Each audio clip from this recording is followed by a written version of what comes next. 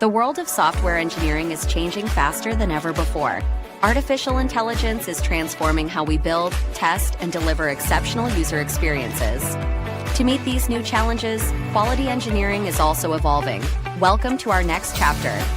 What started as a local community initiative sponsored by EPAM has grown into a truly global movement. Today, QAHub connects professionals across Central Asia, Europe, India, Asia, North America, and South America. More than 15,000 members worldwide, thousands of engineers, hundreds of speakers, one shared mission to shape the future of quality engineering and testing together. None of this would be possible without our volunteers, community drivers, core team members, and stakeholders who continue investing their time, knowledge, and passion into growing this community. And it couldn't continue without you and the investment of your time, curiosity, and collaboration. This year, one question stands above all others. As AI becomes part of every stage of software development, how do we build trust? Trust in tools, trust in methods, trust in outcomes, trust in the brands behind those experiences. Over the next 2 days, we will explore how AI is transforming quality engineering, testing organizations, automation, development practices, and the role of engineers themselves. Join QAHub's global thought leaders and practitioners as they share real-world experiences, lessons learned, and a vision for the future. Srinivas Labani and Bianca Martinez, carving the future. Quality engineers reinventing themselves in every tech wave, and generative AI is no different. Mitra Gumeniuk EPAM AI tools in action. Our way to testing and spec-driven development. Nailesh Singla AI augmented open source. How the Kubeflow Pipelines team uses AI agents for development and testing at scale. Marco Arevalos Human AI Synergy. Practical models for hybrid testing. Excellence, Elena Ulyanova and Kamil Bogdanovsky test. Smarter, not harder, QA custom AI-based framework on Salesforce projects. Tariq King towards trustworthy self-testing. Generative AI agents. Melissa Benua. When the signal lies, designing QA systems that earn trust. Jan Schwenzian and Francesca Morando Agentic. QA, how AI agents become colleagues. Carlos Andres Munoz. Sandoval building a tester community through various social media channels. Natalia Moiseyenko and Daria Poluektova AI in quality engineering. From theory to enterprise transformation. Daria Alyakseyeva. What actually happens when agentic QA meets enterprise reality? The future of quality engineering is not being written somewhere else. It is being shaped right now by us. We are engineers, testing leaders, quality innovators, and QA team members. It's an exciting time to be a quality professional. Welcome to the QAHub Summer Virtual Summit 2026. Let's build the future together. Hey, you didn't expect me, did you? Haha, I'm still here. My name is Aleem. Happy to see you all here. This is QAHub, a community built by engineers for engineers. Over the years, thousands of professionals from Central Asia, Europe, India, Asia, North America, and South America have come together to learn, share, mentor, speak, organize, and grow. More than 15,000 community members from more than 100 countries. Hundreds of speakers, dozens of conferences, hackathons, meetups, and technical talk. Countless hours invested by volunteers, community drivers, leaders, and contributors. Today, we are proud to bring this global community together once again for the first ever QAHub Summer Virtual Summit. Over the next 2 days, we will explore how artificial intelligence is transforming quality engineering, testing organizations, software delivery, and the role of engineers themselves. Together with industry leaders, innovators, practitioners, and community builders, we will discuss the opportunities, challenges, and realities of becoming AI native. This summit is not only about technology, it is about people. It is about collaboration. It is about the future we are building together. Welcome to the QAHub Summer Virtual Summit 2026. And we're excited to announce a fantastic competition for all attendees, featuring great prizes for those who complete the contest terms. Only condition is, tag us in Summit in any social platform, then win a prize. More tags, more chances. Good luck.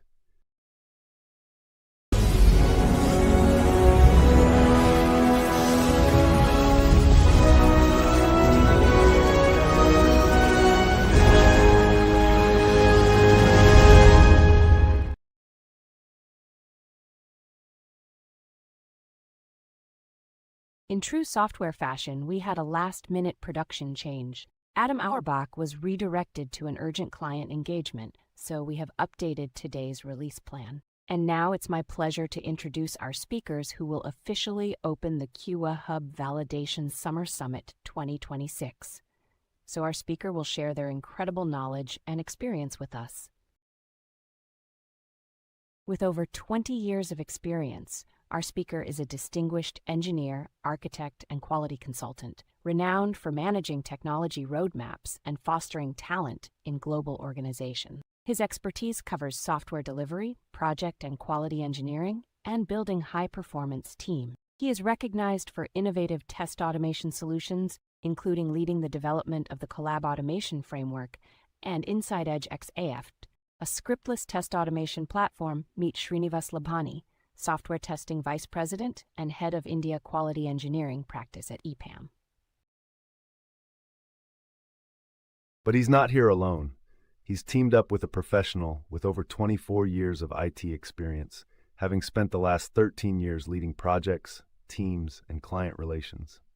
As a delivery manager and quality engineering practice head in Latin America, she has successfully delivered both internal and commercial projects with a strong focus on quality and efficiency. A certified PMI project manager and ISTQB test manager, he has deep expertise in testing and team management throughout all stages of the software lifecycle.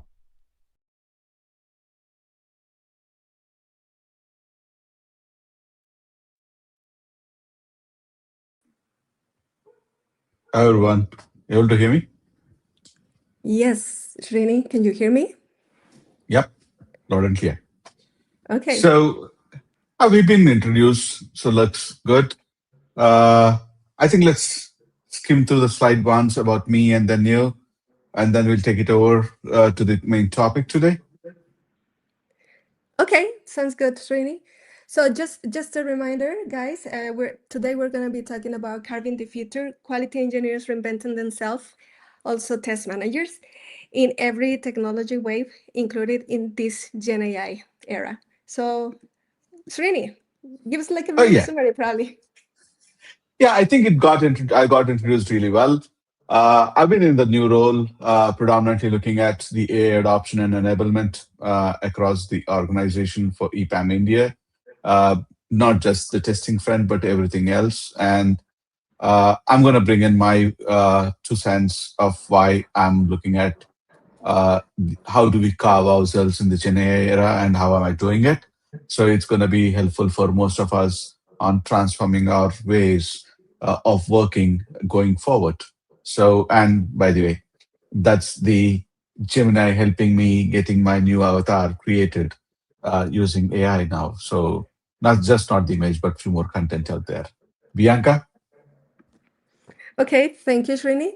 Well, again, I'm not going to introduce myself a lot, but I just want to mention that today we're focusing on making sure that our clients are having like these benefits from adopting AI into their projects. And also I'm putting like a lot of focus on how to incorporate this capability in my team, right? With my leads in my day-to-day activities. So right now my focus is to generate the right capabilities so we can deliver value to our clients. So Srini, what about if we can start? Yeah, let's go. So I found this image to be more apt for every one of us in the QE life. The reason being, we've been carving ourselves across the systems over years and years. I said 2 decades, but believe me, guys, I've been in the industry where testing doesn't exist to manual testing, which we are called as gatekeepers. Then we transformed ourselves as automation engineers. The SDETs came in, and now we are looking at what an AI full stack agentic engineer looks like. And that's what I'm going to talk about today. And we would move our journeys from traditional SDET to AI native full stack polyglot engineer, while Bianca is more focused on how we are going to become an AI productivity expert, leveraging AI and what should be the ways of work look like, right? So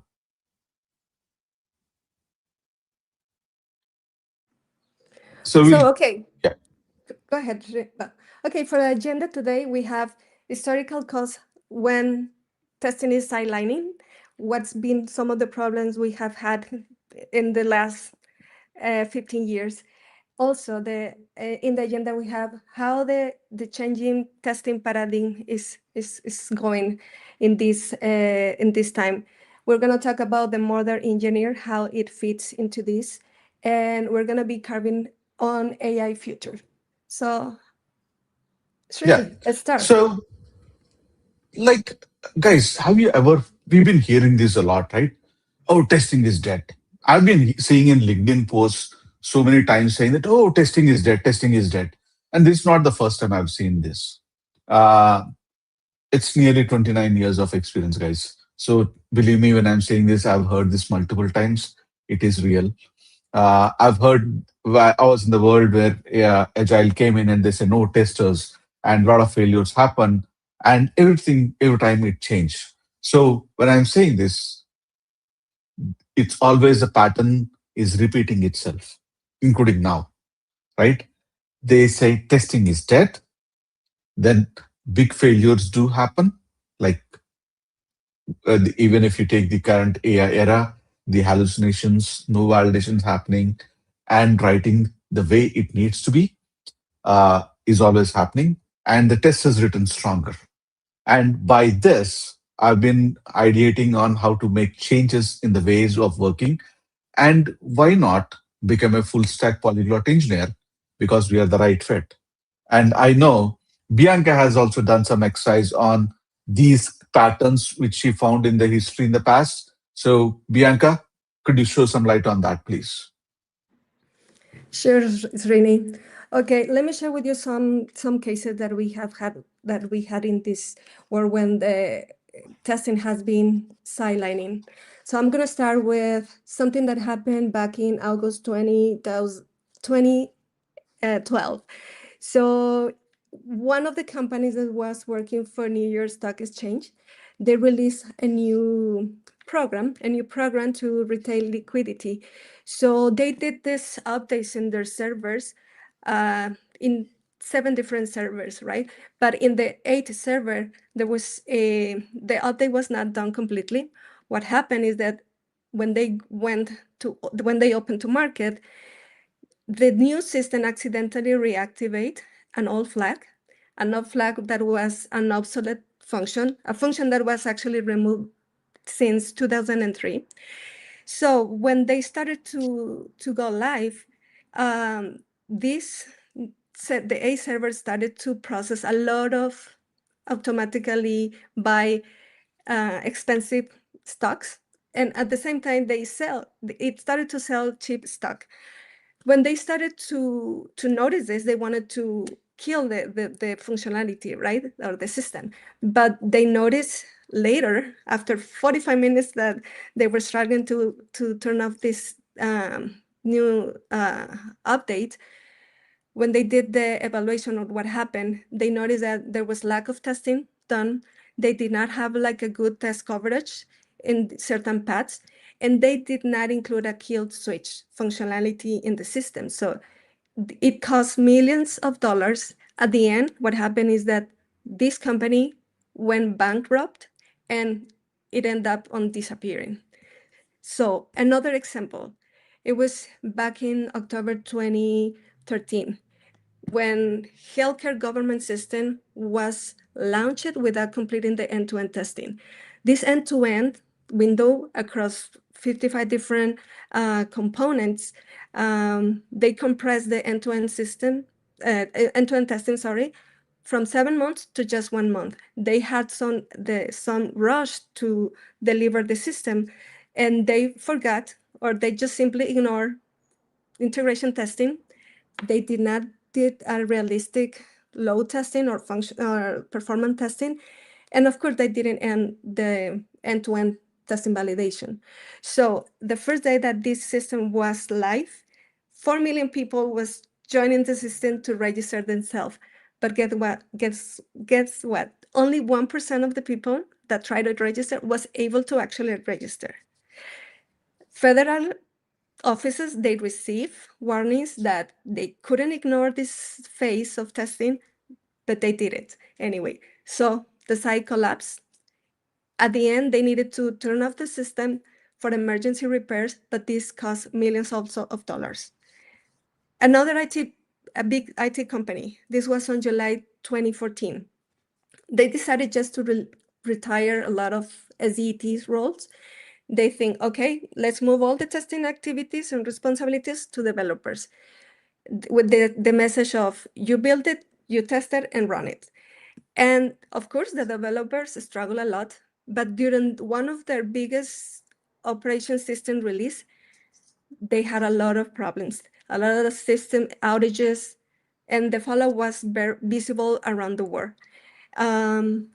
At the end, a lot of companies wanted to try the same strategy, but had the same results, struggle a lot, and they decided to just return and repair all the the damage that they were doing by just removing the QAs and the SDETs from their team, work team. And right now we're just talking about companies disappearing, millions of dollars lost, and probably some, let's say, stress on other roles like developers, right? When you move responsibilities to others. But what happened when we missed the testing, or when we do not do a right testing on systems, like, for example, an aircraft, right? So what happened in 2012, sorry, 2018, one of the big aircraft companies, they designed a new system, a system that was preventing the plane from stalling. And this system automatically pushed the nose of the aircraft down. If a single faulty sensor was indicating that the plane was angling too high. So what happened is that the system received wrong coming data from one of the sensors, and the plane automatically start going down. The problem is that the pilots, they didn't have the access to turn off the new system, and they couldn't take manual control of the aircraft. So it ended up in a fatal accident. Later, when they started to investigate what happened, they found out that there were severe regulatory overseas, a lot of corporate failures, inconsistency in the process when they were doing the fabrication or factory of new hardware and components, lack of quality control, lack of key documentation, and at the same time, this company hired and outsource the developers and testers, and they might not have the whole guilty, right? Like, they didn't have like the right tools, infrastructure, flight simulators to actually do correct testing.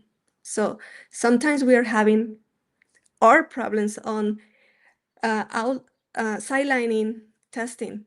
It can cost lives. So let's move to what's coming and how Thank you, can we Bianca. change this? Thank you. So I'll take a brief again. I'm going to hit this slides, take you back a bit. Uh, the idea of putting this slide or the content which I would like to speak is, guys, we started where we were not existing, to manual testers, to QA, to SDET, to quality engineers. Now we are talking about AI quality, right? Testers' roles didn't just change the titles for us. They changed the purpose and the way we work. And it's not the first time that we are changing ourselves and carving us into the futuristic needs. Now, if you look at the whole AI ways of working, there is a maturity level that we can really look at. So if we move to the maturity of what we have, right, we have the maturity levels. Bianca, need to move to the next one. Yeah.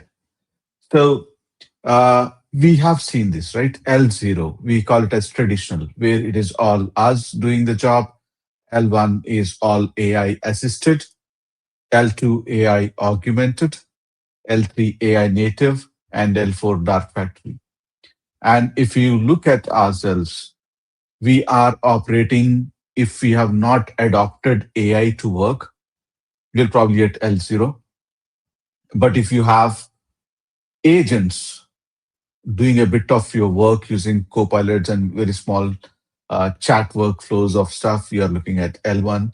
L2 is more like agents, which we have built, and they do our job more better. We have refined them, it makes it better. L3 is an agentic ways of working. L4 is something that's coming in the future. So if you look at the way we need to transform ourselves and become L3 AI native, there is a way we need to transform ourselves into this whole structure. And why do I feel that the testers are the better full stack agentic engineers? Is if we move to the next slide, where I can depict those very clearly, is we are built with quality mindset. We never assume things. We are always looking at quality mindset. We bring that to the table always. So build and validate, failure first thinking. So it's predominantly what you're looking at, how to write your agentic flows, even if you're looking at it, how to look at them, right? So I'm writing an agent, but I'm going to make sure I'm validating it or writing a critic agent, which is actually validating, making sure this is coming out right. So that's your thought process. So even in development, we are going to bring in our quality mindset. We have full stack vision because we've been doing testing, which is predominantly across the application layers. You talk about from the bottom up or top down, we do the whole test. And we also have a system wide visibility. We know the business functionality end to end. That makes us the best one. Rapid adaptability, yes. I've just talked about how we are transforming ourselves or how we carved ourselves as from the various roles to the various personas that we play. Then we are polyglot ready. Look at any automation engineer. Most of us do not struggle to move from one automation framework or programming language to another. There are few who struggle, but when time needs, we always transform ourselves, right? So I can have a Java automation engineer who's transforming into a Python or a TypeScript playwright. It doesn't really matter. We always transform ourselves at a very faster pace, and we are not so rigid about it. And we are looking at the tools in daily workflows because we are looking at how AI is going to help us get better. And we've been the early adopters, to be very frank, right? Everybody thought AI dev code, this will might cause this, do that. But somebody who's experimented a lot is coming from the testing background. The reason it's a low hanging fruit, not much exposed to the production. It's a controlled environment. And the people who can make it happen and nothing risk was us. However, that actually helped us to make ourselves the first adopters, but also the journey towards the AI polyglot engineer, right? So if we move to the next one, where I'm talking about those two roles. One, the AI native polyglot engineer. That's I'm going to talk about in the next set of slides. Second, which Bianca is going to cover, how a QE manager is transforming into an AI engineering manager, right? So the idea is, look at this. The first step, which I'm looking at, is a quality engineer with AI. These are the engineers who are very well versed in using internal external tool sets to be able to deliver faster with quality. It means that they have agents that are being used to develop and fasten their work that they are trying to do. Then comes the agentic AI engineer. Here you can see that image depicts. There are 4 screens where I've probably pulled up my CLI. I have MCP, context and memory management all done. I've created an agentic flow and I've spawned 4 agents, agentic flows running across. And my main job is to whether to say yes or no. However, the key point here is the AI validation is already in place with the agentic AI engineer. So when you are looking at this, the structure of the program or the way you need to learn would be more to understand how an agent to agent communication would happen. Is RAG needed? MCP, context and memory management, how do we share that? And at the same time, you're having security guardrails to make sure you're not breaking those security vulnerabilities. At the same time, you're looking at PII data or PHA data to be not going out, and whether my agent output is giving me the right score that I'm looking at, and it's not hallucinating or drifting. Right? That's a major focus when you're looking at your self-completing agentic AI. And then we have a polyglot engineer where I'm looking at we are erasing all the boundaries, moving more towards a dark factory. There is no boundaries as such. We are pretty much language and skill agnostic. These engineers can do anything that they can really want to do, right? So this is where my direction towards is for the organization, for everybody in the QE, is how do we make ourselves as AI native full stack agentic engineers and do a better job when it comes to delivery and move forward, right? So the next slide is a combo of all three. However, I've seen a set of questions. I want to really talk about those, like what practical steps can organization take to support quality engineers adapting to rapidly changing technologies and integrating generative AI into their workflows? Uh, this is the classic example of how we have done it. Empower the engineers to first become a QE with AI. They do understand various models that are there and what they can do with those LLMs and their how do they work for their work, right? This is very much important for us to understand how we are making these things happen and work it out. This is very clear, right? Once you are comfortable with the tools and everything, you do it. Second, you are looking at how do you define an agentic ways of working. That's your agentic engineer and polyglot engineer. That's how you transform your organization to do it. Make sure you train the trainers, have capstone projects that actually talk about how this can be done and move towards it, right? So I think there's one question which I had, I've responded. I would like to say, now give it to Bianca. Bianca, all yours to say how you'll transform the managers now.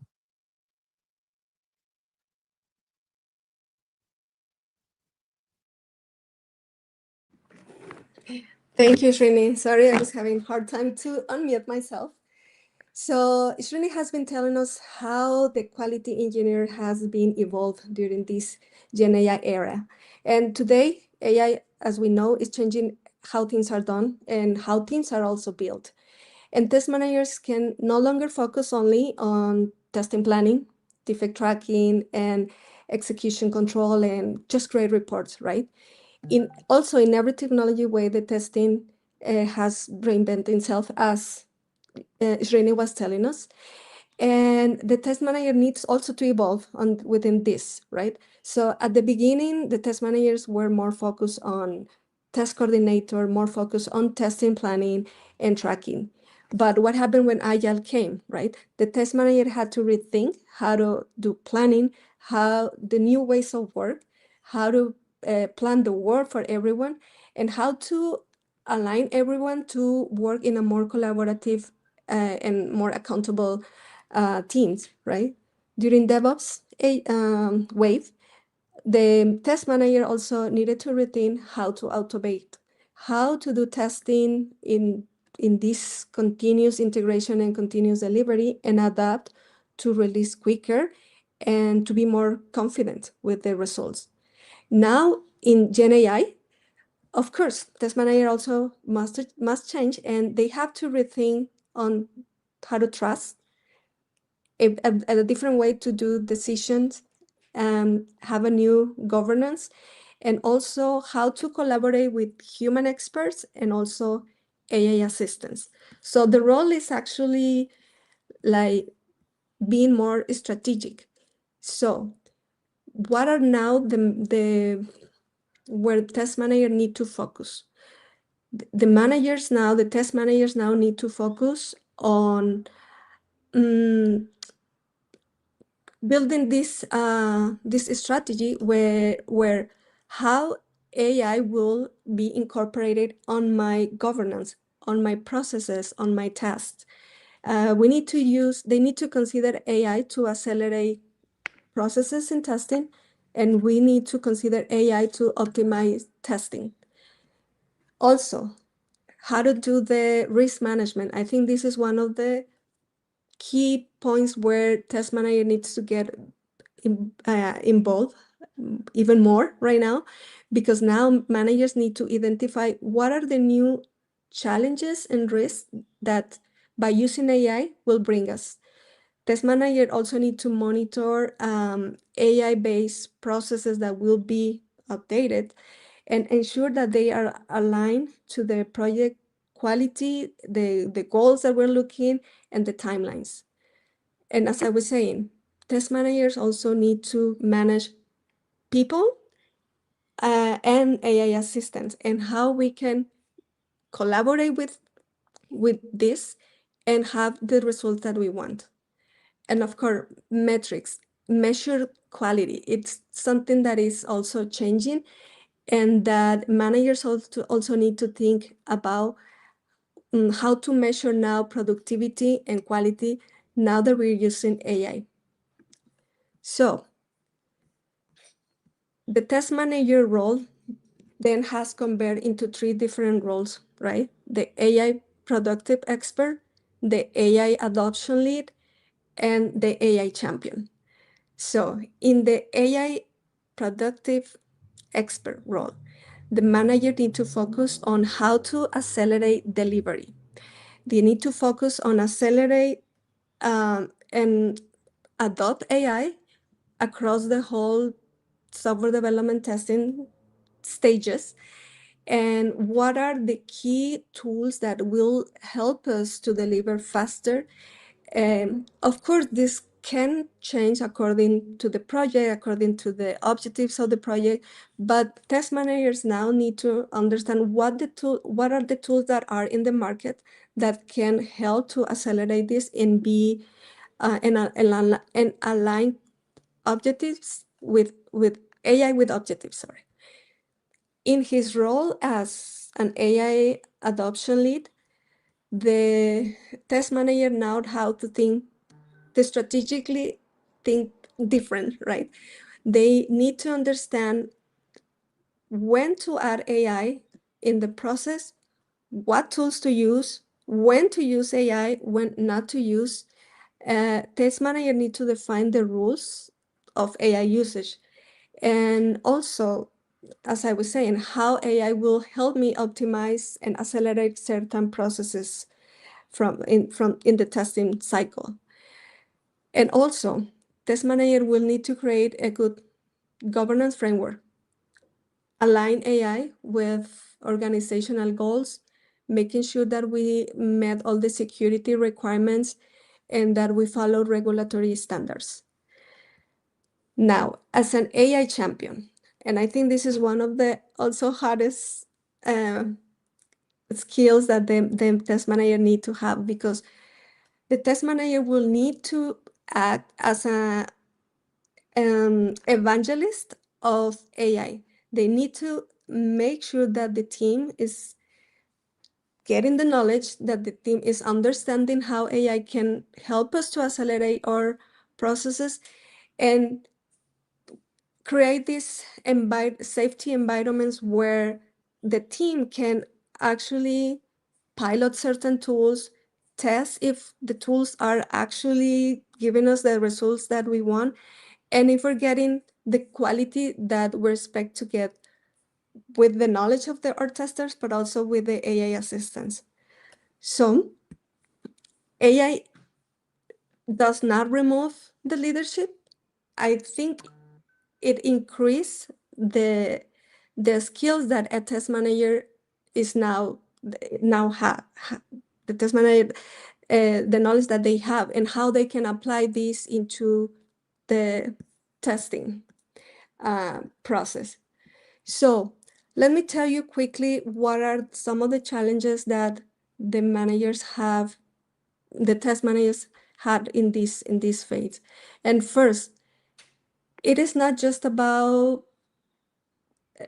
AI itself. It is adapting the mindset of everyone and getting the skills and defining, as I was saying, the new governance and ways of work. So one of the challenges that we have is fear of redundancy. I think everyone has think that AI will replace us.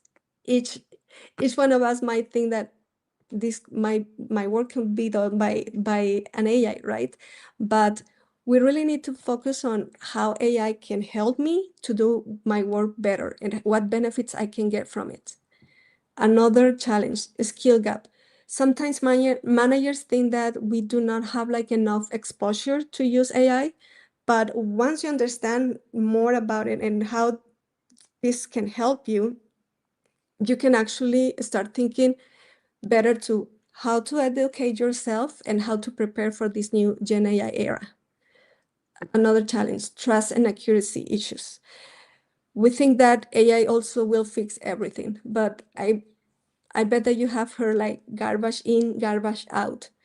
We cannot trust 100% on the outputs that AI is giving us. So because we can have like outputs that are incomplete with some bias or simply that incorrect information. LLMs and agents generated can actually give us outputs that seems to be correct, but they really are not. They could be false or they can be even invented, right? Because also AI can misinterpret certain information. So we cannot trust 100% on that. Measuring success, that's another challenge. The traditional way that test managers are using to measure quality will no longer be enough. Yes, we can continue with certain metrics that we need to follow, of course, but we also need to understand what are the new metrics that we need to consider to measure the productivity. It could be more coverage, fast delivery, better deliverables, and how I can translate that productivity into the success and value for the project, right? So we really need to identify what is the real value that we are providing by using AI into our processes.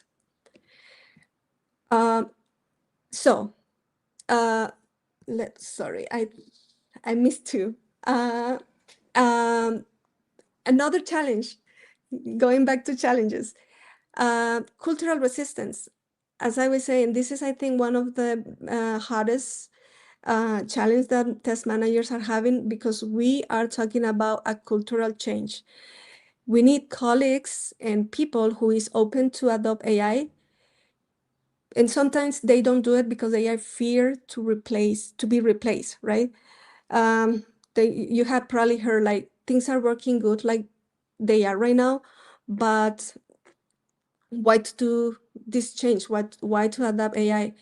Sometimes I have heard also that people is saying AI is giving me bad outcome, is giving me bad results. So I need to rework a lot on either fixing what I had from the AI or a lot of time probably at the beginning when you start creating your agents and when you start actually using AI into your activities.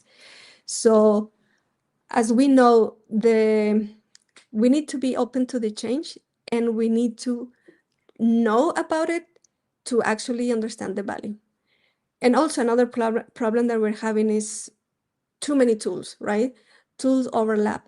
There's so many tools in the market right now that we don't know how to start, what tool is better for my project, what tool will give me better results.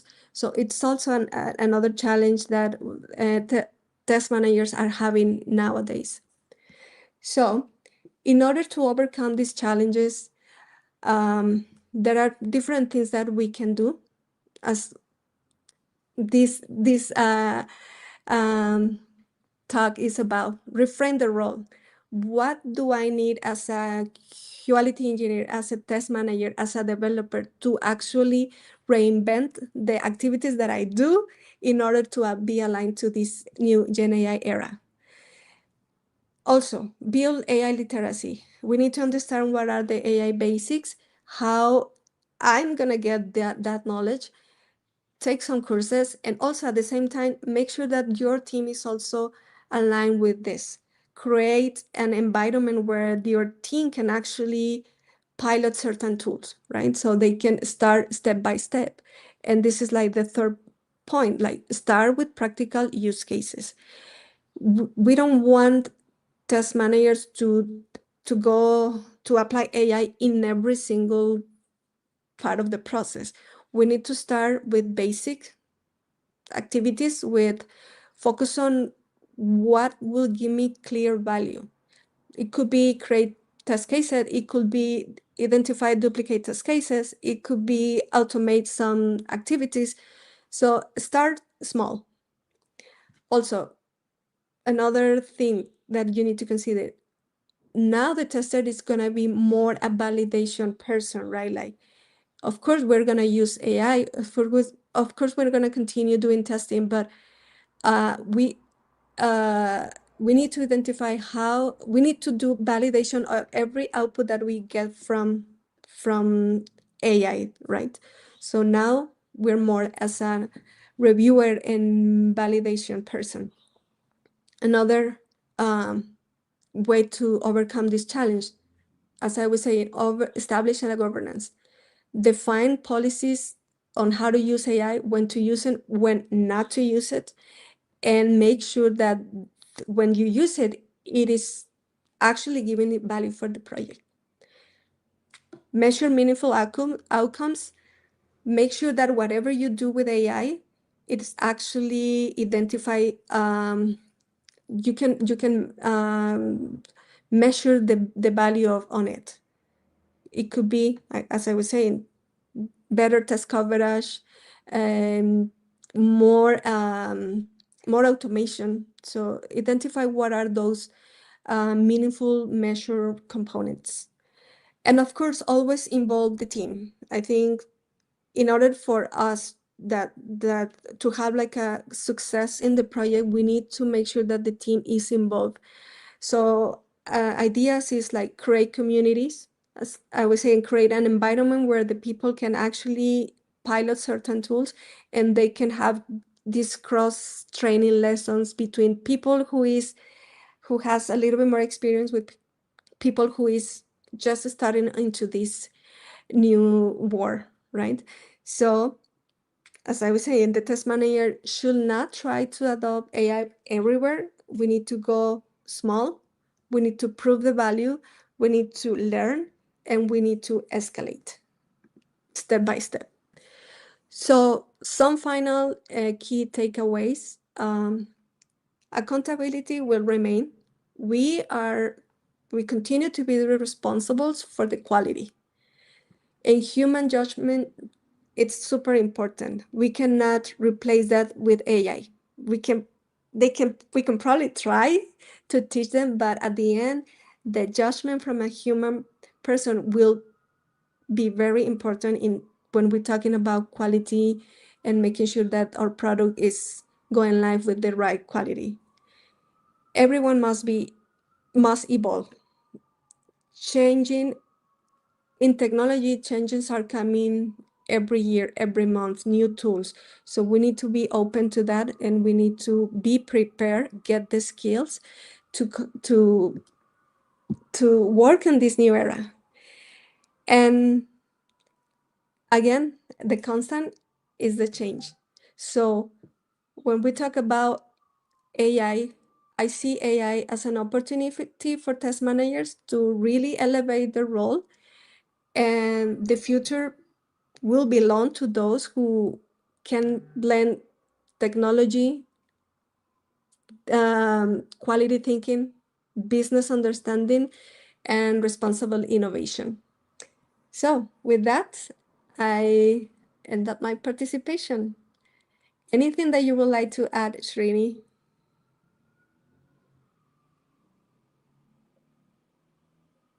I think we covered everything, both the aspects, not just uh, transforming the test engineers, but we are also talking about how, as managers, we need to transform ourselves and make sure we are ready for the future, for the new roles. Uh, so I see a few questions in here. Not pretty sure if I can take them, but I'll take it up and then start responding. The first one, you have practical steps to take support quality engineers adapting. We have already spoke about. Can you share an example of how quality engineers have influenced or improved project outcomes by embracing new responsibilities in AI-driven environments? I can talk about this in two folds. One, where uh, testers were there, but the development is happening, and we were not playing the roles of the uh, people who are validating it, right? So that's where we spoke about the AI validation engineer's role. Okay, I got muted. Very cool. Srinivasi Bianca, thank you so much for your presentation and effort. Great job. And now we move on to questions from our audience. The first question is, what practical steps can organizations take to support quality engineers in adapting to rapidly changing technologies and integrating generative AI into their workflows? We already spoke about it, but I'll repeat that again. We need to start looking at understanding what tools and solutions are there in the market. Do have AI first thinking. Not everything is AI first. Still, the responsibility of making sure you're giving a valid software out is still with us, humans, right? So make sure those are being thought through. And then agentic ways of working, if you templatize and make sure you're adapting across the organization, it'll help you to do better. But if you start reinventing wheel every time, it's going to take longer. Again, if you want to transform, start top down, bottom up, you can try it out. But the way I look at it is, if you are an organization that's spread across multi locations, start train the trainer program where you have your leaders trained and they are ready so that they can take up the next set of batch. Now, if you have 10 leaders whom we can train and get them ready for a particular program, then 10 can take 10 each. So you're looking at a span of 100, and then you look at those 100 to take 10 each, you're talking about thousands. So do that chain one, it'll help you to transform. Perfect. Awesome, friends. Next question. Can you share examples of how quality engineers have influenced or improved project outcomes by embracing new responsibilities in AI-driven environments?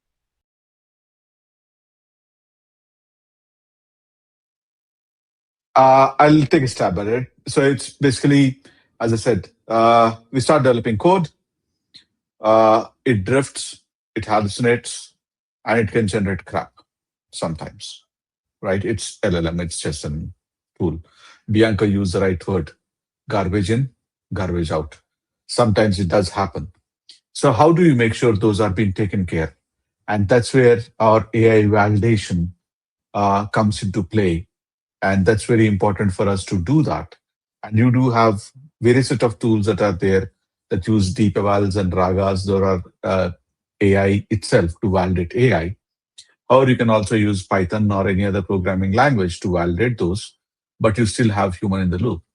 So when we brought this culture mindset into the teams, they started looking at writing critic agents, which helped them to refine those further rather than trying to catch the defects at the later stage. So those helped in a long way. And similarly, when you look at testers or the quality engineers we brought in, we are able to define more robust requirements as well, because we are doing long forgotten requirements elicitation checklist, which we had. We brought that into the game, and the requirements got better working with the BA. So it helps them to get better. And in the new era, it's a completely different. So you talk about AI validations, AI in agents in PDLC, and you have AI in STLC, where you have tech debt to cover. So we can pretty much do that as well. Bianca, you would like to add something? And let's see the last question.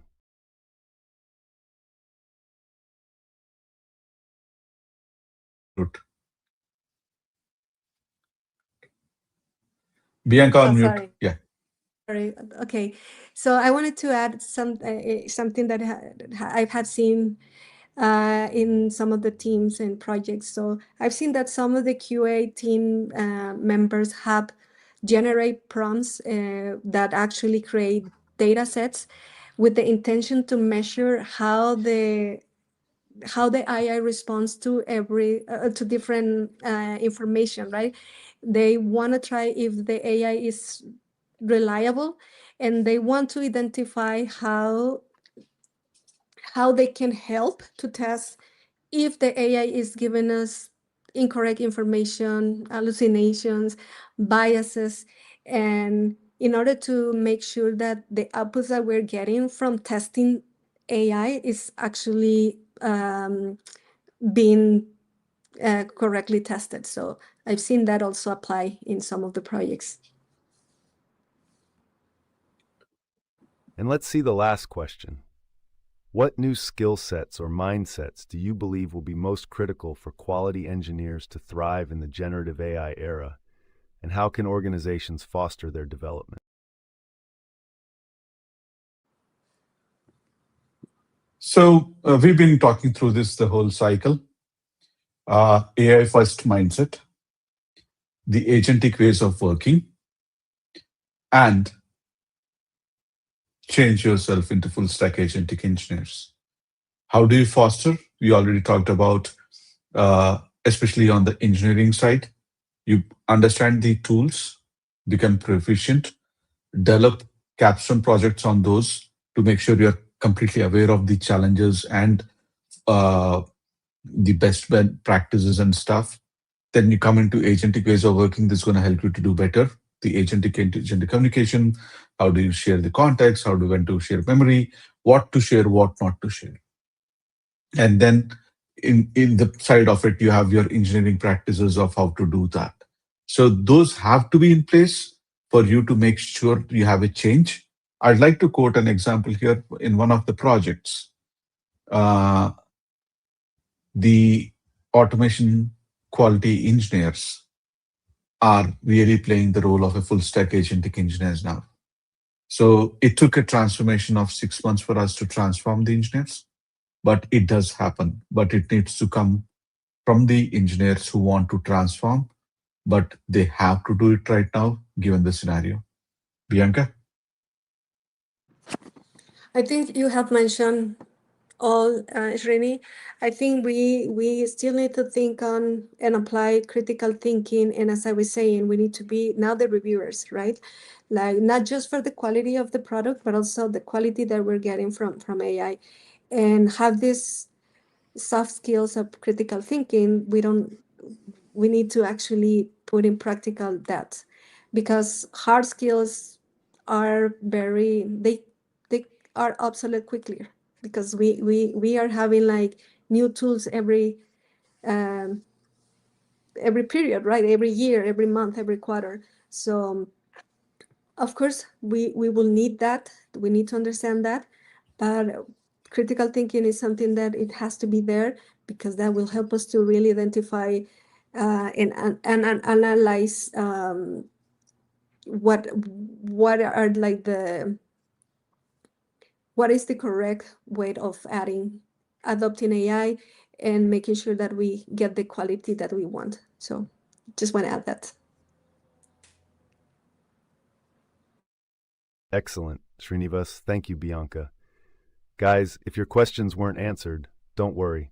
Our speakers will respond to everyone in writing as soon as possible. Follow our social media platforms.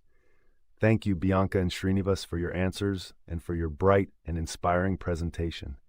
Your experience, professionalism, and passion for software quality motivate and energize the entire audience. Thank you for sharing your knowledge and helping teams reach new heights. Your contribution is truly valuable to all conference participants. Folks, don't miss out on our special challenge happening on social media. Check out our channels for more details and get involved in the excitement.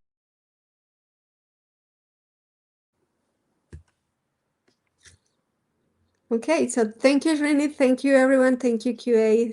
Thanks, Hub everyone. team. It was a pleasure being here. See you in the next one. Please wait a little. We'll get back to you in a moment.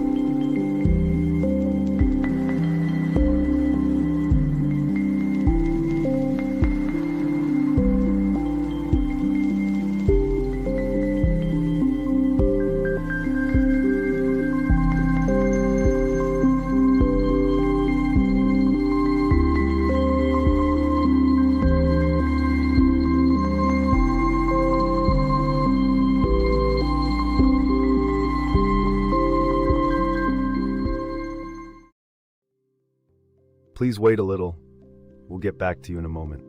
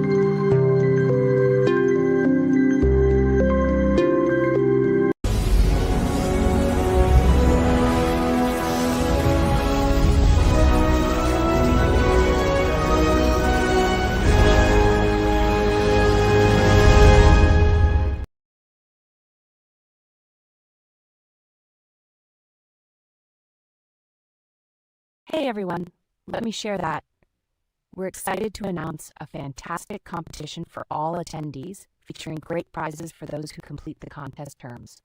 Only condition is tag us and submit any social platform, then win a prize. More tags, more chances. Good luck. And you also know our next speaker very well. Our speaker is the Director of Technology Solutions and Head of Testing Products, as well as the CEO of Report Portal, IO. He has extensive experience managing portfolios of open source and commercial tools, specializing in DevTestSecOps, continuous testing, and the integration of machine learning into testing processes. With a strong technical and managerial background, he successfully drives innovation, participates in pre-sales and client presentations, and demonstrates deep expertise in automation and modern testing technologies. Meet Dmitry Gumeniuk. Dmitry, go ahead. Over to you. Hey guys, how are you? glad to be here, and thank you for joining my session. And it's a pretty new platform for me to give the presentation, so hopefully everything will go smooth. So I've just started to share my screen, and hopefully you will be able to see my presentation. Let me know somehow if that's visible to you. Yeah, probably yes. Okay. So let's start. As you heard in the beginning of this robotic presentation, my name is Dmitry Gumenyuk, and I'm the driver and the head of the testing products for EPAM. And today I want to go and drive you through the presentation explaining what we do and how we practically tackling and how we're changing our tools and products in order to adapt in a rapidly changing environment. I'm located in US, in the New York metro area. I do work on almost 20 years, full 19 years with EPAM systems. And as I said, I drive the portfolio of our tools and accelerators within the company. So I'm practically the guy behind the names as Report Portal, MobiTrue, Helenium, Tool4j, TD-Spore, QASpace, and some others. But those are the most known, specifically Report Portal, for sure. Okay, going forward. So probably that's something which everyone feels right now, that there is a shift. There is definitely a shift how we do the testing, and how that the process is changing. And you practically understand that the testing is being disrupted by the Gen AI most of all. Why it happens? It practically comes down from possibility to verify the work and repeatability of the work.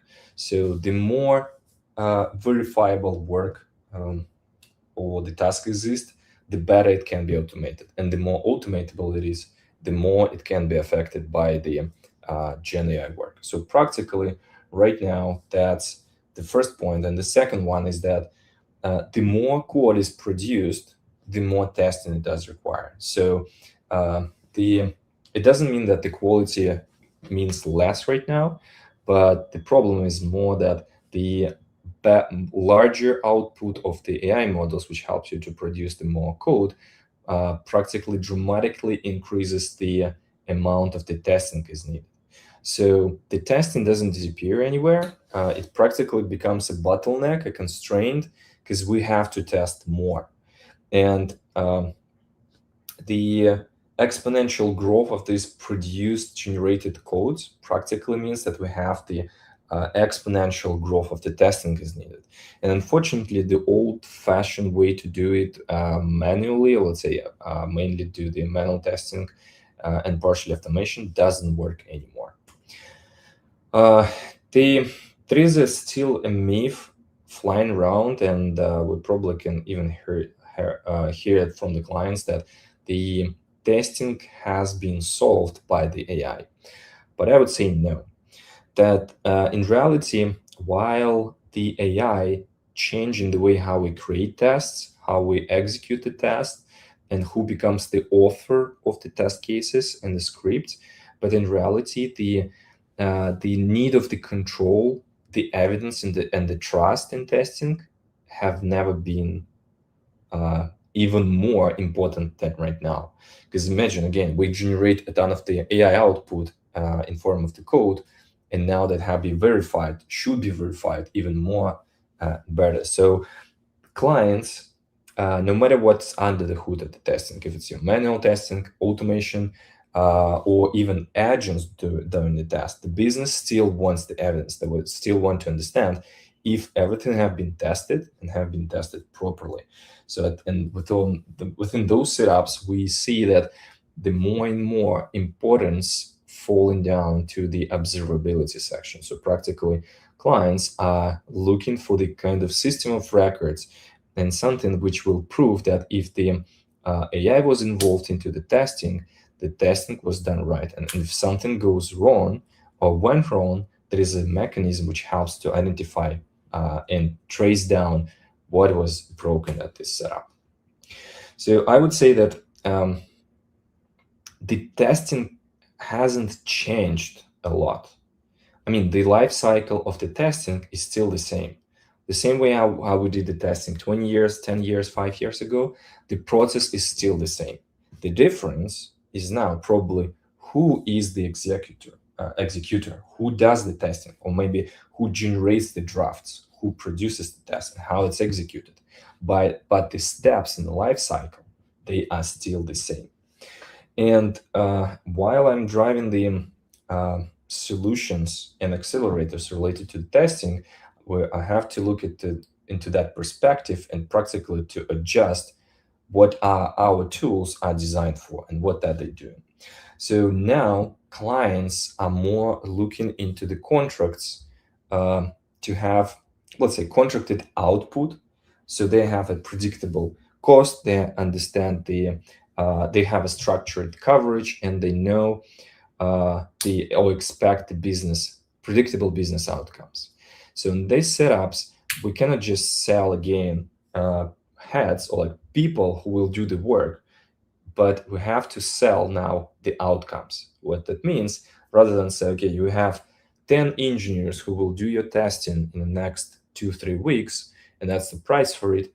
Now we can say that, okay, here's the set of your 300 test cases that will be tested within next 3 days, and your outcome will be the full tested, the regression set in an amount of 300 test cases done within 3 days with the cost of X dollars.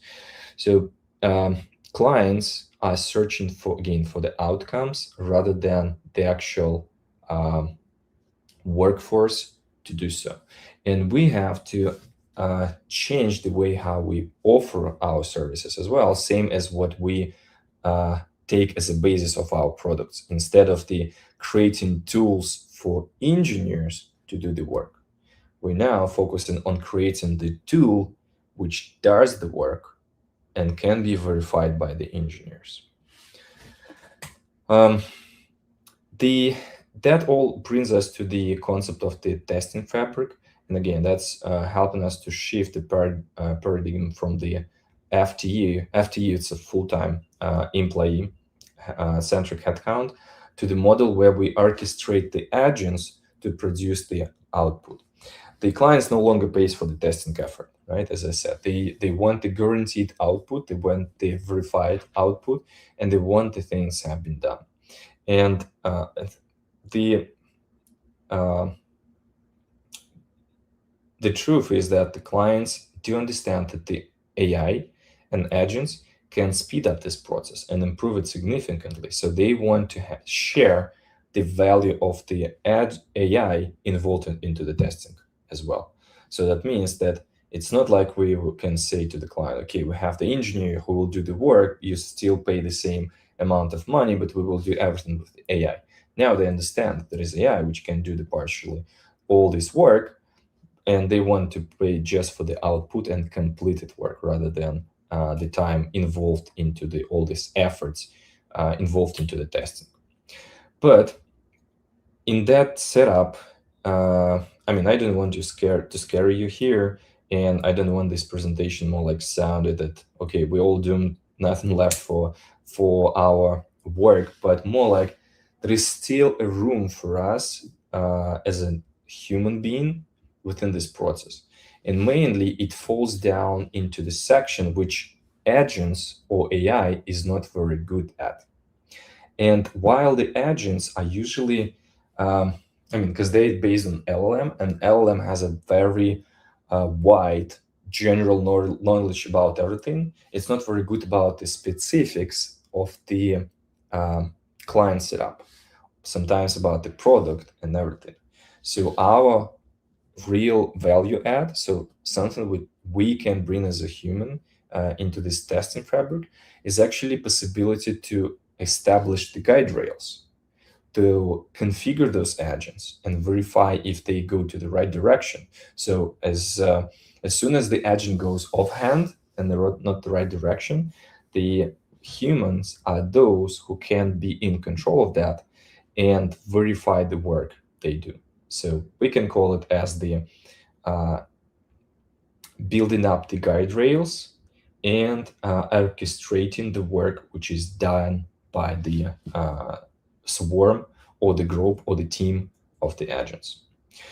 But as long as we move into this testing process, there is a very important thing which probably not like every client right now realizes and not every team is familiar with, right? Because as soon as we go into the more AI, as soon as we bring more of the output, if there is no a solid maturity inside the testing process, the AI just helps to produce more chaos for the teams.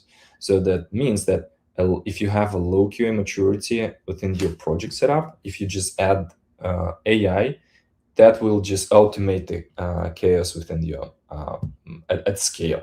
But if you have a high maturity in QA process, the agentic flow practically helps you to grow exponentially and improve this process. So agentic acceleration does require the building up and improving the maturity model. And I would say, again, the AI is not the silver bullet which you just bring into your process, into your project, into your client setup and say, okay, the AI will fix everything. No, the AI is something which helps to augment the process, and the process should be there. The maturity model should be established. And this part is one of the things we also can still sell to clients, and being those consultants who help them and say, okay, we see that your process is like, let's say, at the maturity level 1, we can bring it to the level 2 and help to improve that going forward, like step by step. The more you stepping up into the model, the better outcomes the AI can bring to you. One of the key important things in those setups becomes the quality gates and the system of record. So the quality gating is the thing, I mean, you probably heard that. The quality gate is something as the set of the checks at the end of your testing cycle, which says, okay, the passing rate is 90%, we're good, there are no product issues with high priority or like critical priority, and maybe the amount of the test cases failing because of the outdated automated test scripts, no more than 5%. We're good to go. But in reality, the more output, the more effort involved from the Gen AI, from the agents at every single stage, the more quality gate checks we need at every single stage. Same as the system of record. So we want to build not just the check at the end of its story, but the checks at every stage and every step of the testing.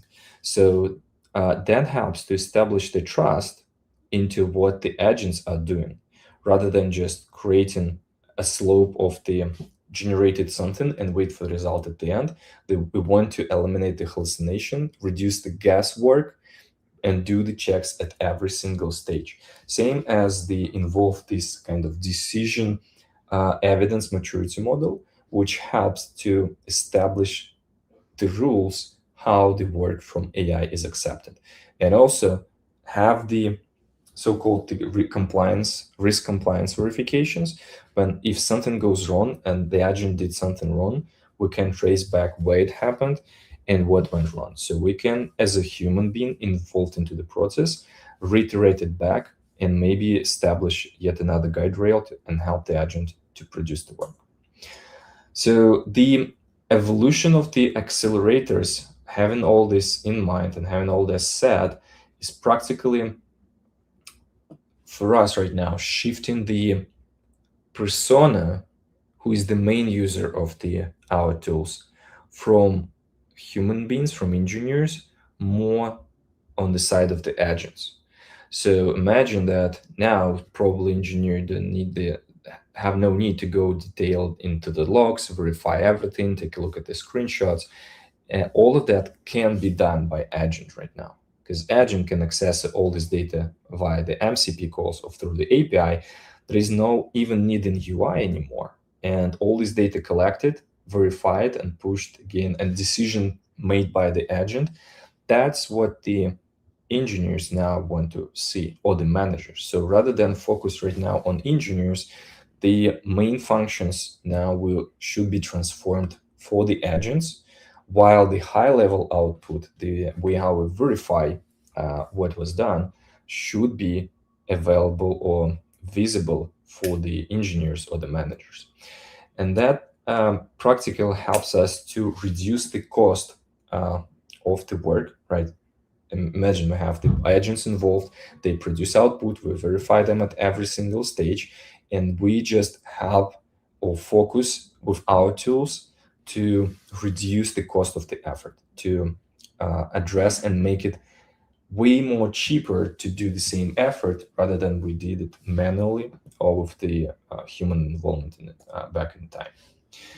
So having all this said, this is how we look at the process, and I would say this is our previous generation of the, we call it the carousel of success, and that here you can see the map of our solutions for the different sections or the steps of the processes. And while right in the middle we will have the AI agent, and that was the elite first of all back in times for us, because while our tools which sits on the side, on the frontier of the communication with the data, they can provide a solid data, something which or hard data collected from the testing. The agent in the middle is something which orchestrates, and that's, you can understand it as like nervous system, which pulls the right muscle, the right limb, the right hand or leg to produce the work, while have all of that in the middle, collected as a data and processed and reasoned for the right step. And the communication layer for us was always the MCP, so that's how we make all the things communicate one to another. Through the evolution of this process, that's how it started to look like. So it's a new generation where we again have this different stages of the testing process with the orchestrated in the middle and MCP as a connection point. Maybe going forward, and that's what we see across our client communication, that clients don't need sometimes the exact tool orchestrator. They might be having a Claude and they might just be needing the skills MD file, which help them to configure all of that work being working together. And while traditional SDLC is still the same, as I said, the life cycle haven't changed in many, many years. We can see like plan, design, execute, validate, report, improve. Here, how we look at that through the prism of the maturity models. So the more the evolution of your process goes through several stages. When you just start with the very simple one, you just collect the data, look what's there, then involve the analysis, classification, triaging process, etc., self-healing, and etc. The final stage is our dark factory approach. You probably heard it a lot, and it's the way when agents do the most of the work and the humans are barely involved into the process. And this is how we're trying to understand that through the prism of evolution of the tools at the level of 0, where we've been traditionally the first one as AI assisted, where we have the copilot or something which involved to produce the drafts and help us to prepare the plans, the designs, and then execute the test. The more involved like triage inside the process, we do the evidence-based decisions. Now we have new stages added, which works with the specs and helps us to author the strategy to form where we go, what we're doing, and what's the source of our truth. And the final destination, again, the maturity model, the dark factory, where all of that happens automatically. But again, the key point for us having here is the system of record, which shows that everything went smooth. And I'm sorry, I've clicked somewhere in the wrong space. So how that may look and work. So here's the schema which describes how we can build up this process. On the left side, you see that we have a selection of the models or agents or orchestrators, which can be chosen by the client to do and complete the specific work. The next stage, we bring a specific agent which is scoped for certain function within the testing lifecycle, and then a set of the tools in the form of skill set, where it can be connected either to our own solutions or maybe to the solutions which client has in the setup. And that's, again, the same view on the stages like plan, design, execute, validate, report, operate, but now through the prism of the maturity models on the right side. So we can see here, okay, for the level 0, it's enough of just client tool, manual planning in the task manager, done. For the first stage of the maturity, we have AI agent or orchestrator, which does the work directly with Jira, maybe some client tool, create the drafts, human improves and prioritizes. As soon as we step up to the next stage, AI augmented, now we have orchestrator plus agent, which have this, let's say, build up to being specialized in specific work, set of the tools connected here, and that might be the client tool, our tool, or the client setup. And the more we move there, the more agents and the more specific skills and tools involved. And same for the level of the design, execute, validate, report, and operate. And I probably will skip the details here just to save the time. Based on everything you saw right now, I will share the screen right now with the recording. And this recording will demonstrate how our tools from our wheel of the success currently operate. That's the setup specifically built with our own tools, but the flexibility of using skills helps us to have that connected to whatever the client setup they are having. So they might be using Claude plus Jira, X-Ray, something else like Sales Labs or Browser Stack for executions. We still can connect all of that together. But again, right now I will show you the specific example built on our own tools. Modern testing involves multiple execution approaches.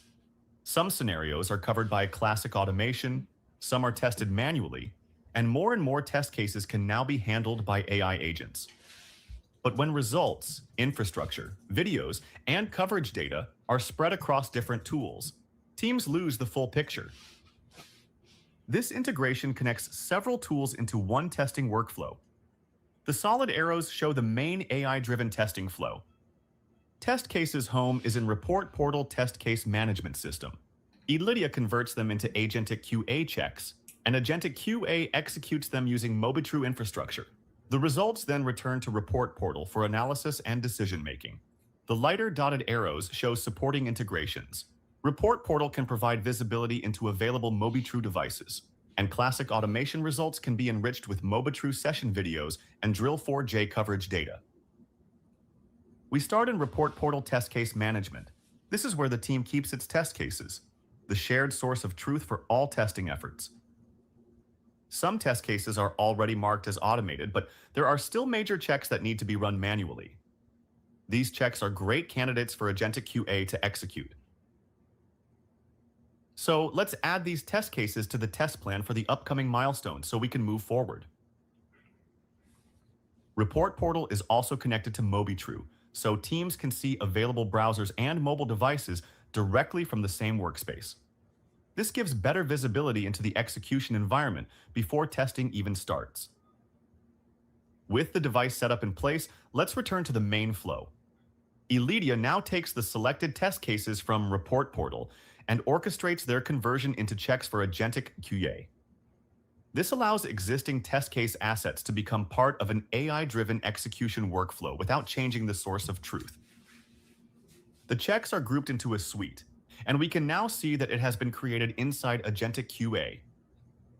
Once the checks are ready, an agentic QA execution session is triggered.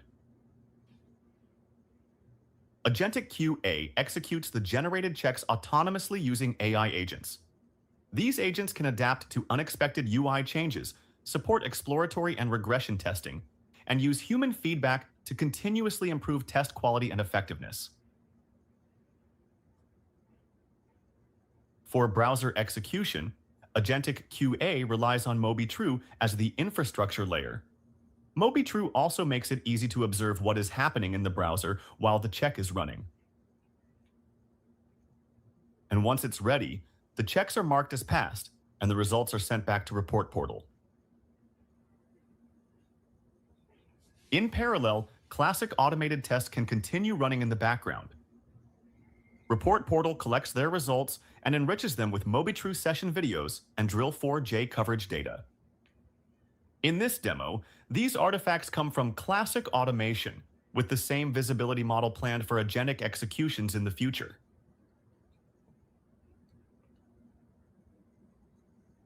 Once the executions are complete, Report Portal becomes the common place where results from different testing flows are collected and standardized.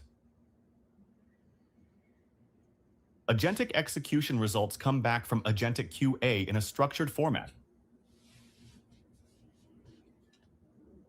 Classic automation results are enriched with additional video evidence from MobiTrue sessions.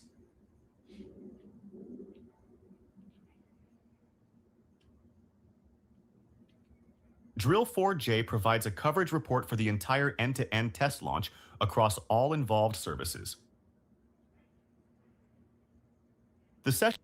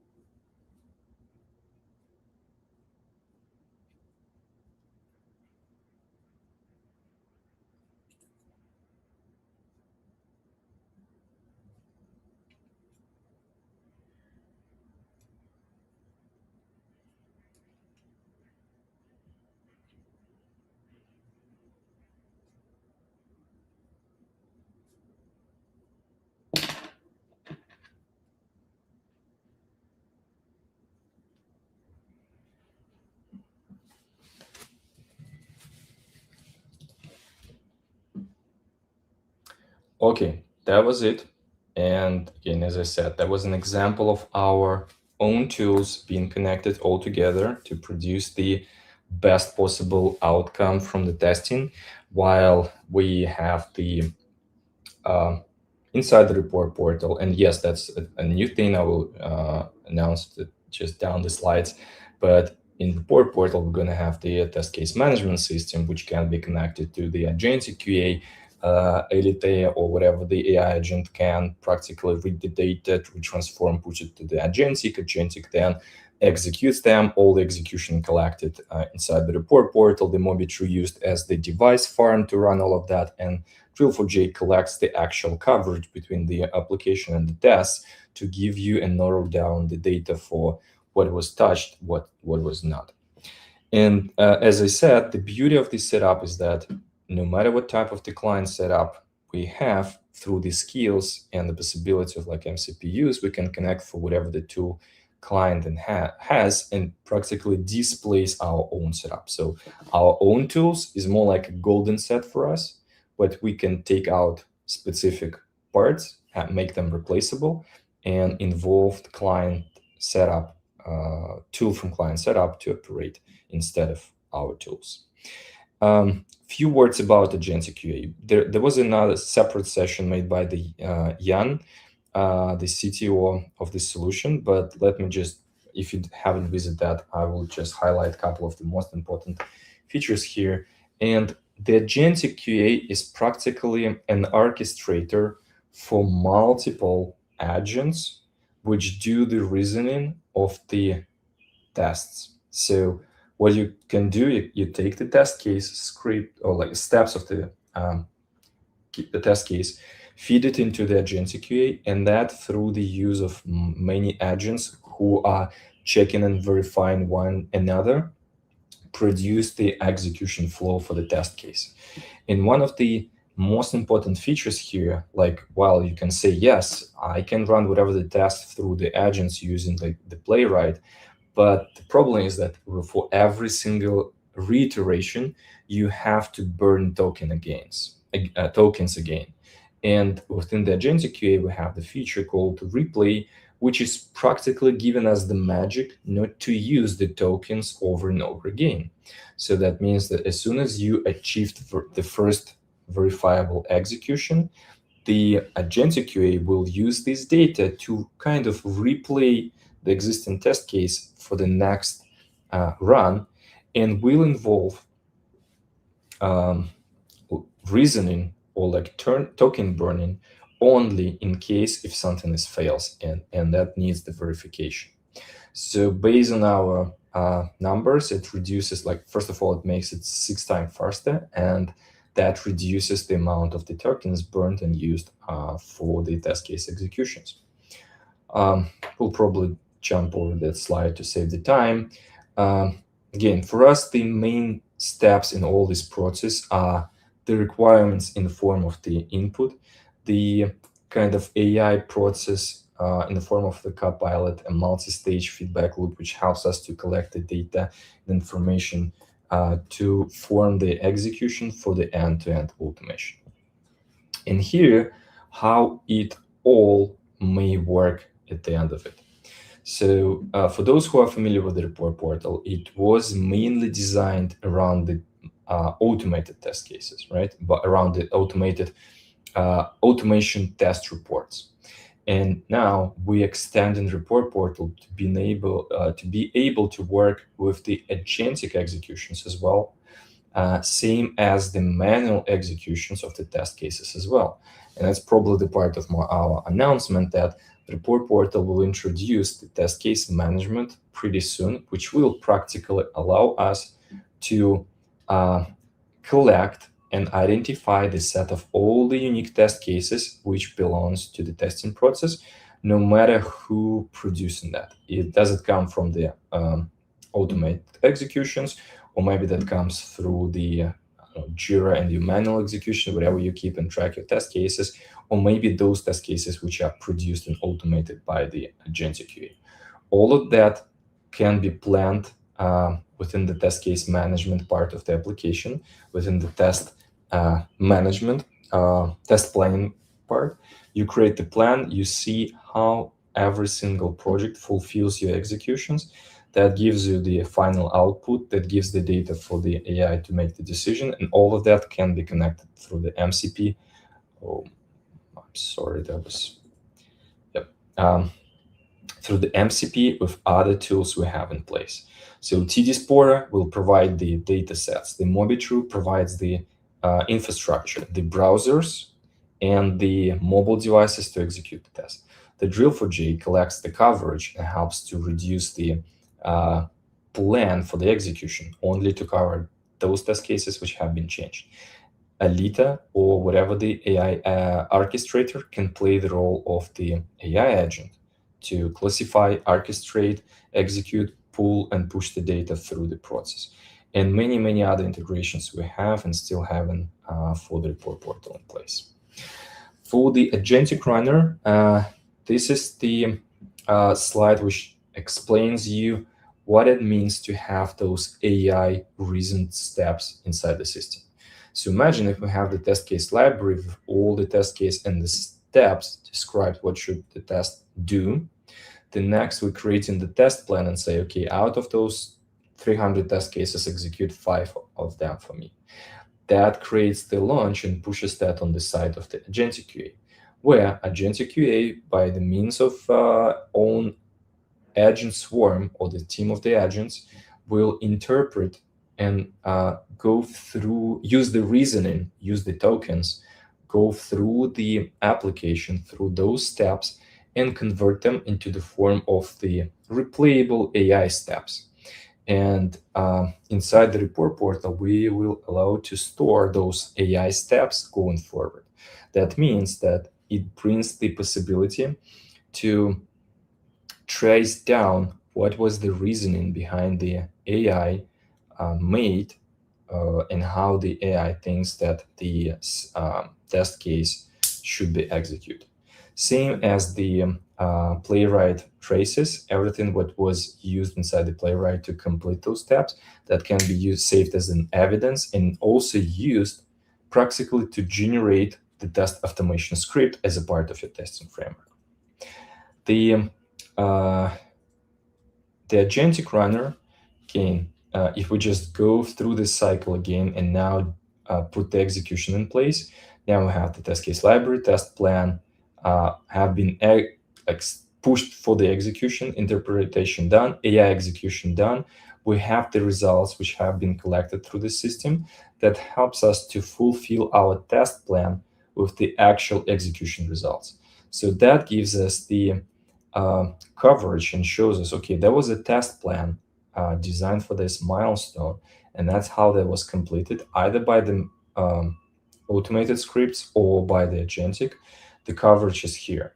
And everything what was used in the form of the AI steps and the playwright traces are now being collected and stored along with the test case, so that can be reused for the next iteration of the execution. And this approach, as soon as the execution is required, the agentic just pulls the data back for the reasoning and traces for the steps execution. And while the first run of that approach definitely requires not like a ton, but still plenty of tokens to be burned to produce the output, all the following runs are actually saving the money a lot, because a very minimum amount of the tokens are needed for the next iterations, or maybe even no need in any of those tokens anymore, because that can be used as repetitive form of the test cases. And the business impact here, saving the money, making that process cheaper, rely on the hard data, solid data, and reusable data as much as possible. And the final part, probably for the Drill4j, which brings some sort of the magic in all of that story. The beauty of the Drill4j is actually that it can collect the mapping between the code of the application and the actual test case.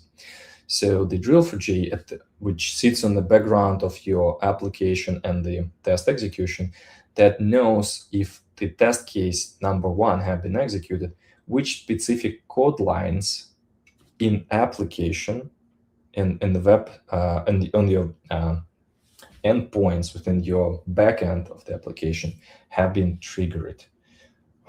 That was an automagical scroll. I'm sorry for that. Right there. So again, we know everything would have been touched and covered. So what it gives us, when we have a code line somewhere here changed, deleted, or modified by the developer, the Drill4j will know which specific test cases should be triggered in order to verify this change. And while we're having this information, that can be pushed into the test plan. So when we have the test plan created manually, let's say we just know, okay, that's a new milestone. We probably added some new, few more buttons on our admin part of the application. We should check them. But in reality, nobody knows. Did the developer made some sort of the refactoring and maybe addressed and touched all the buttons in UI? Or maybe there was AI agent, which sometimes is not very controllable, and maybe it did some other changes which are noticeable from the first glance, but in reality, the changes have been made in the place we never knew about, right? So the Drill4j can bring this information up and say, okay, that this section of the application have been changed. Let's fulfill our test plan with few more test cases which we see have been affected.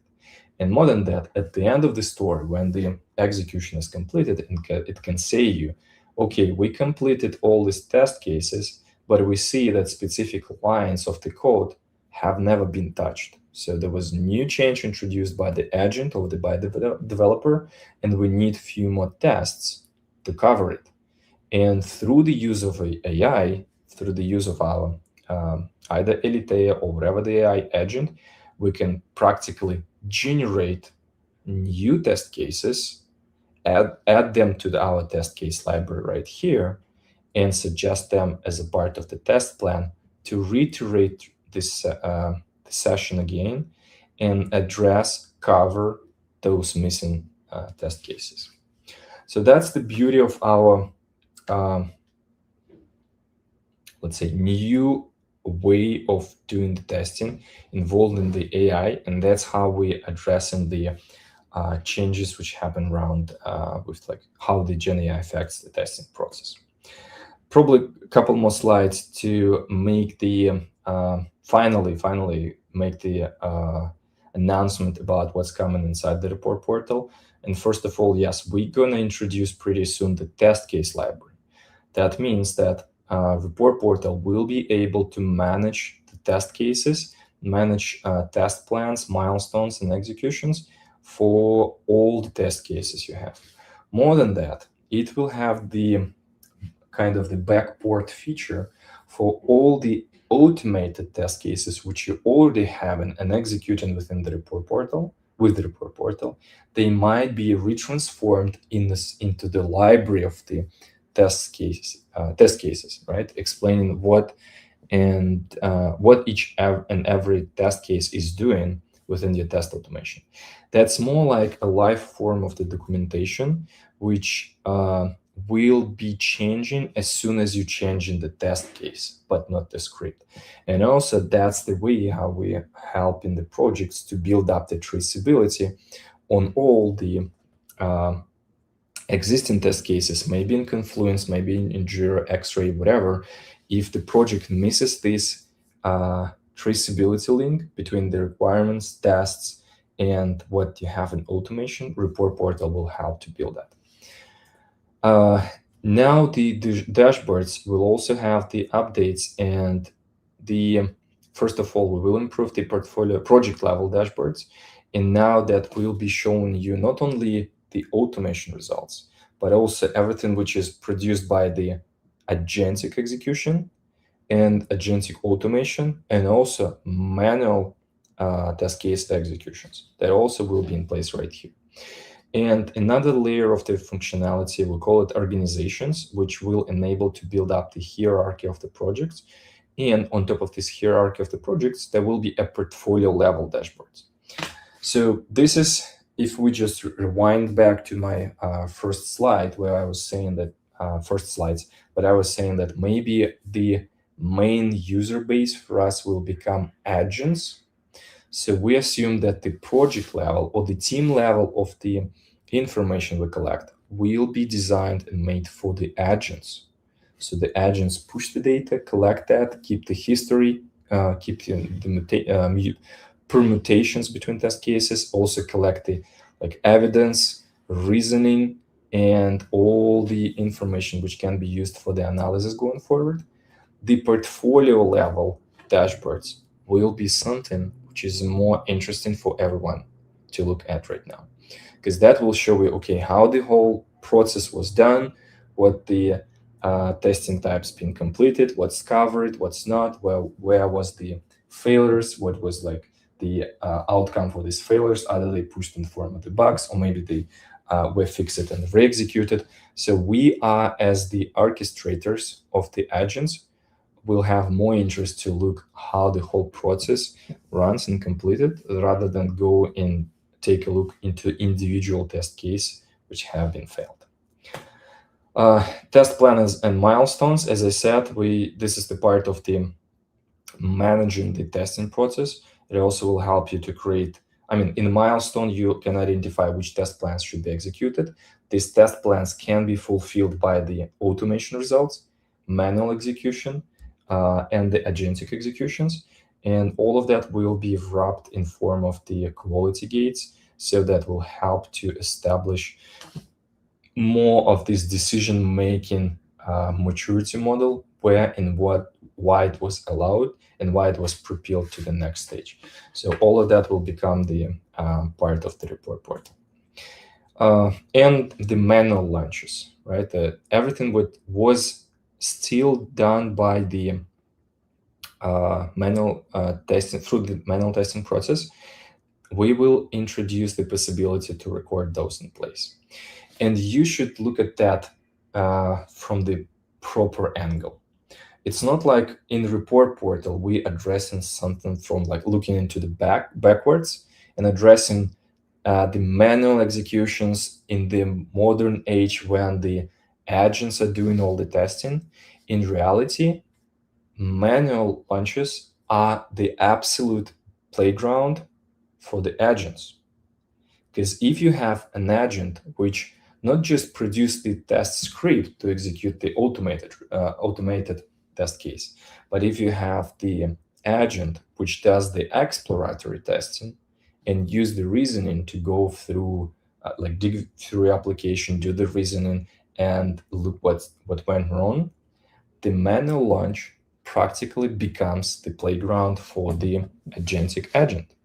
And this is the way how we also will help clients, for those who have a lower maturity level, to onboard and track the manual executions. Then we already had the automation in place, and now we add in the agentic part, which will be all seamlessly connected one to another in the form of single representation, plus on top of that AI orchestration, and all these quality gates and decision making as a part of the whole process. Okay, I'm practically done with this part of the presentation. We still have 15 minutes left for the questions, and I will probably stop sharing my screen. Wow, that was really cool and interesting. Great job. Thanks for your presentation and effort. Our audience has a few questions on the platform. Let's discuss them. First question, what are the most significant benefits and drawbacks you've observed when transitioning from traditional tools to modular, spec-driven, AI-powered platforms? Benefits and drawbacks. The benefits is honestly the better coverage and the better traceability. This is something which drastically improves if we follow and improve and let's say shift the process toward the spec-driven development. In the drawbacks, at the moment, probably the sometimes too excessive outputs and too excessive spendings on the AI tokens to produce and cover everything. Will we have that improved? Probably yes. Going forward, the cost of the tokens definitely will go down. We probably will shift to for having our own boxes or devices sitting on our table, running those large models, which will cost us way less than we have it right now. But again, we are more in calibrating stage and see what was the best, what is the cheapest and most affordable and the best output we can form.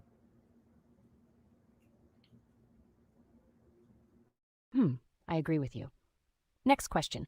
How does your maturity levels model help organizations prioritize which testing capabilities to develop first, especially when resources are limited? Very good question. So in one of the presentations, I don't recall who was sharing that, but usually testing within the client setup is all about the budget. So the limit, I mean, you definitely can go and test everything, take all types of the tests and run them, but it's all about the amount of the budget we have and can burn on this effort. So yes, testing is all about the budget. How the maturity levels help prioritize capabilities developed first. The maturity model is not about the prioritization of the testing capabilities. It's a good question. Maybe yes, maybe no. That's the thing from two angles. First of all, the maturity level helps to improve and establish the process overall, and while it does bring some new testing capabilities inside the process. Well, good, very good question. I probably won't answer it right now because I need to think about that. But thank you for the question. That's probably something we are missing for this maturity model. We definitely need to align and prioritize which specific types of the testing we should incorporate and which stage.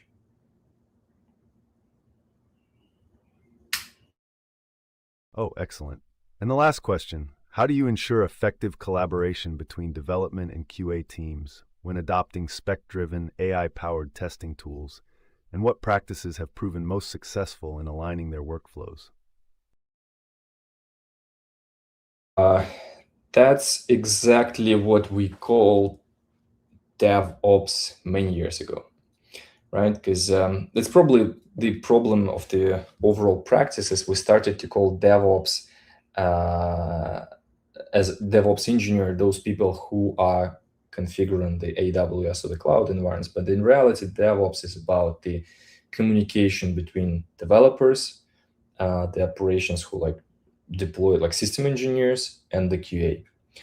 And one of the effective ways we saw was actually incorporation of the traceability between the requirements, tests, and actual code. The Drill4j is very helpful at this part, and it does help to connect QA teams with the developer teams. Why? Because Drill4j can show you which specific code line have been affected by the test. And also it shows you which specific test or which specific code line was never touched by the test and what should be improved.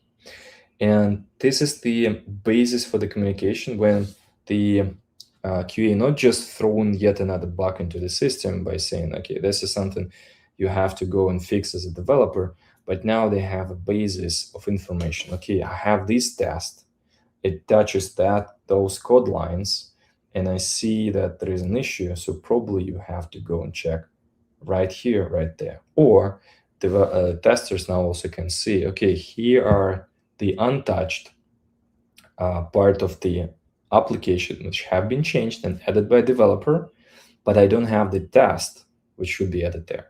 So maybe I can go to the developer, and it's way more easy to communicate now with the developer by saying, okay, what should I do in form of the test to address this, this, and this in form of the lines?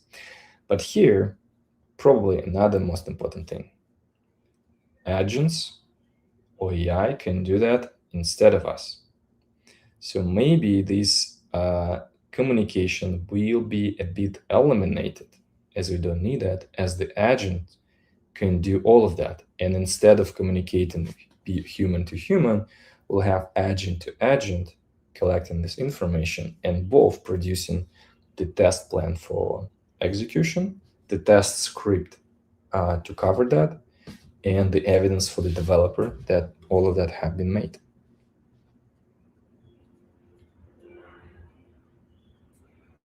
Dmitry, thank you for your brilliant presentation, valuable ideas, and insightful answers. Your contribution to the development of test automation and your strategic vision inspires conference participants and sets new benchmarks for the entire industry. Thank you for sharing your experience and helping the professional community grow and move forward. Folks, subscribe to our social networks. We've got tons of cool content.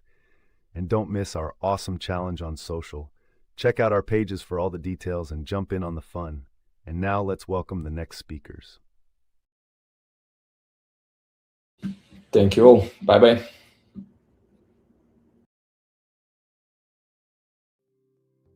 Please wait a little. We'll get back to you in a moment.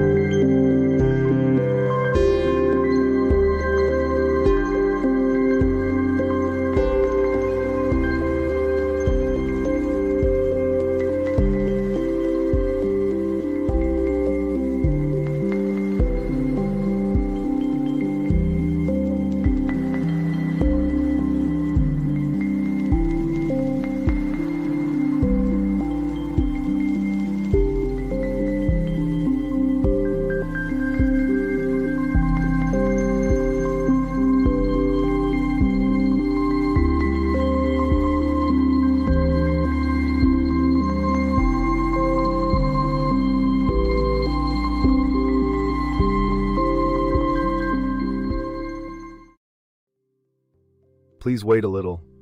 We'll get back to you in a moment.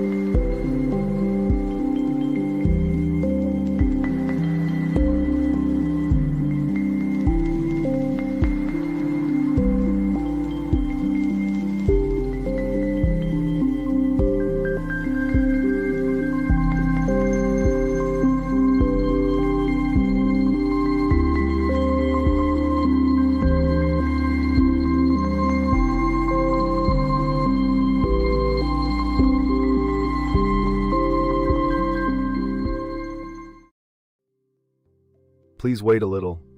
We'll get back to you in a moment.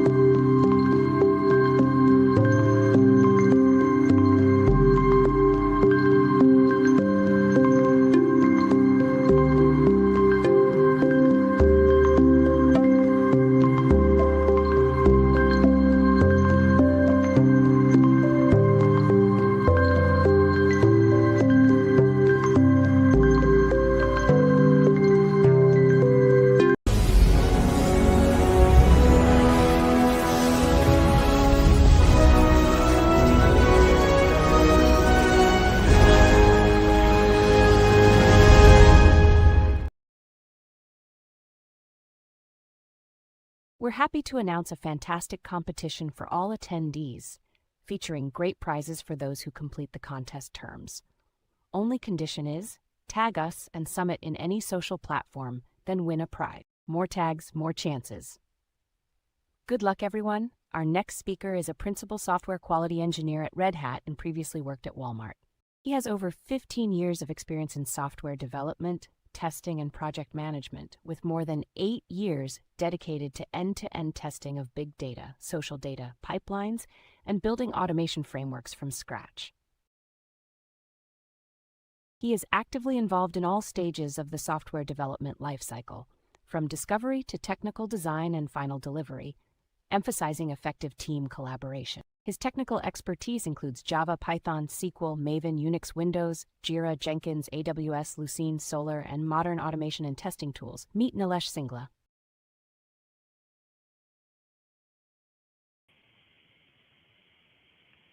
Hi, everyone. Today, I'm going to be presenting how do we use AI in open source. So I work for a project called QAHub Pipelines, and today I'm going to show you how do we use AI for development, for testing, and how do we enable hundreds of our contributors to use AI at scale. I was gonna introduce myself, but the bot did a really good introduction, so I'll be quick over here. So I'm currently working as a principal software QA engineer at Red Hat. I'm one of the core contributors to this open source project called QAHub Pipelines.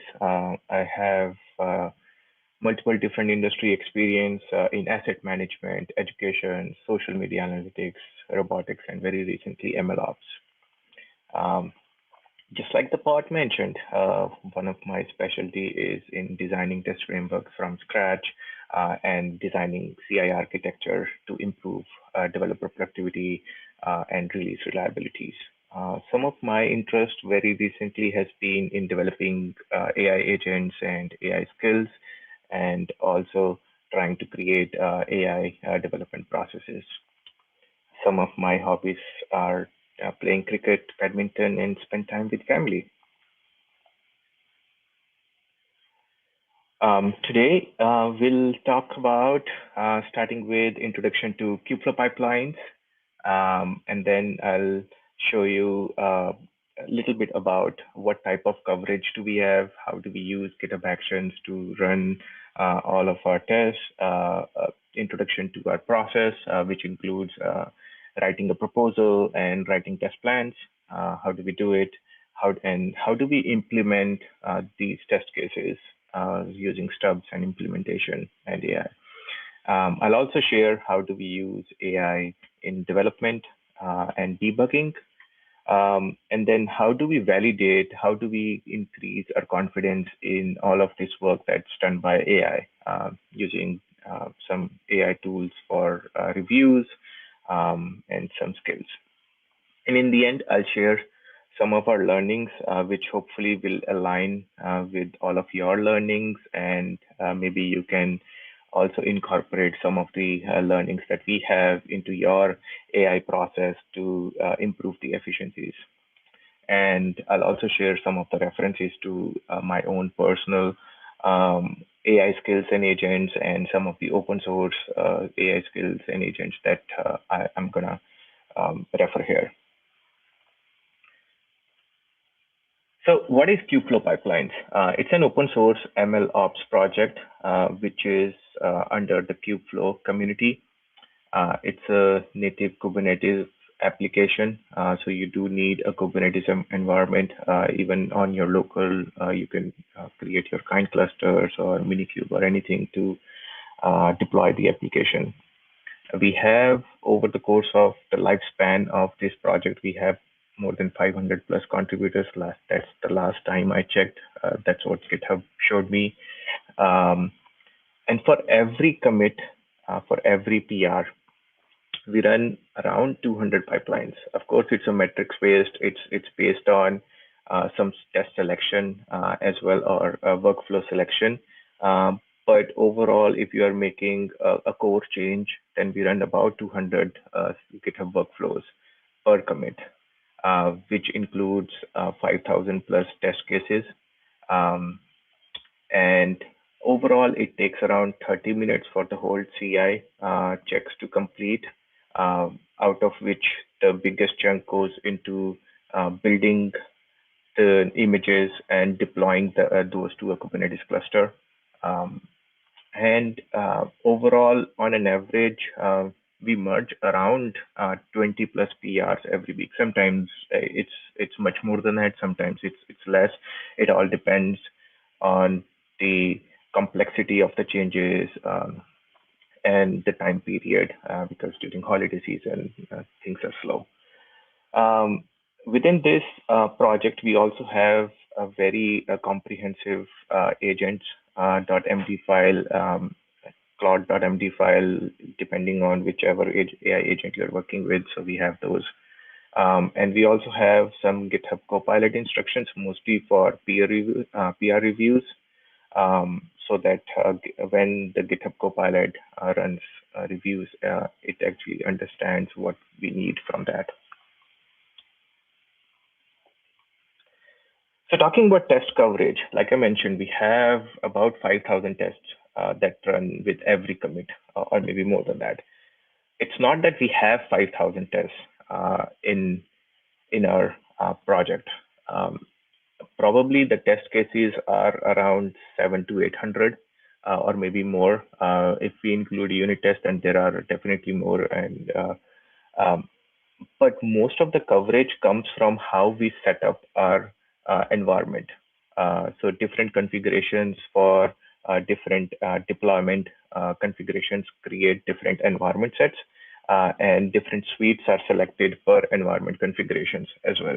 And we use GitHub's inbuilt metrics-based parameterization to build all these different parallel workflows that we run, and which is what makes our CI time efficient as well. Because overall we run more than 5,000 test cases and still it takes around 30 minutes, half of which, or maybe more than half of that, takes for building the new images for the code changes from that PR and deploying that to a kind cluster. We do, with all these test cases, the problem remains is that the more the test cases grow, the challenges to review those test reports and validating what works and what not, and understanding what has been covered is also a challenge. So we do have separate test reports per workflow, and GitHub provides a really good UI to summarize all these workflows per per job as well. So it's a pretty good platform, and we do also have custom report generators that summarizes a test view of that test run for us to take a look at. I'm also listing out some of the common GitHub actions that we use. These are open source, of course. Feel free to click on the links here and use it for your own use case. Some of the things may be very specific, but and again, feel free. You can fork it, you can use it, and make changes to adapt it to your own needs as well. So we do have common actions like creating a kind cluster, deploying our application on that kind cluster, running the tests, and generating a report. Report generation is using JUnit XML reports. So as long as your test frameworks are creating JUnit reports, you can use the same action. Talking about process. So before we get to how the test cases are generated or anything, I think this is very important to understand how do things are accepted for enhancements or any new feature comes into an open source project. So like I was mentioning, we work under Kubeflow community, and Kubeflow community has this process called KEP, Kubeflow Enhancement Proposal. So everything has to be proposed to the community and has to be reviewed by the community members before anyone works on that. So for all new features, if you request a feature, it has to come through a GitHub issue, and someone or the same person who's creating the GitHub issue can also create a proposal in a particular template. The community provides that template, so you have to follow the template, and whoever is working on that feature first need to create that proposal, and everyone uses AI agents to help write, validate those proposals. And sometimes as a human, we can miss things, right? So AI agents also help out in filling in the gaps as well. All of the proposals go through a peer review process, a very extensive peer review process. Community members review it, and maintainers have to review it before those go in. And those are always available in GitHub for references. So you can go to a GitHub, to our GitHub repository, and under the proposals directory, you can find all the proposals that have been proposed since now. And then we start the test planning. Once the proposal has been there, or sometimes, a lot of times actually, in tandem, we also create test plans. It depends on the phase at which the proposal is at. Sometimes the general guidance or the general direction the proposal is talking about is acceptable. So based on that, we can start to create test plans, or the developers start to create the test plans. So the test plans can either be independent. That means it may or may not be tied to a proposal. It depends on whether that feature is an old feature, historic feature that did not have a proposal, or if it's a new feature, then it probably has a proposal. And sometimes some community members do not write test plans. It's an open source community, so we can't enforce people. We can, but we haven't yet. But for that, we do have a very specific test planner agent that we've created in-house at Red Hat, which uses the proposals. And if a PR has already been created with the code changes, it uses the PR to create a test plan, a comprehensive test plan. The test plan follows the same process like proposal, that it goes through a peer review process. Where community members will provide feedback on that, and sometimes we also have a test plan discussion meetings wherein the transcription of that meeting is fed back to the planner agent, and we also feedback the PR reviews to the planner agent to update the plan. So it's kind of semi-automated way of creating test plans. And of course, to the test planner agent, you specify your own context as well. A lot of times as a QA, when I see a proposal, I kind of know what the critical areas are and where do I see the biggest impact being, or the area that I want to be covered, the gap that I want to be covered with these test cases. So I can provide that context to the test planner agent, which then it will incorporate and add it to the test plan. Test plans are available alongside proposals in the GitHub repository, and you can and anyone can go in and refer to those again, just like proposals. So here's an example of once the test plan has been created, what do we do with the test plan? Of course, once it gets created, it goes through the review process. But once the review has been done and it has been accepted and it has been merged into the master, it goes through a couple of steps after that. So one is once the test, sometimes it may happen that there are too many test cases and we don't have time to write and execute all of those test cases. And especially in these AI agentic world, the time is not about implementing a test case. It's more about reviewing and merging those that code change into your main branches, right? So in those cases, what we generally do is we stub out all of the test cases, just like I'm showing it here on the left screenshot. We stub out all of the test cases that the test plan has produced, and we focus on high priority issues first, and we implement the high priority issues so that we get the coverage, we get the confidence that we need in that feature right away. And then we still have the test, the code, unimplemented code within our project facing us every time you go to that project, right? So that we can pick it up in the future and implement it. So that's a two-step process that we follow in order to implement tests within a repository. Talking about how we use AI in development, it's actually an evolving process.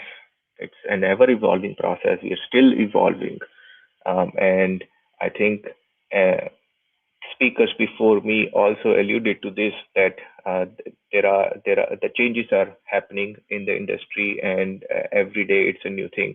And to be honest, ever since for the past like 1 year, it's been constant learning. things that I learned today, I feel like tomorrow they are going to change. So I have to learn new skills again. So it's an ever evolving process.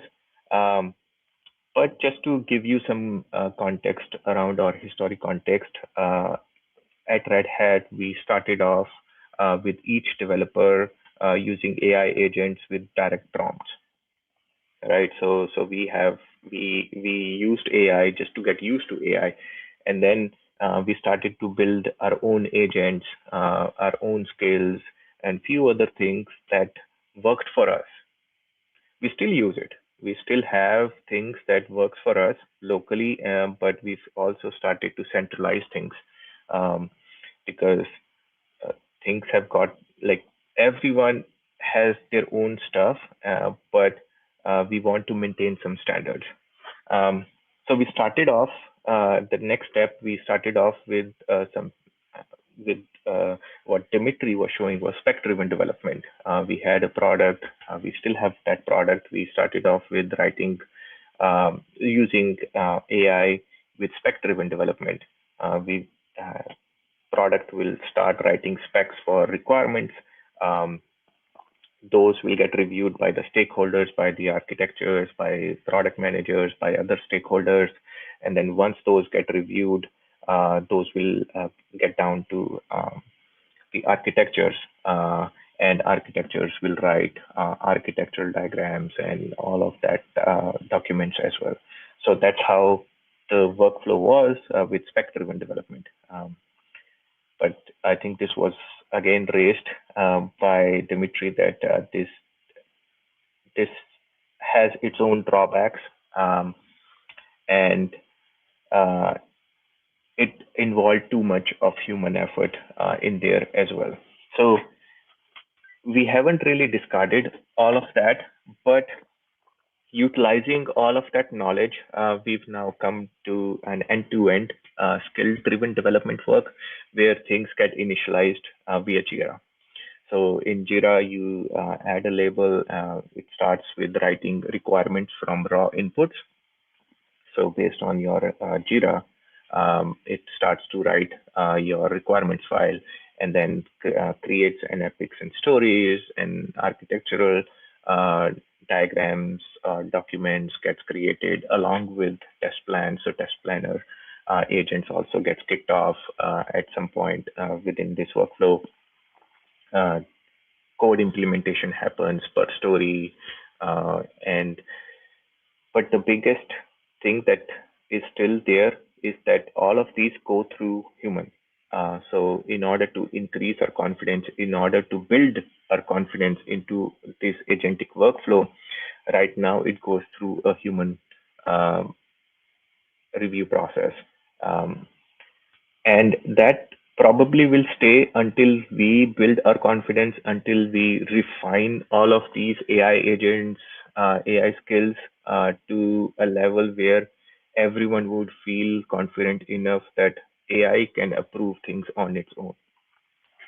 And I think this was alluded by multiple other speakers before me as well, that it's all about orchestrating AI agents and adding guardrails, building confidence, and adding your specific context around what you want as a human from the code, right? And one other thing that I want to mention is that we also have an autofix label, which basically when a Jira ticket gets created and you assign an autofix label, an agent will pick it up and try to create a PR with the fix for that. It works great for smaller tickets and for issues that you really want to be fixed, but sometimes it makes assumptions as well. A very recent example is that recently for our team, it tried to fix a Jira issue that the team felt that should not be fixed. Basically, we want that error to be thrown to the user because we feel that's the right type of error based on the environment configuration. And if things have to be changed then that's a requirement change that should come from product first, rather than AI assuming that this has to be fixed. So of course, it did not have the context. It just did what it was asked to do, but it did not have the full context. So that's why I think building the confidence, building all these contexts is essential in having AI efficiency. And like I was saying, that it's an evolving process. Right now we have this. Maybe a month from now we'll have something else. We don't know. It's an evolving process, and things are changing every day. So once the code gets developed, right, either via this end-to-end skill development or by local agent skills that developers have on their laptops, or using centralized agents or skills, things have to be reviewed. Okay, so when a developer is developing code locally, they can run this code review skill locally, which then suggest changes. The developer can then chat with the AI agent in order to either adjust whatever the code review skill has provided, or accept or decline all those suggestions. Basically, it goes through a code review cycle on the laptop before it goes into GitHub, before the code gets pushed to the remote repository, right?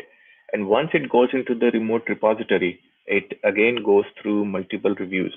The first is either by by an agent. It can be a Copilot agent or a CodeRabbit code agent, and it can be any other as well. There are multiple other code review agents out there, but for this repo we use Copilot, and internally at Red Hat we use CodeRabbit, which summarizes the PR. Basically, if it helps a lot for other reviewers to review the PR, because it summarizes what the changes are, what the impact area is, and what are the critical things that the agent thinks are within the PR. And it leaves comments with suggestions, which you can directly accept in GitHub, or it also suggests the prompt that you can paste locally in your AI agent and then commit that as your own change. And of course, along with the agentic review, we have the human review still required. So for different packages within our repo, we have owner's file. So different code owners have to approve the PRs, or a maintainer has to review and approve the PR before it can get merged into your main branch. So review is like a guardrail, but of course we also have guardrails in our agent file and Claude MD file, and we also have other skills developed with guardrails that makes it possible or makes it scalable enough for the reviewers to review a PR. It's an open source. Hundreds of PRs can also be raised every week. So our AI skills have to be efficient enough for us to trust.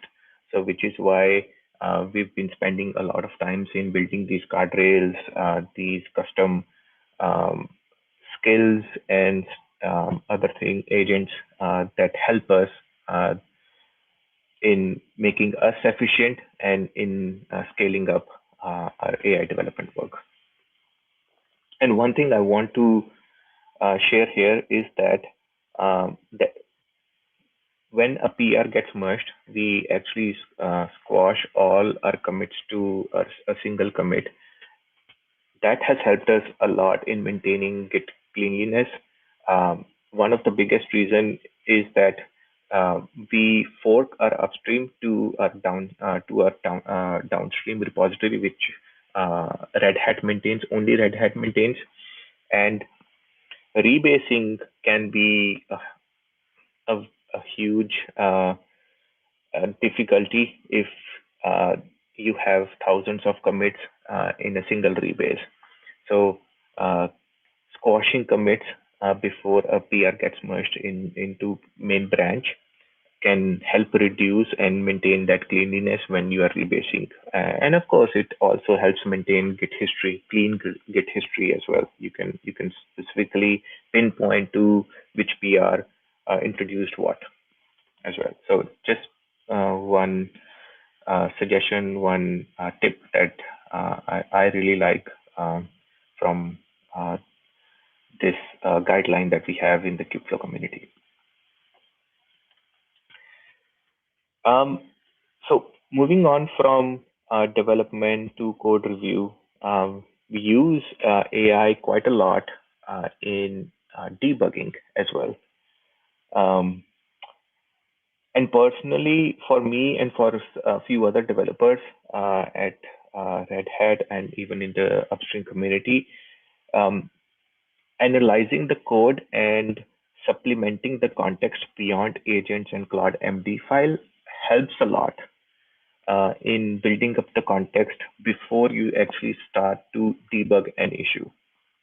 So you ask the agent to understand the code base. We also have code analysis skills or agent that analyzes the code and understands all the intricacies of your code base.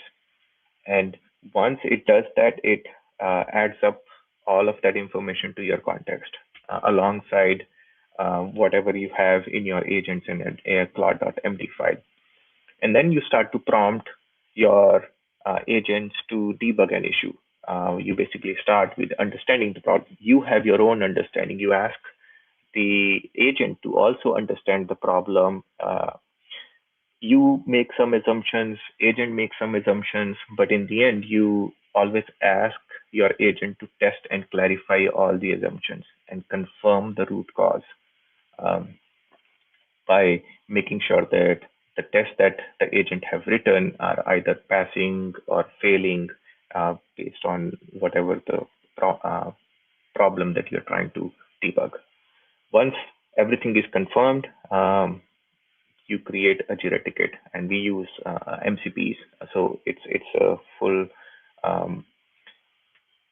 automated, I guess, semi-automated way of debugging an issue when we do it on our laptops. But like again, that what I was showing before is that we also have full end-to-end workflow where the agents will perform the review of their own outcomes and test and clarify all the assumptions before confirming the root cause and then either creating a PR for that fix or not.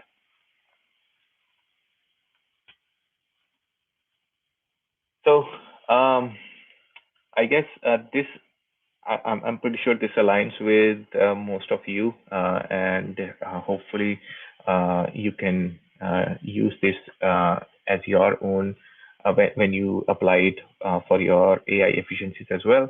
Some of the learnings that we've experienced with our experience with AI agents: to never trust one-shot output. Always ask it to run it again to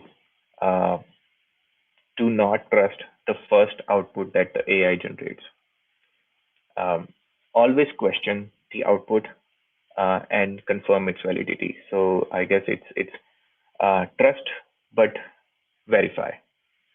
All right. So whatever the output AI has generated, you review it, you confirm, and question as well whether whatever it's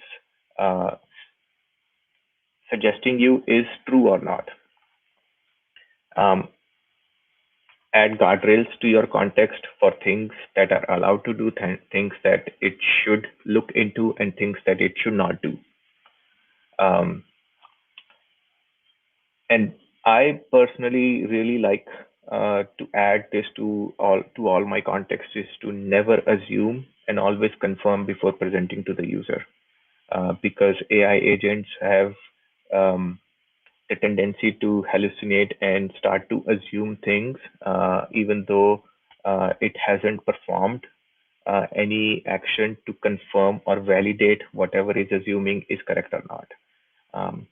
So I do that with all my prompts, even when I'm using ChatGPT, and it works really well for me, and it works well for other people on my team as well. And I can't stress enough on reviews.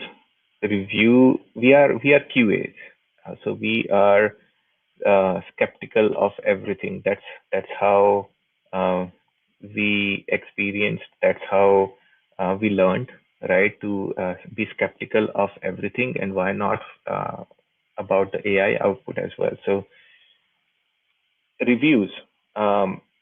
Add a self-review process to your context. I've provided a link, and this is one of the contexts that one of the distinguished engineer at Red Hat created in and is promoting to add it to every context, is AI context, is to ask AI to review its own output before it presents to the user. So it's a self-review process that the agent has to follow. Review the output yourself. That's one thing that I think as a QA we should be doing within this agentic world, is to review the outputs and making sure that the output is true and is validated as well. And again, peer review. I think that human review factor is what helps build the confidence. And until we get to a point where it understands all the intricacies, the context has everything, but maybe at that point the context will be too huge and the bills will be too high. We've already seen that in our industry, that some companies have already used their AI budget, and I guess it's all thanks to the huge context or the loops that have been created. So it's a balance that we have to follow between human and agentic tokens that we use. And always remember, and like Bianca mentioned this morning, garbage in, garbage out. So whatever you input to the AI agents, it has to be well formatted and provide as much context as possible. I was reading an article the other day. It mentioned two things. First is treat AI agents like a child.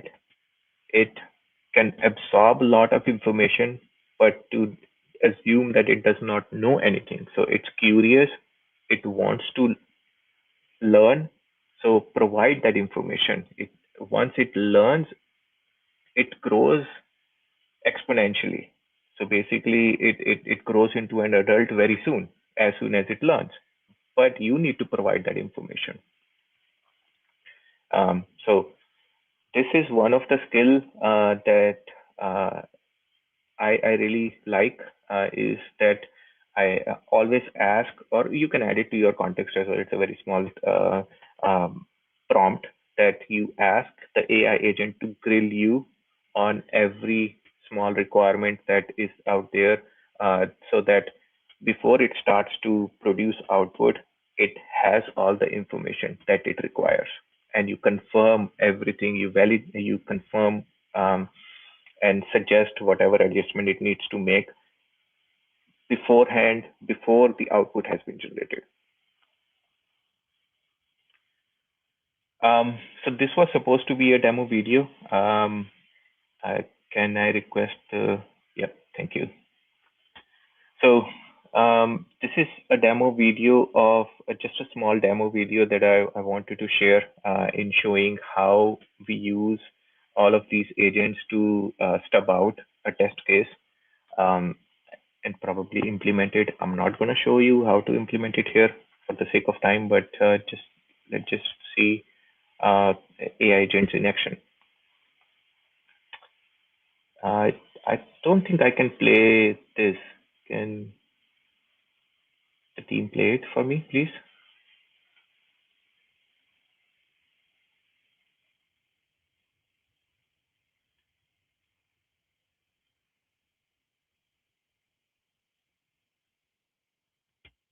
Okay. Yeah.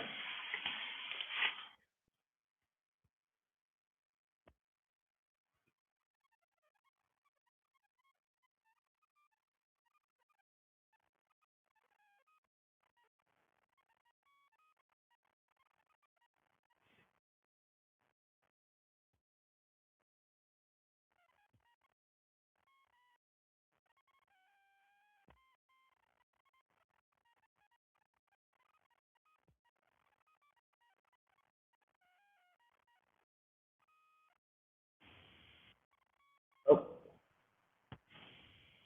uh, do you guys not hear the audio? Okay, so I'm sorry, I have not used this before. I'm not too sure how to. Maybe I need to switch to the speakers here.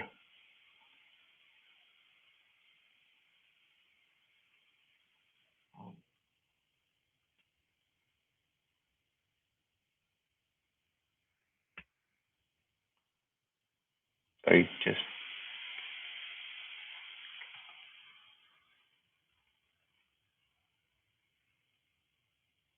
I may have to switch to the speakers. Give me 1 second.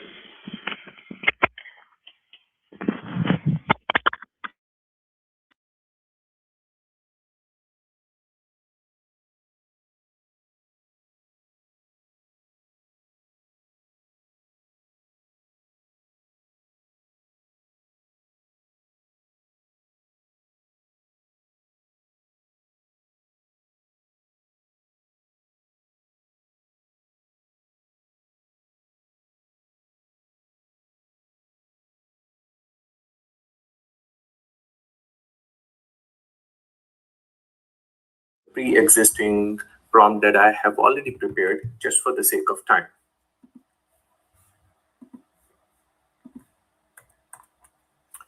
So here I'm asking the test planner agent to customize few things as well, like test disparity, impact assessment, whether the test is already automated or not, and if it is, what type of automation it uses. I've also told it to not add any unnecessary extras. And on top of that, I'm providing additional context, specifically not to assume anything, always confirm with the user before presenting results, and do its due diligence before writing the test plan. So let's submit this. Now that we've submitted this, it's going to spin up two agents, one to analyze the code and the other to create a test plan.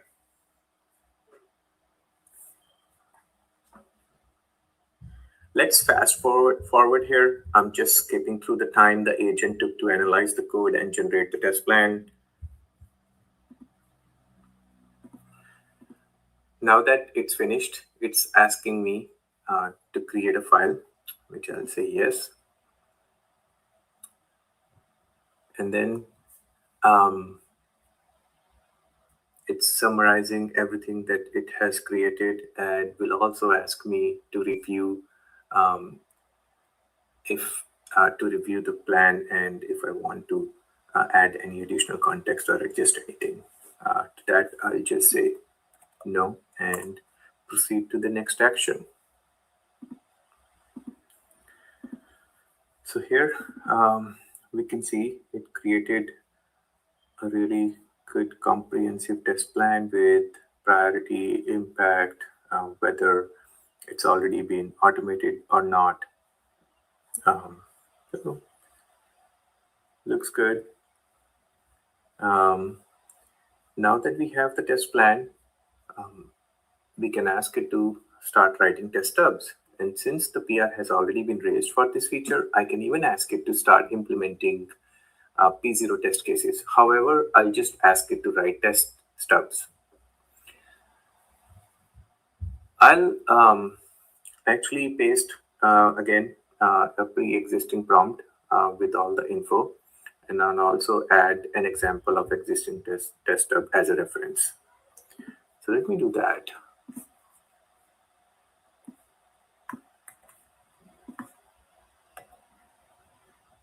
So I'm asking it to run as a Go developer agent because my test cases are in Go to write test stubs based on the test plan. And here's an example of the test stub that it can refer to. So I'll submit this.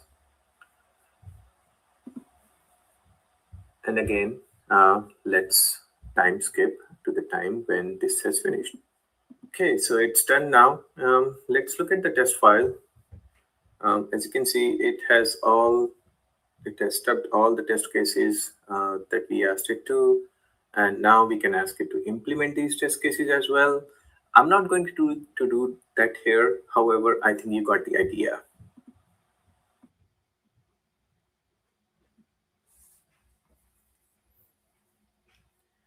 Can we switch back to the presentation? Thank you. I'm still audible, right? I'm assuming yes. So yeah, just a glimpse into the future. We have plans to add agents to triage GitHub issues. Basically, whenever an issue gets created by a non-member, we don't exactly want all of the contributors to come in and pick up that item until it has been triaged. So we plan to add some AI agents that will triage the GitHub issues based on its criticality, based on some of the other criterias that we have, like a number of likes and stuff. And before any contributor comes in and picks it up and starts to create PRs against it.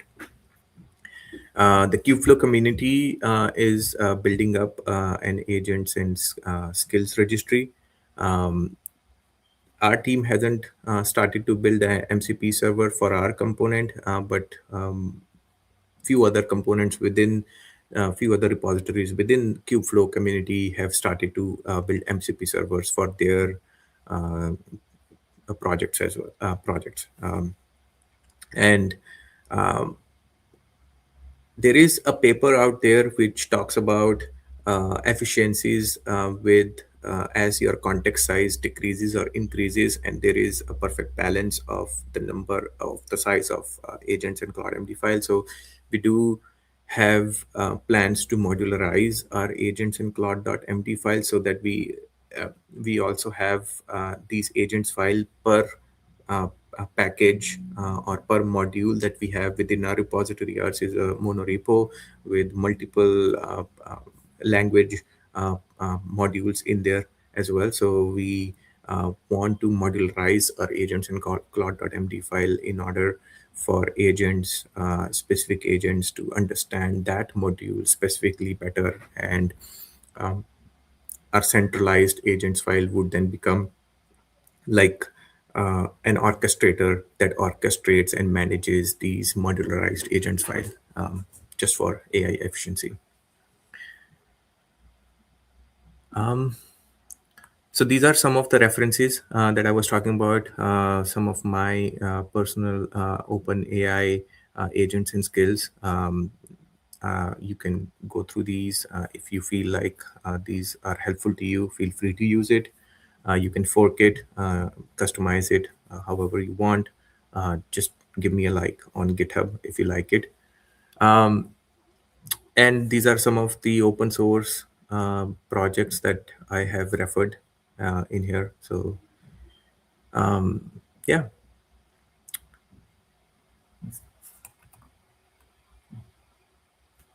Thank you. Wow, superb, cool, very helpful. And we have a few questions from our audience. Let's discuss them. So Nilesh, our first question: how do you ensure that AI-generated test plans and code reviews remain aligned with the evolving requirements and standards of an open-source project like Kubeflow pipelines?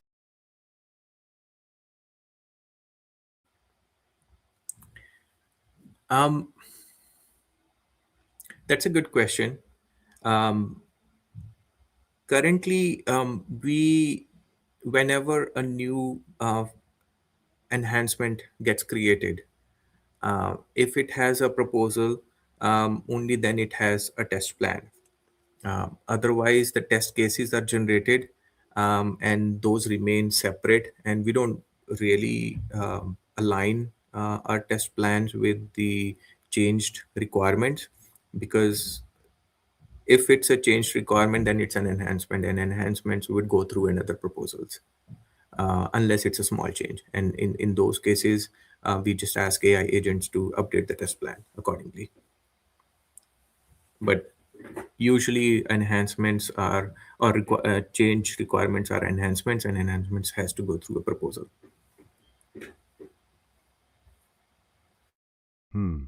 Very interesting. Thanks for your clear explanation. Let's see the next question. What lessons have you learned from scaling AI agent integration across a distributed team of contributors? And how do you manage onboarding and training for new developers?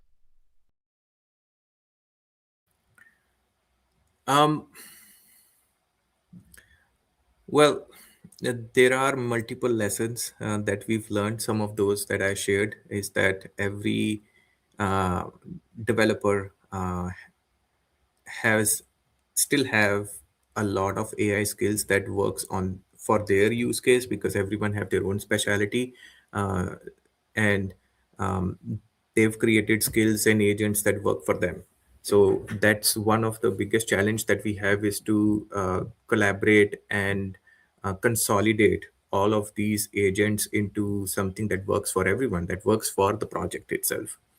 And for that, that's why the Kubeflow community is working on creating registries, agents and skills registries, so that we can all collaborate on creating those, and everyone can bring in their specialities that works for them, probably works for everyone as well.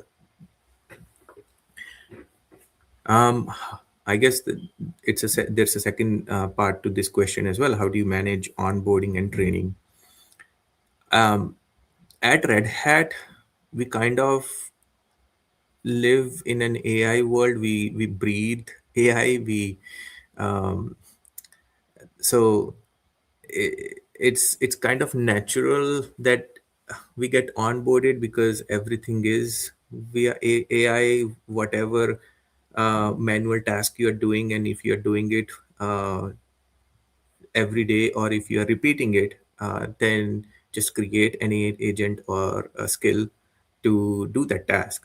So everyone is doing it. So I don't know, it comes as natural to us. And of course, there are multiple resources that are available. There are training courses that gets assigned to new employees as well, to understand how AI works, right from the basics to advanced courses. So those are there as well.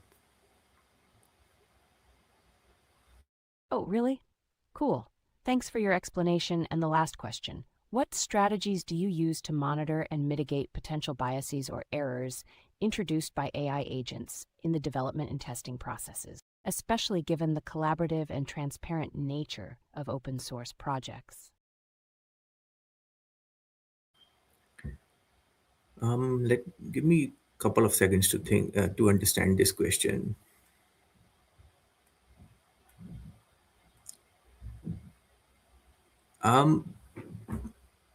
I guess during my presentation, I was talking about reviews and questioning the outputs, right? So that does not just apply to a QA or to anything, right? So, and I think speakers before me also mentioned that everyone is a full stack engineer at this point, right? So you are responsible, and especially at Red Hat, you are every engineer is responsible for testing as well. So they have to follow those processes. And even in open source, PRs get created, and we do not allow AI hallucinations or AI slop to be submitted. And we have guardrails against AI slop. So if we find any AI slop, then that's like a flagged thing for that contributor. So every contributor understands that the quality has to be high before they create a PR. So whether they run reviews on their local or they review it themselves, the quality has to be high. It can't be just a AI slop that they push in and ask for reviews on. And of course, we have 200 plus GitHub workflow checks that also runs and validates before anything gets merged into master. Wonderful. Nilesh, thank you for your excellent, brilliant presentation, for your clear, professional answers, and for taking the time to join us. Your experience and knowledge made your talk truly valuable for all conference participants. Thank you for the inspiration and for sharing your professionalism with our audience. Folks, if your questions aren't answered, don't worry. Our speaker will respond to everyone in writing as soon as possible. Remember, our amazing contest is in full swing, and you can still score awesome prizes by completing the contest rules. Follow us on social media to learn more and join the fun. Thank you.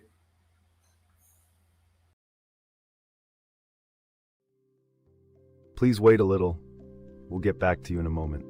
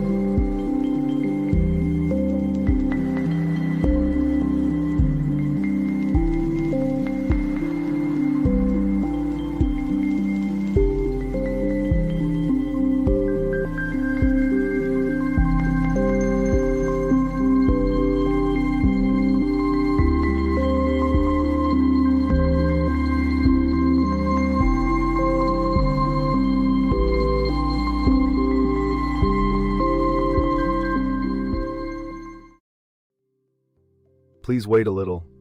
We'll get back to you in a moment.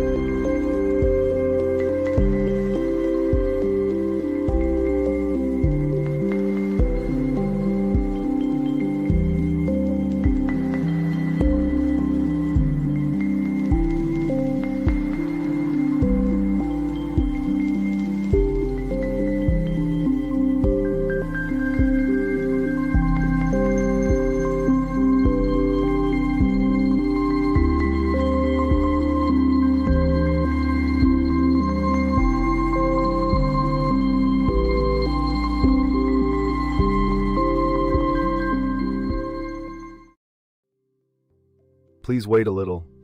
We'll get back to you in a moment.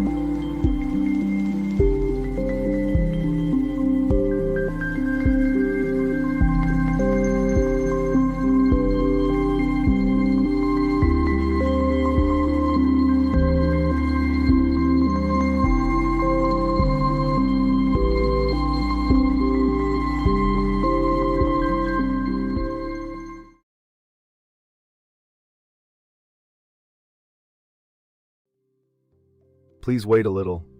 We'll get back to you in a moment.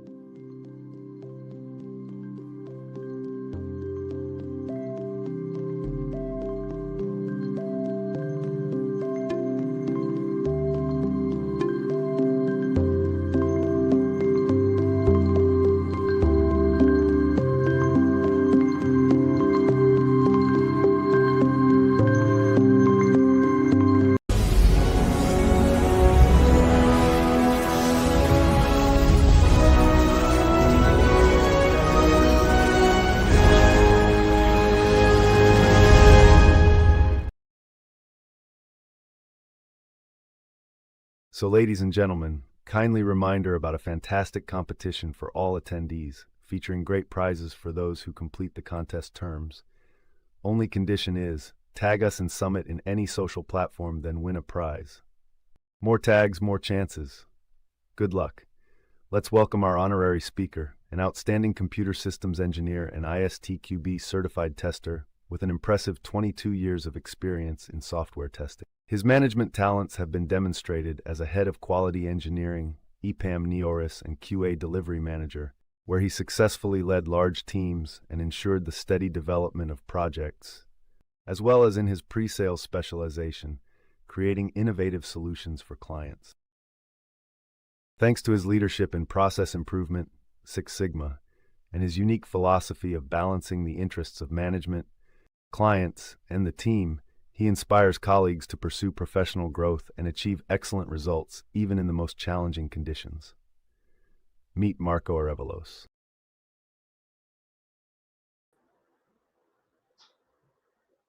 Hey everyone, I hope you having a very good day and a very good Tuesday. And thanks for the presentation. And thanks for the opportunity to talk a little bit with you in this occasion, very special occasion. Let's continue with the program. I want to talk with you a little bit about human and AI synergy. How can we work with excellence and in synergy between humans and AI? So let's move to the next slide. A little bit presentation that is was already done, but very briefly, I was born and raised in Colima, in Mexico. I'm located in Mexico. As I am a computer systems engineer, I used to be certified and Six Sigma trained as a leader and as a champion with more than 23 years in experience in software testing. And IT projects in general, with projects along USA, Mexico, and other latitudes, South America, etc. I currently work on pre-sales. I'm a QA pre-sales manager for IPAM Neoris here in Monterrey. Let's begin with the talk. This is the agenda for today. The idea is to talk a little bit about the hype, the hype that AI is currently having nowadays, not only on the IT area, but in every area in the world, in every business, in every educational business, e-commerce, etc. How can we manage that? How can we manage the hype to make it successful and go beyond that, right? Explain what we can do, how we can do it, how can we define what AI can do, what we should do, etc. And then we move that to the testing landscape, how to review what to do, and decide what AI should touch and what should not.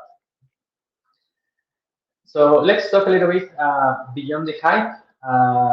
This is basically an example, right? It's pretty common, and we've been talking about that during today on how many times it happens that we start with using AI for a specific task.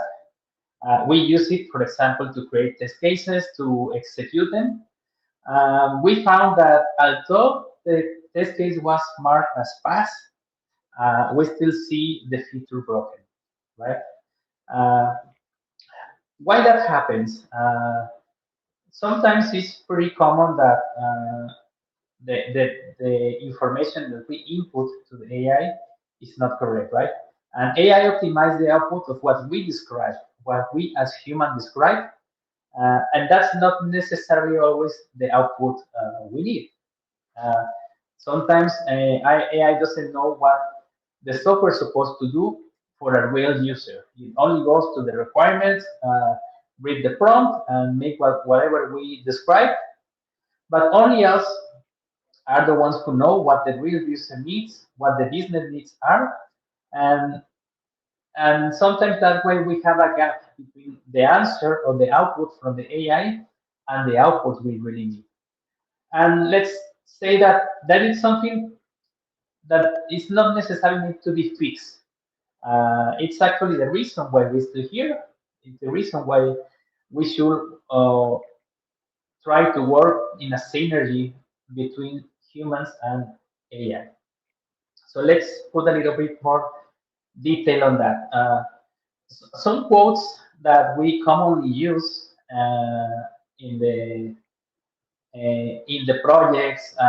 In my case, when I work in pre-sales, I listen a lot of them from customers, from commercial team, from other teams in terms of what they expect from AI to do and what they really need to expect, what they like for the AI to do, and what is the reality of that. For example, we have some examples there, right? The hype claims that AI generates a comprehensive test coverage automatically. Uh, although it is partly true because it really generates coverage on what is described on the documentation, what is described on the documents, on the prompt, on the context that we provide. But if there are some things, some features that are not documented, they are not going to be considered, and that is not going to make the coverage 100%. So that's where that's exactly the part where the human interaction should come. Also, AI-powered testing find bugs that human miss. Uh, Same as the last one, it finds no pattern deviation, right? Fastly, and it found it faster. But some failures that need context, that need business context or real user context are going to be invisible for the AI. And that's where we still need a human to validate that. The next one is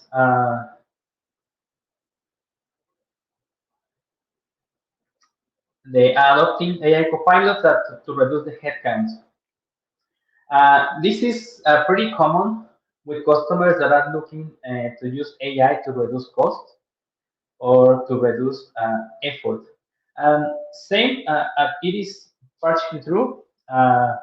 It's more like that's something that creates a little anxiety in some terms. So what actually happens here is that when a team adopts AI, the demand for repetitive execution drops.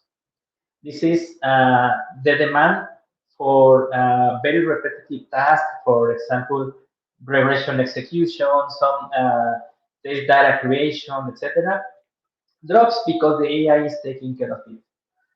But the demand for a strategic QA for really critical scenarios verification increases. So the persons who define what gets to be tested, who reviews the AI output, what makes the call to review is releasing a software is safe or not. That is the person who becomes more valuable. In this case, are the testing and the testers, the humans, right?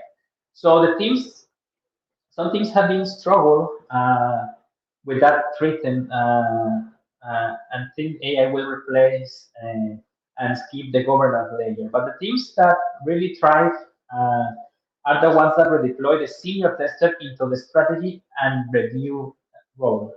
AI doesn't reduce the need for good QA judgment. It only amplifies the consequences of not having it. This is it cuts the time for repetitive execution, but the demand for strategic QA actually increases.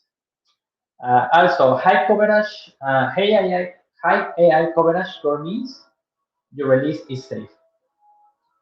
This might be the most pretty dangerous to believe.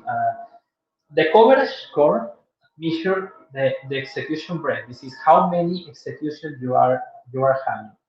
It tells you how many paths were exercised, but doesn't say nothing about if you are testing the right paths or not.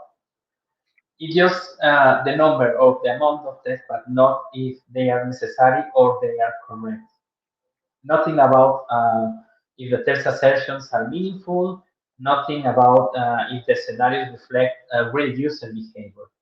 So some things might have 90% AI generated coverage, but having critical production failures after the release. Why the test pass? Because some features that were covered or were badly written or the specs were not really clear, and just because you were testing a lot of scenarios doesn't mean you were testing the right ones. So that's something that we need also to be careful and consider when we're working with AI on our testing process. Uh, so let's apply some of those ideas to some of the types, the testing types that we commonly use in a daily basis. Um, and remember, those claims are not really alive. They are most like are incomplete. And the difference between incomplete and precise is exactly what we want to talk in these examples. For example, on manual test, AI can draft test cases from specs, suggest some exploratory directions, review document defects faster that any human can do right now. That's a fact. But what it cannot do is perform a genuine exploratory testing, the kind of testing that where the human touch is really necessary, because that feeling when you are testing an application and that feeling you have when something is wrong, and you go deep into this, right? Because the stakes were not really clear there, but your intuition is something that AI cannot replace. So that exploratory judgment and disability are things that the human should retain. On the API testing, AI can help us on contract generation from specs, some negative test cases generation, response schema validation. AI is very good on all those items. But what it can do is the business logic, right? Review, understand, and review the business logic, and something that it fails, it has direct impact on the business. So an API can return a result with the wrong data, but that is technically passing because of the spec it is right. But catching those calculations or data flows requires more knowledge than the right data looks like. And when we talk about test automation, and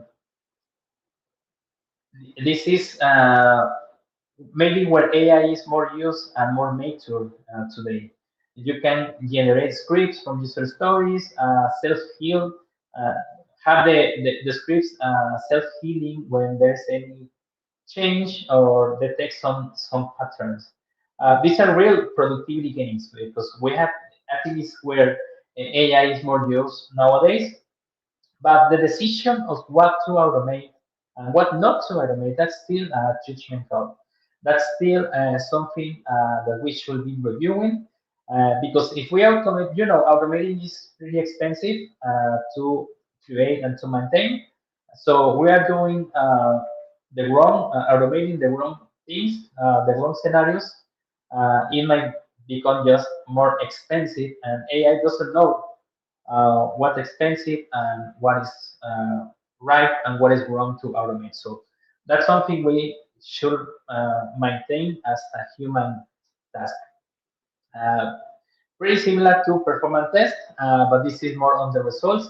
We can use AI to create load scenarios to detect some anomalies or some incidents there. Uh, but the interpretation of the results is something that the human should still do.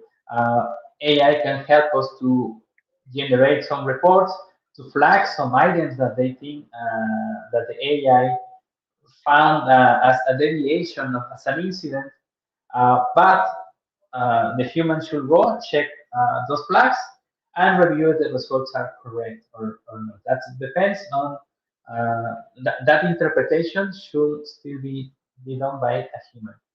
Um, Same for security. Security is pretty common that we have checklists, also in non-functional in general.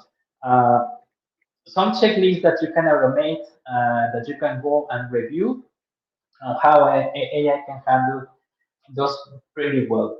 Uh, but the risk prioritization, threat modeling, understand what the vulnerability matters most, uh, the risk assessment for them, or how to review it on with a specific environment, and that's something human should cost, and AI doesn't have the judgment to do that.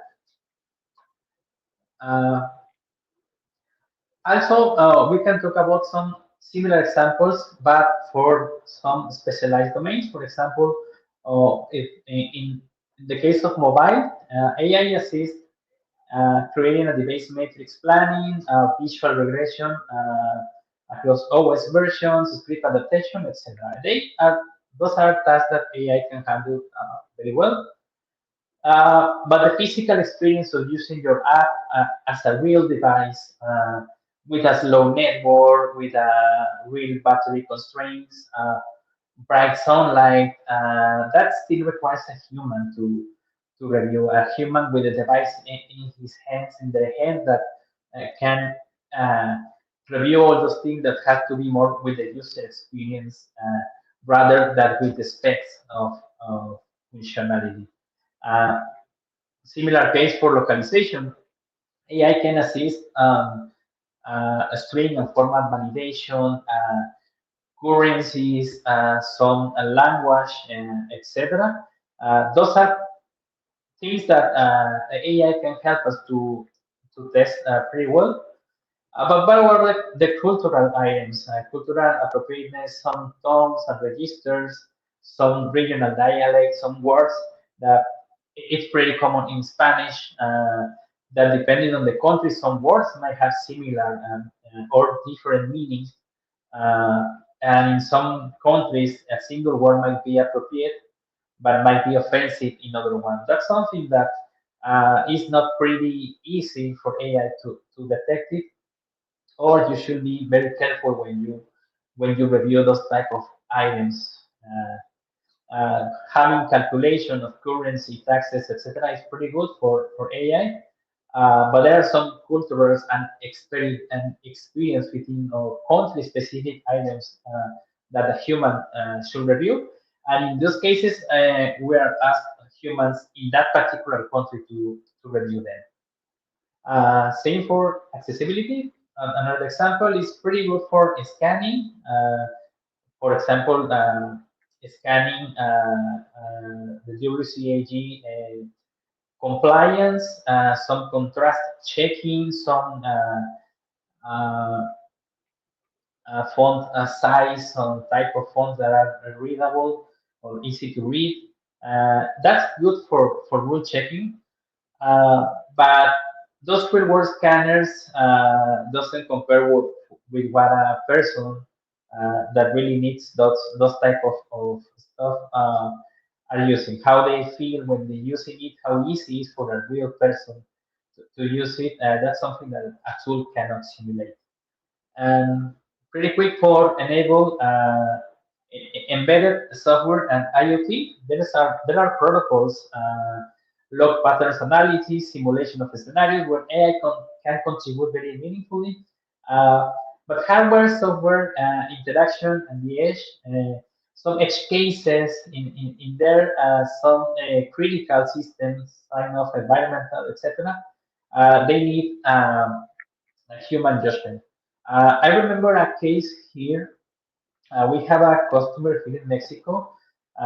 They have a lot of stores everywhere. Uh, they were asking in their point of sales systems. They have an issue, a very particular issue, where one of the cashiers were using the point of sales system. For some reason, he hit the enter key like 20 times repetitive.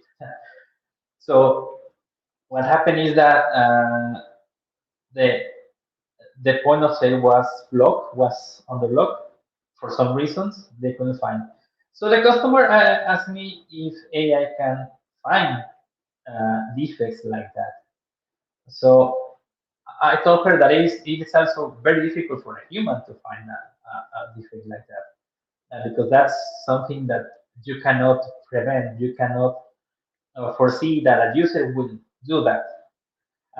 But rather than tell her that we can have the AI looking for things like that, our suggestion was let's have AI doing repetitive tasks, repetitive scenarios, some automation, and let's keep the humans doing that type of stuff, right? The edge cases, try to find edge cases, try to find critical scenarios that can be impact in any of your point of sales or your other systems. So uh, that's something that happened recently with a real customer that we should mark very well the difference for the customers. So where we can use AI that will provide value, and where it's better to have a human reviewing it. So the customer agreed with that, and we have a, a good experience with them. And also on the dev workflow and ML systems, protocol validation, log patterns analysis, simulation, this where AI can contribute. But under architecture, cross-training strategy, etc., something as well that is better to have a human doing that. And The last one is pretty interesting because it's testing AI and AI system, and it's basically having AI testing AI.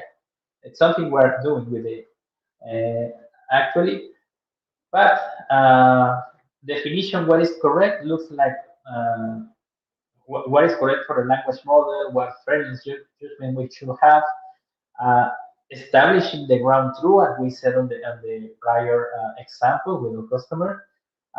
Those are things that humans should decide, right? We are in a domain where the tool and the thing being tested are the same type of system. So the human look is not optional here. I mean, there should be a human in the middle controlling and especially with a good judgment of what should we do and what should not be done. Okay, the next one. This is pretty common also that we find or we get caught on a passive acceptance state. And this is a problem that if a team is using AI, that's not the problem. But not, the problem is not use is to use AI. Is how we are using it. Uh, Most of the teams encounter that what they call the tool produces and the team ships or use it as it is produced. Nobody asks why. Nobody questions what the output is, and that might be that is a potential problem for every project. For example, if an AI generates 200 test cases, someone have to review them, right? See how that they look reasonable, add them to the suite, and the pipeline goes green. The teams feel good because they have 200 new cases, but uh, the defect slips into the system. We start finding some defects that are on test cases because the test cases were done with the incorrect context, right? So passive acceptance is not something. It's not something like most on the humans' reaction or not. It is more how we design how AI is going to interact with the workflow we have. Maybe nobody told the team to review with detail the AI output. Uh, Nobody put a review stage in the process, and nobody defined what is a good output and what is not. Uh, so basically, as the output comes, we trust the AI and put it on the suite. So the passive acceptance is basically we can use or we use the output as it is without reviewing it.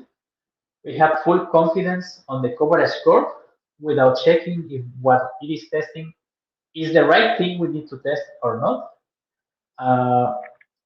Failures surface in production because although we are doing a lot of tests, we're executing uh,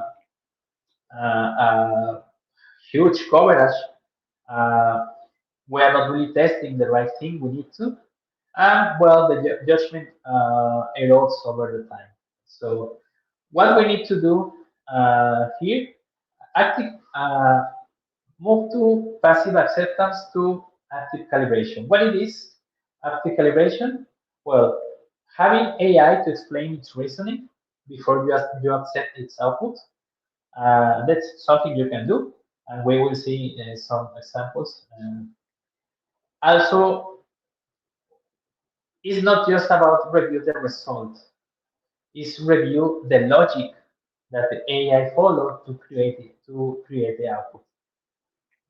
Gaps get surfaced and investigated before release, and human judgment compounds over time. You get better working, or you get better at working with the tool because you understand what it is doing.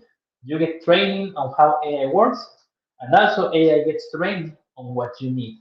So with the time, uh, you will have better outputs with less effort.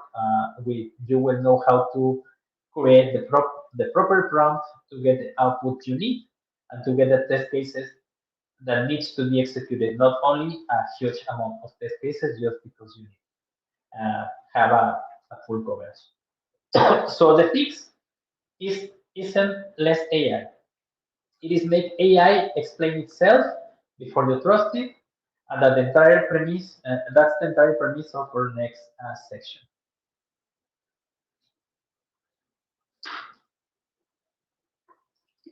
So how would make AI explain itself? First, show your work. Require AI to explain why a test case exists, not just what it does. I can see what a test case does, but why? Why you create that one? We need to make sure we understand that before we accept that test case. Also, we have logic audits. Um, ask AI to list the assumptions that it makes and that could not verify. Those gaps are where we need to take a look to. The next one is risk calibration. Uh, have AI argue against its own output. Have AI reviewing what AI output was. And this case, we can surface some edge cases that the first run had missed. And also confirm that AI understood what the business purpose is, not just the technical specs, but also how can we trust in the results in terms of the business needs. Uh,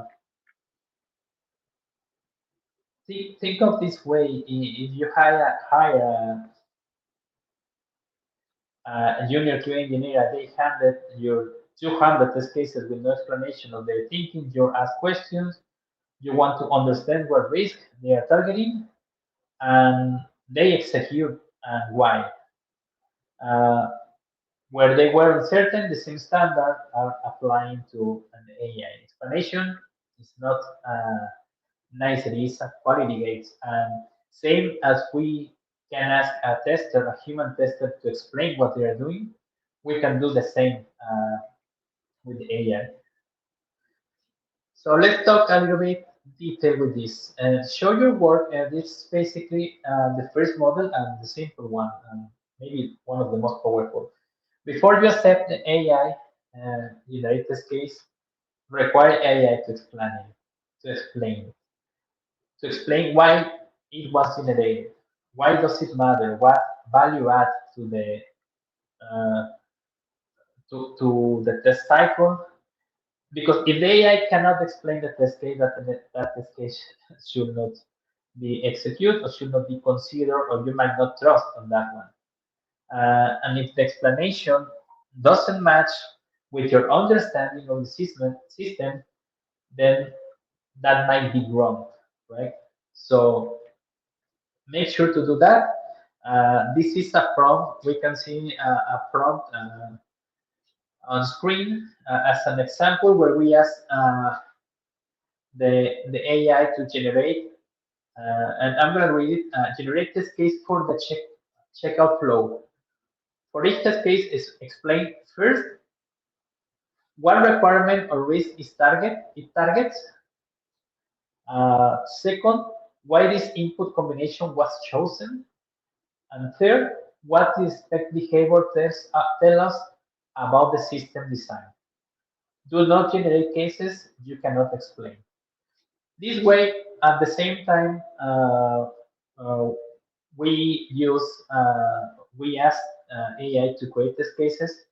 We're also making sure that we have the explanation of each one of them. That's something we have to review as at the same time we are reviewing every test case, and that with that review and of judgment, we will decide if that test case will be part of the test suite or not. This prompt shifts you from passive acceptance to active acceptance review in seconds. You are not just looking to what the AI produce. You are evaluating if the AI understood what you are asking. Next one is the logic audit. After AI generates a test suite, the second model is this one. Every AI model makes assumption when generating test cases. Normally, those assumptions are invisible. They are inside in the output with no signal that they were made. The logical audit forces those assumptions to the surface. So this is a prompt that we can use to review that. Basically, ask the AI to review the test suite that AI just generated. List first every assumption you made about the system behavior and that was not stated on the spec. Second, every scenario you excluded and why. And third, areas where you had low confidence on your output. Flag those explicitly for a human review. When you review that output, the items that the AI flags, those assumptions that couldn't verify, the scenarios that were excluded, and the areas where the same AI is not very confident, those are exactly what you have to go and check, right? And use your QA engineer experience to focus on the review. Not only spread across everything, focus precisely on what the AI told you that it was not sure about. Risk calibration is another one, and is one that generate more conversation when we talk with the teams. It generates when AI generates a plan, you ask it to argue against its own output. This is AI reviewing itself. what what you get back is very useful because the AI often surface some edge cases and missing a scenario that didn't include in the first pass. That's not something, mindful is something you can ask just by a simple prompt. And it's basically using the same prompt but with different kind of reasoning. As an example, we can use this. That is, you just generate this test plan. Now act as the senior QA engineer. Very important to define the role. A senior QA engineer who is skeptical of it, right? This is, you are asking the AI to be in a more reviewer mode. Identify first the three most likely ways this plan will miss a critical defect in production. Second, any test case that test implementation details in terms of user-facing behaviors. And third, scenarios that should be added if we have one more day. Be specific, not generic. So, more importantly, this forces you to make deliberate decisions instead of passively accepting the first draft. You are actively deciding whether it's critic and valid, and what to add and why. Important to understand why. That is the active calibration. And the last one that we review is the domain translation check. This one is also critical as the other that we review, and it's also the one that we used to skip more often. AI output is only domain aware of the context you provide. Most teams provide technical context, user stories, acceptance criteria, API specs, etc. But very few teams provide business domain context. What this feature actually does for the user is uh, that if we found business failure, or it will cost a lot for the business, same as for regulatory specs. So we can use it. We can use a prompt like this. Before I accept these test cases, summarize in a plain English language what you understand about the business purpose of the feature main test, the type of user who would encounter a failure, and the business impact of the top three defects this suite aims to prevent. If your summary is incomplete or incorrect, revise the test cases before I review them. This is especially critical in regulatory industries like banking, healthcare, insurance. If AI doesn't understand the regulatory context of what is being tested, technically perfect test cases can be completely wrong because they are not domain specific. It's also critical for localization, accessibility, and any other domain where the human context of use is as important as the technical specification. So ask the AI to show you what they understand about the domain, and if the summary is wrong, it's possible that the test cases are wrong. So you should take a look into that and ask them to redo the work. So this is basically how we can decide. We know we've been talking about what AI can or can't do, what AI should do, and what the humans should remain to be doing, and some of the models that we review. Now, every testing task in your organization might fall in one of those three buckets.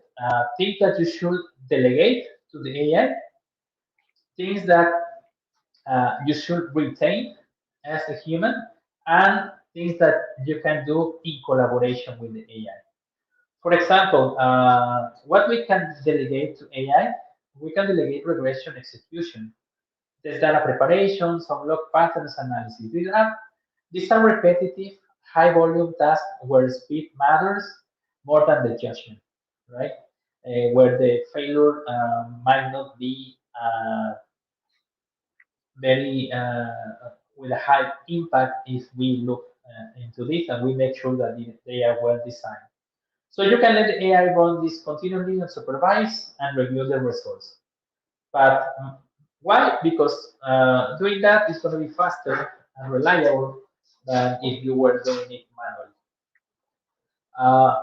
What you should retain as a human: testing strategy, acceptance criteria definition, the risk sign off, client communication, and judgment of the ambiguity. So there are no things. These are things that you should not delegate. Not because the AI can produce something like that, or that looks good for the test strategy or release decision. It can do it, but the accountability for those decisions should be human. The person who signs off on a release is responsible for that release. You should not, or you cannot outsource that responsibility to an AI model. And finally, in what task we can collaborate? AI can generate test cases that a human reviews before they go into the test suite. Risk prioritization that a human validates against business context. Self-healing selectors, but with an audit trail so you can know what was changed and why. And everything in this column go to a human checkpoint. Everything, every output should get reviewed. The most common failure mode I've seen in the teams is refusing adopt AI. Teams start to collaborate in a column over time under the delivery pressure and drift towards to the delegate column. So tasks that used to be or used to have a human review stop getting it. The output is not questioned, and that's where we start having troubles with the products. So the warning signs are simple. Someone of your team is asking, what does the tool say in test instead of what does the result mean? We should redefine that. So three movements you can do with your team. First, audit. Map your current AI usage against your Your framework will just look at the delegate, contribute, and retain. Uh, you don't need a spreadsheet, you need an honest conversation with your team. What are you letting AI to do unsupervised, and then what things you should have with your with a human checkpoint? Find one task that you can delegate and bring it to the review step, just one. Also, that's as that. Also, document what your team trusts in the AI terms. It answer what outputs require human sign-off before action, and you can put those type of stuff on the collaborate column.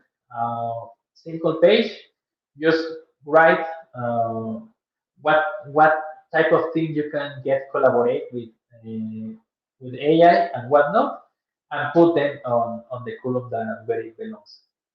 And also measure. You can start replacing a metric, a single metric. Uh, do the review, for example, coverage score generated by AI. You can replace it with the production incident rate since you start adopting AI. What the spaces were created, replaced with the time that the QA freed up strategy, and what are you doing with that time? Maybe pick one of the metrics that the high accelerate and replace it with one that really adds value. None of them require what's the problem. Those are things that you just can do, adjusting your test strategy and start using the AI in the proper way. So finally, what is the practitioner advantage? It's not really uh, uh, at the beginning of the talk, we review how many times we have seen something that some test cases that the AI created, they passed, but the feature still broken on production or in the software. So it's not what the team automates the most is actually the team that knows exactly what to automate. It's not only using AI by itself, is to know where to use it, what to review from it, and what things we should maintain doing as humans. Uh, Beyond the hype is not only a destination, it's a practice, and practitioners are the ones that get there. Teams should discipline is something that the tool ships it is not the vector document. It builds in the fields.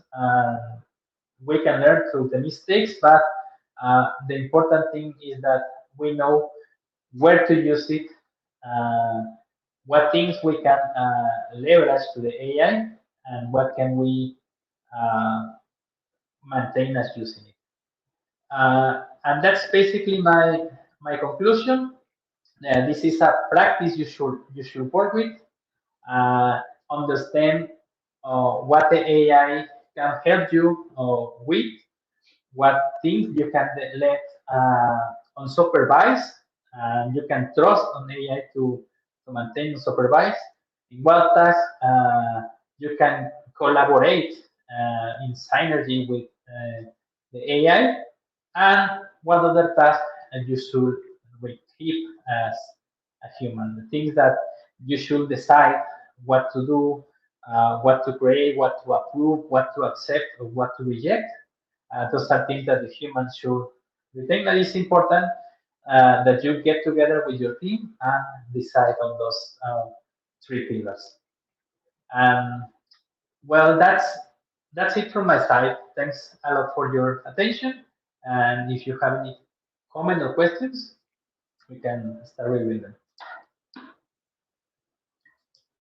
Hi, Marco. Wow, superb. I'm confident that your presentation has been extremely valuable for our audience. Great job. We have received a few questions from the platform. Let's discuss them.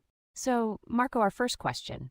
Can you share specific examples where integrating AI copilots into testing workflows helped uncover defects that would have been missed by either fully manual or fully automated testing? Okay, well, yeah, on the same, really we will be talking about, AI copilots doesn't typically uncover defect on their own. What they do is expand our coverage and speed the point where the human reviewers can focus their attention on higher risk areas that otherwise will get skipped due to the time constraints. So, for example, if you are doing performance tests, uh, AI assist logs some analysis. The AI analyze some results and will flag something that found not normal or some incident that they identified, but they just flag it, right? For example, there is a time variance that doesn't look good for the AI, and they flag it under the moderator rule. That's not a threshold rate. This is it's a pattern inconsistency. So if you have this fully automated pipeline, the test might pass since the threshold were met. But maybe the manual team will not look into this because they are busy doing other stuff. So the AI surface it flagged it. So if it is flagged on the report, means that you should go and review it. So that's the value added, because something that might have passed automatically or that the team will skip because they didn't consider or they didn't see it in the report. But now that the AI flag it, we can go and check and notice that there might be some memory leak problem or something that uh, might fall into production. And it's it's the type of reviews that the AI help us to do very well, and that we as humans might override because we are not seeing the reports with the necessary detail.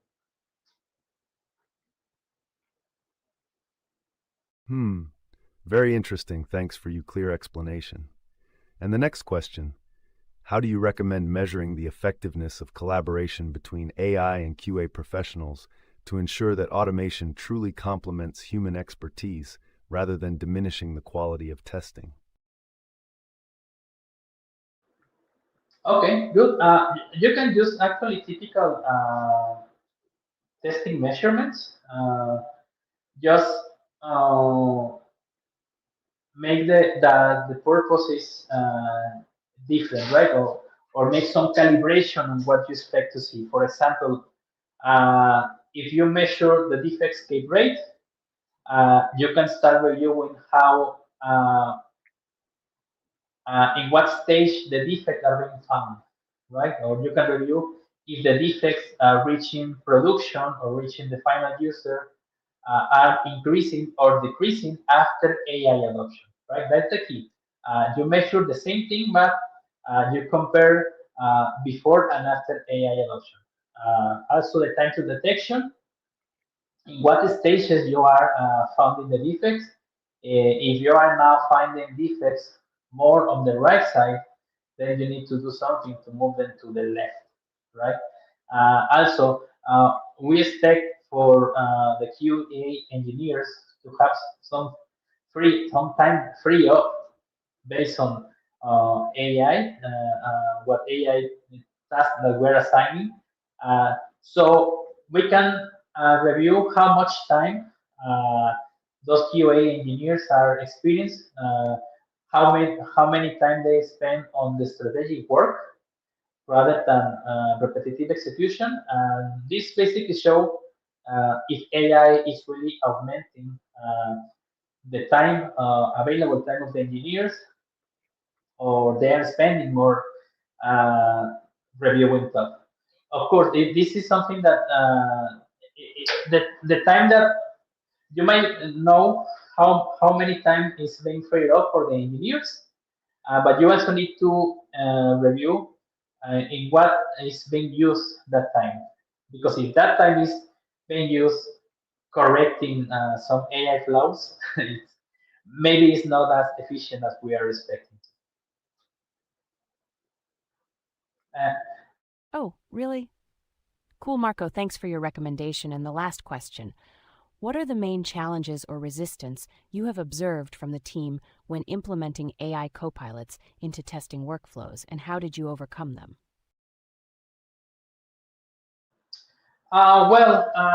some things like you hear things like, "Oh, AI is going to replace us," or "I don't trust in what AI generates." Sometimes they believe that it creates more work, not less. And lately, the cost of the tokens, right? Because that's a commercial and a financial stuff that is impacting a lot. But there are some beliefs that we should address. We have to show, for example, in on AI, and the first one, the AI might replace us. We have to be very clear and concrete on what, as we've been talking today, what AI is going to cover and why it is not. Where what tasks are going to remain with us as human QA engineers, and where is AI taking care of. So that's basically uh, something that we should be clear and concrete telling the team. Also, trusting on what it generates, and that's something that we were talking today as well. You should not trust it blindly. You should be accountable in reviewing them. Uh, we talk about the show your work, logicality, restoration, and domain translation about this. And as tools or as models that we can use to make sure that what we are getting from the AI, the outputs we are getting are trustable, or we should review with less time to make sure they are useful for us. Uh, it's very similar to the other one, where we think that it creates more work, not less, and happens when AI is added on top of the process instead of replacing parts, right? We have the process and we have to make sure what part of the process is the AI going to do by itself, or what others are going to collaborate with them, and what others are remain with us. So that's basically part of the adoption that requires the subtraction of some tasks, not just the addition, right? This is not an additional task, is how can we replace a task with other. Well, the last one I mentioned, the cost of the token, something that we have to consider. Right now, as of today, it's kind of difficult to measure or to estimate in a proactive way the tokens we are going to use, but it's something need to be considered and ensure that, that's something that reinforces the idea that when we use AI, we have to use it in task or in part of the process that really add value, because it's becoming a little bit expensive with the time. So that's basically something that I have here as a resistance ideas and things that we can, how can we get right with.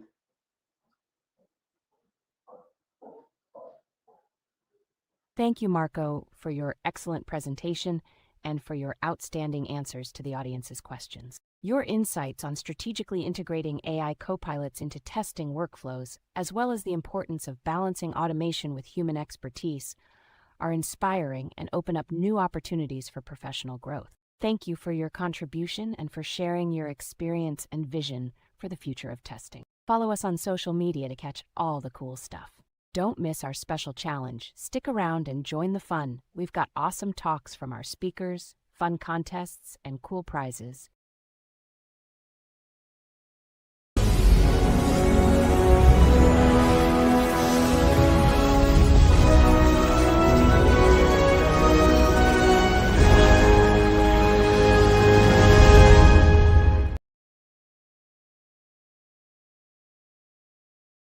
Folks, we're excited to announce a fantastic competition for all attendees, featuring great prizes for those who complete the contest terms.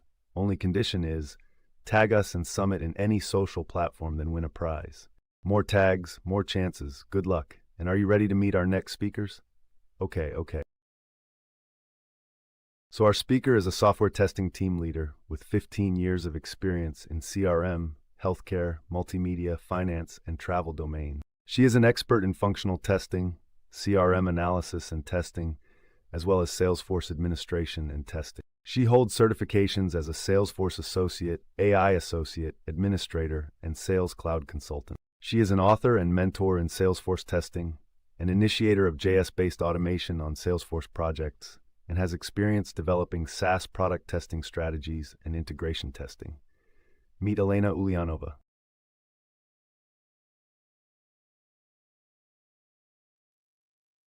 Hello, guys. Thanks. But hold on, it's not a solo talk, because now we're about to be joined by a senior software testing engineer with 3.5 years of QA experience, primarily focused on Salesforce functional testing in Agile projects. He holds certifications as a Salesforce Certified Administrator, Salesforce Associate AI, ISTQB Foundation Level, Capado Robotics, and Capado Fundamentals 1. In his work, he pays attention not only to the product's functionality, but also to ensuring that the technical implementation meets high-quality standards. Kamil Bogdanovsky, Elena, Kamil, go ahead. Over to you.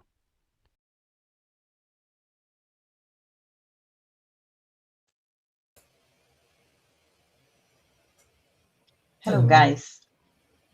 Thank you for joining and listening to our topic today. Today, together with Kamil, we'll talk about Salesforce and AI and Salesforce testing. So we need to think how to test it nowadays, what we need to learn, what tools we need to choose for testing purposes. And first of all, let's check actually what features we need to know about Salesforce, AI Salesforce, and tools for Salesforce testing. As a general process of testing Salesforce applications, we need to distinguish two parts. First of all, we need to know all the Salesforce features related to AI. In our case, these are AI solutions within the suite of tools built into Salesforce Customer 360, which help us to create and set up business workflows more effectively. That's Agentforce, Einstein Copilot, Einstein One Studio, as an example. And we also need to think about those tools which help us to test Salesforce application. And these tools which try to reduce test maintenance, generate test scripts automatically, predict risks with the help of AI. So all these actually well-known tools for those who are testing Salesforce already have the AI features inside. I can tell here about the Agentforce Testing Center. It's a separate tool, but we need to speak about. It's Provar, Capado Robotic Testing, tool from TraceSenses, like AxleQ, and of course, we can speak about some custom testing frameworks. So all known tools for automation testing of Salesforce applications nowadays also have AI features inside. And we can speak about some common features within each tool.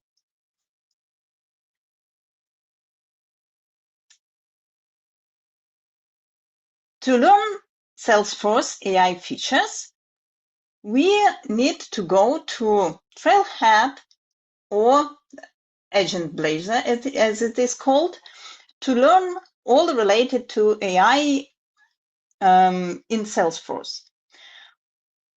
In Trailblazer, you can find the path how to go through several steps to gain the Agentforce certification. So you can become the champion of Agentforce when you learn some features of AI within the Salesforce. Then you can proceed with the innovator page, and you can also be a legend of Agentforce and be prepared for Agentforce certification. All this stuff here works as we usually do with all Salesforce features. We use the authentic Salesforce resources to learn these features, and we practice how to use them within our application. When we're speaking about test automation tools, like I've said before, we can speak about some common features and some differences within them. So let's assume we have the comparison matrix of some automation tools for Salesforce. The most common are Prova, Capado robotic testing, and a tool from Tosca. Like an example, there are more, but it's enough to have the division of features of 3 of them.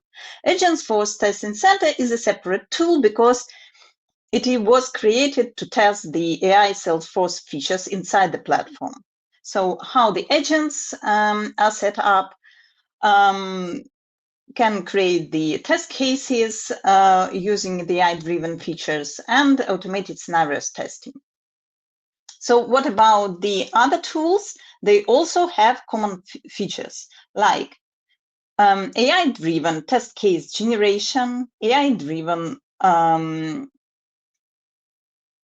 execution, some AI self-healing features, and some difference, like, for example, Prova has its own assistant, or, for example, intelligent is data generation using Salesforce metadata, like, for example, Capado robotic testing tool has smart run analysis, and etc.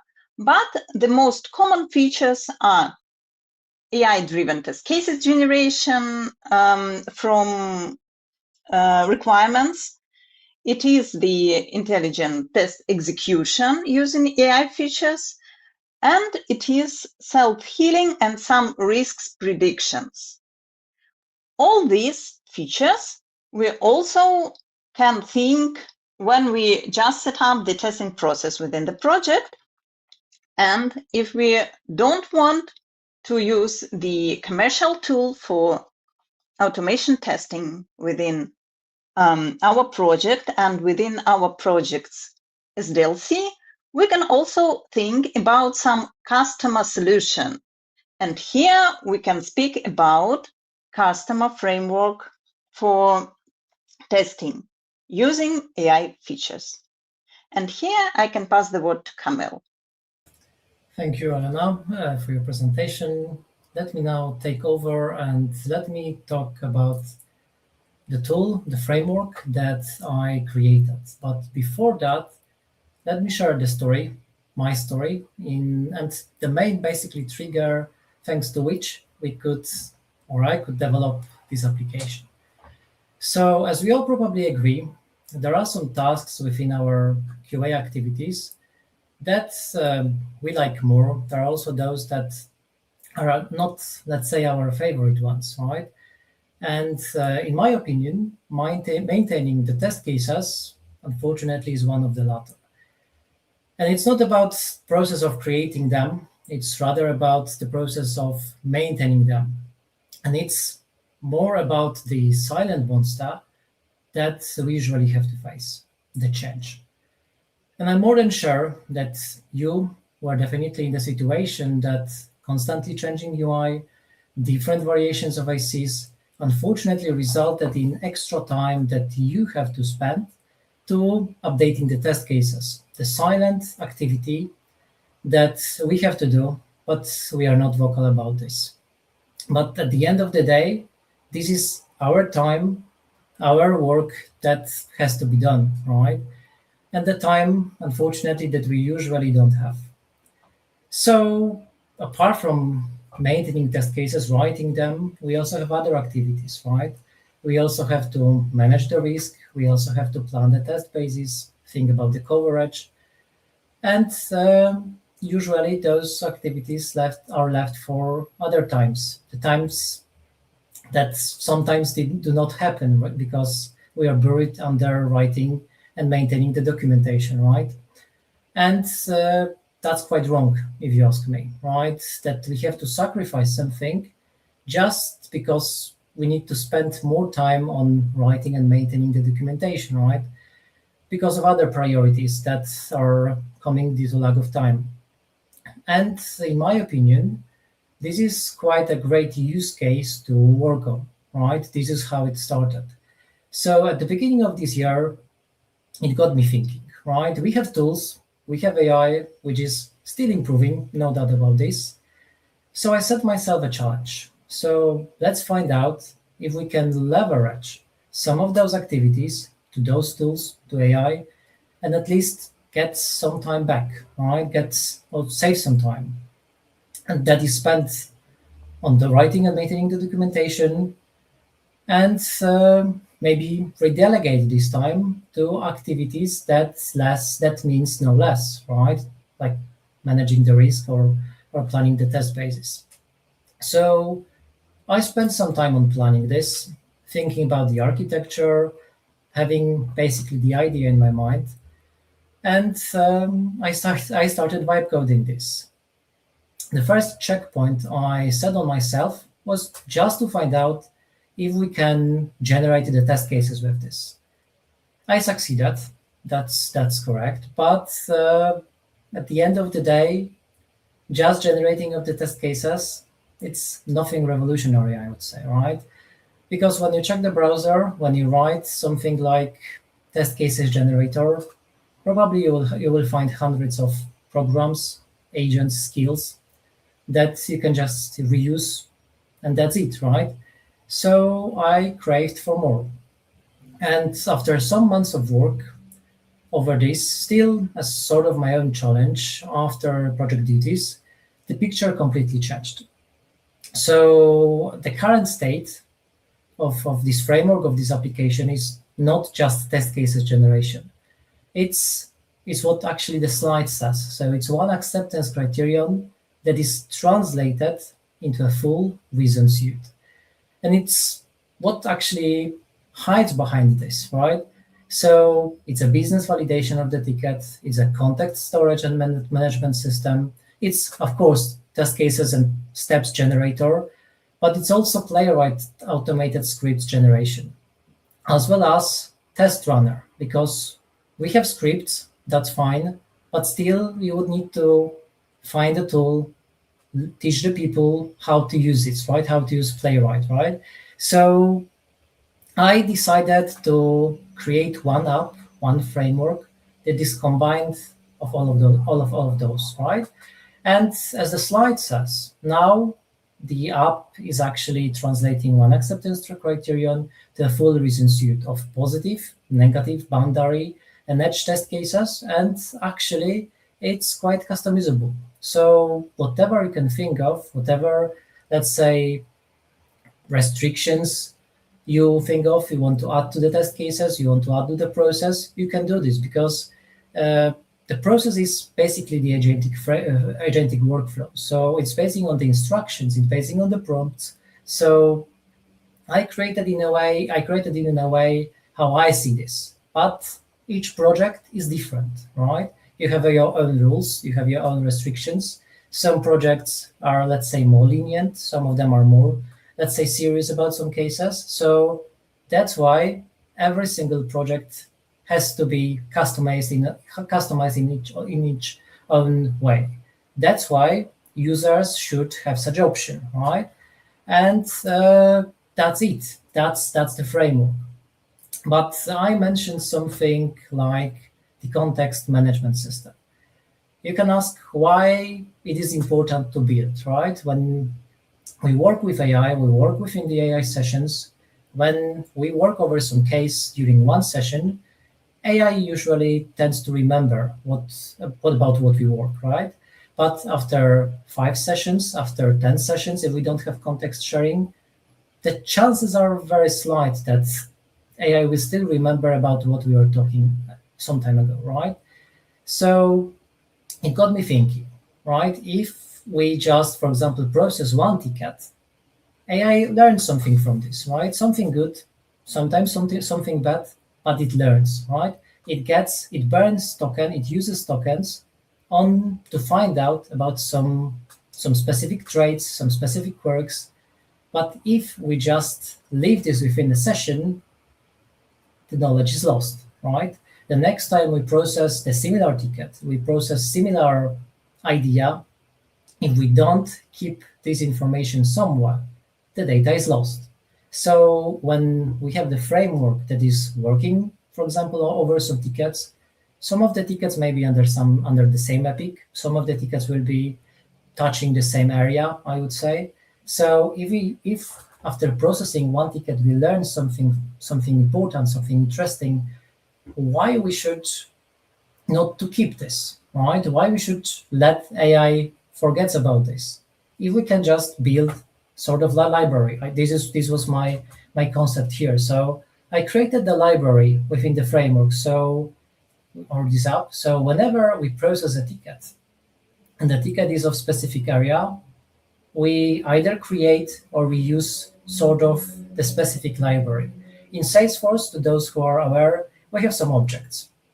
We have, for example, account, contact, etc.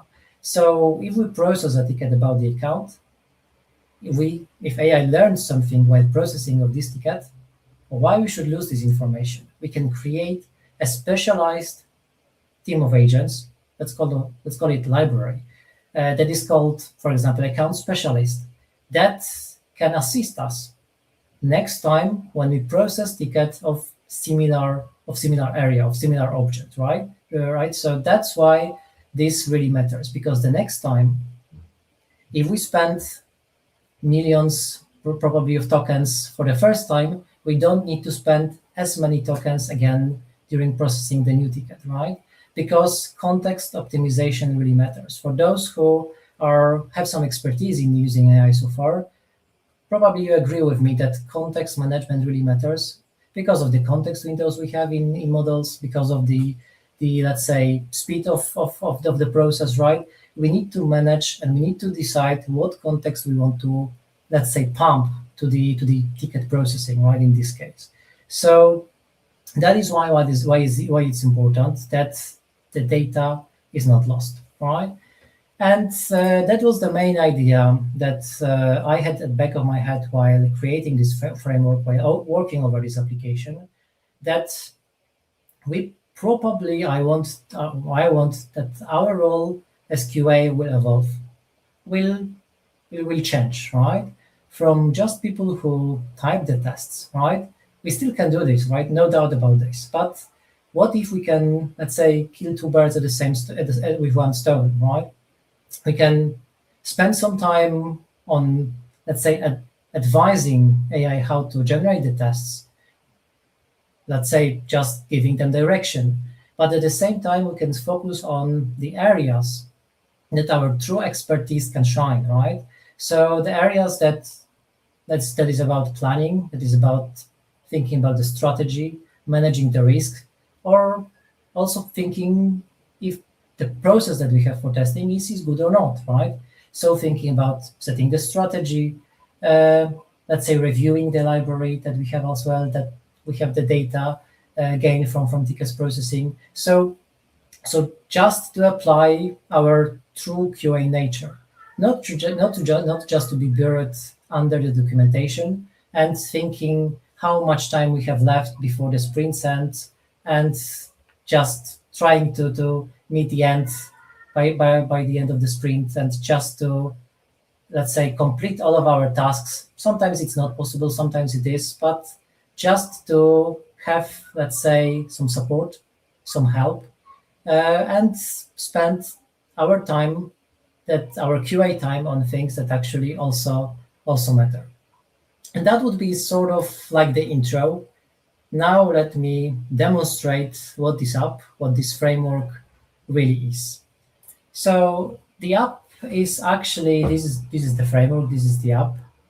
So this is the desktop app that you can actually run on your PC or some MacBooks. that actually consists of multiple tabs on the left that are responsible for some management activities. What really matters here is the agentic workflows I mentioned. So the one that is responsible for business validation, which we call BA journey, and the one that is responsible for QA work, so for QA deliverables, that is called QA journey. And how it is processing, you ask. So the idea is just to start with retrieving of the tickets from Jira, from Azure DevOps, whatever service you have. We plan also to have more, but for now it's just those two.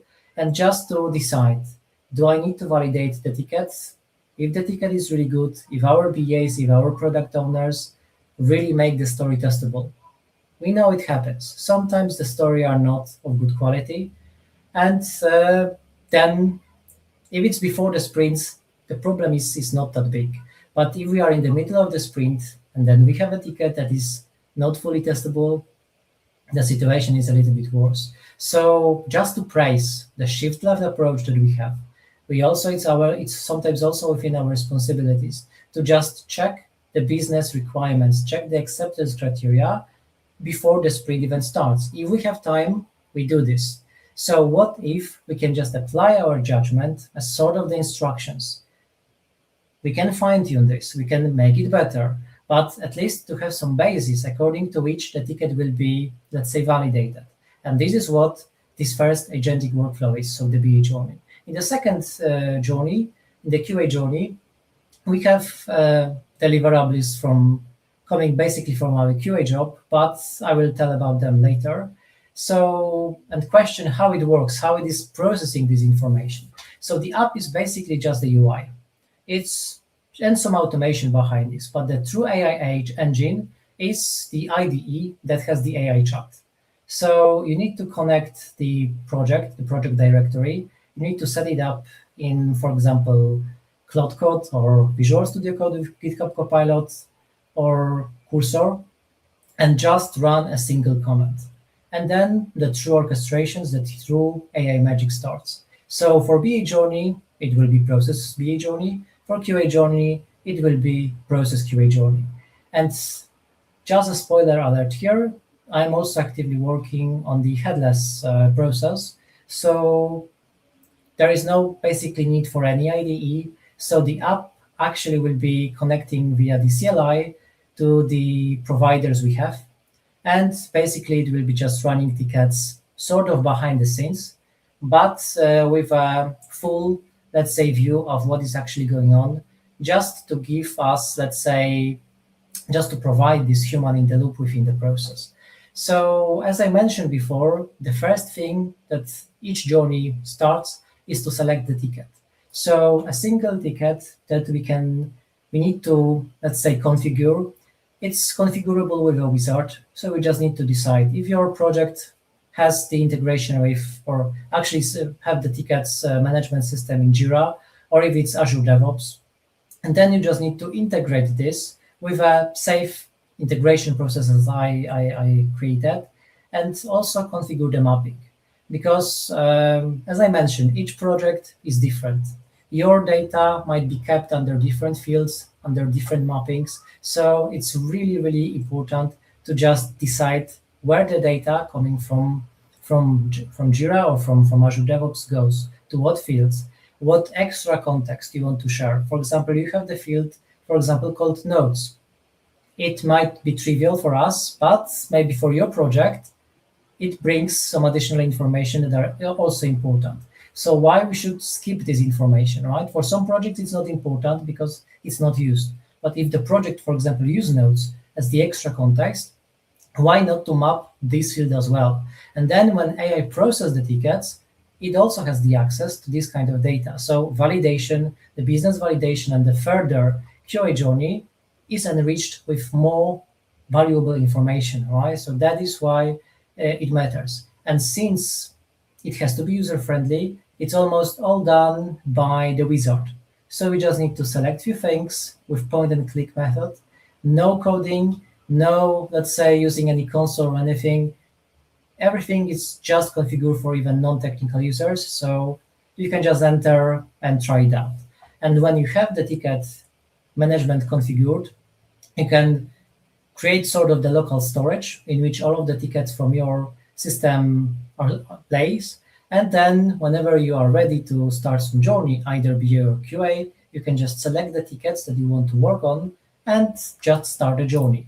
So as I mentioned, we have two journeys, the BA journey that is responsible for business validation, and the other one, which is QA journey, that is responsible for QA activities, I would say. And speaking in details about this, let's start with BA journey. So BA journey at current state consists of 4 different stages. So the first one is ACN entities. So this stage is responsible for, let's say, deciding or actually calculating how many ACs we have, just to create sort of the AC map. Because I'm also quite confident that within your QA experience, you've met the tickets that is basically single AC, but for example, 20 different personas. So then basically it will be maybe just test with just one persona of this one AC, but just to make sure that we have full coverage, it would be advisably to run 20 different, let's say, runs of tests, right? Just to make sure that every single persona has these acceptance criteria covered. So we need to calculate them because it's a real effort, right? It's just to see how many testing runs we need to run. So this is the first stage, just to identify how many acceptance criteria versus the personas we have. The next columns is also about some quality gates, some gates like checking if the story is testable, if it's having both positive but also the negative coverage of the acceptance criteria, because it sometimes happens that usually the positive scenario is covered, but then we don't know what should happen when the condition is not met. And it's also equally important as the positive scenario, right? But sometimes it's missed. We know this. And then the next stage is more, let's say, theoretical gate, which checks the invest score. This is rather, let's say, BA business analyst, let's say, checklist that usually they check. So why not apply this also to our quality gates, right? Just to make sure that the story also meets all or some of the points from the invest method, right? And then to just provide a full summary if ticket is really ready to be processed in the QA journey, right? And if it is, then we can move it there. So we can move it to QA journey, which is a little bit more complex. So in a nutshell, QA journey actually consists of, I would say, 4 phases. So the first 2, the Salesforce exploration and team assignment, are responsible for managing the context, to retrieve Salesforce metadata, to retrieve fields name, field developer names, and also to apply the libraries. Those are libraries that matter. So for example, as I mentioned, if we have ticket about the account object, we don't want to use the library for the object quote because it does not bring any value. For those who are not, let's say, experienced in Salesforce, it's like you are supposed to cook a dinner, but you are taking the book about the aerospace, which probably doesn't bring much value for your dinner. But so that's why the context management really matters. We don't want to pump the AI agent with everything we've got. We just need to pump it with the context that really matters, because at the end someone has to pay for this, right? Tokens consumption nowadays is not cheap, right? We know that the tokens pricing is actually going up. So these activities like context optimization, context management is really important. So if you are going to, for example, build your app, build your framework, build anything you want with agents, don't please forget about context management, because it's really critical for the current agentic workflows, right? Because someone has to pay for this, right? And the cost is one of the most important KPIs, if you ask me, right? Then after managing the context, we have those 3 columns, test cases, test steps, and test scripts, that actually are responsible as the name suggests, for generating test cases, generating test steps, and generating the scripts which are written in Playwright. But just scripts probably is not enough, right? Because you don't know if the scripts are good or not.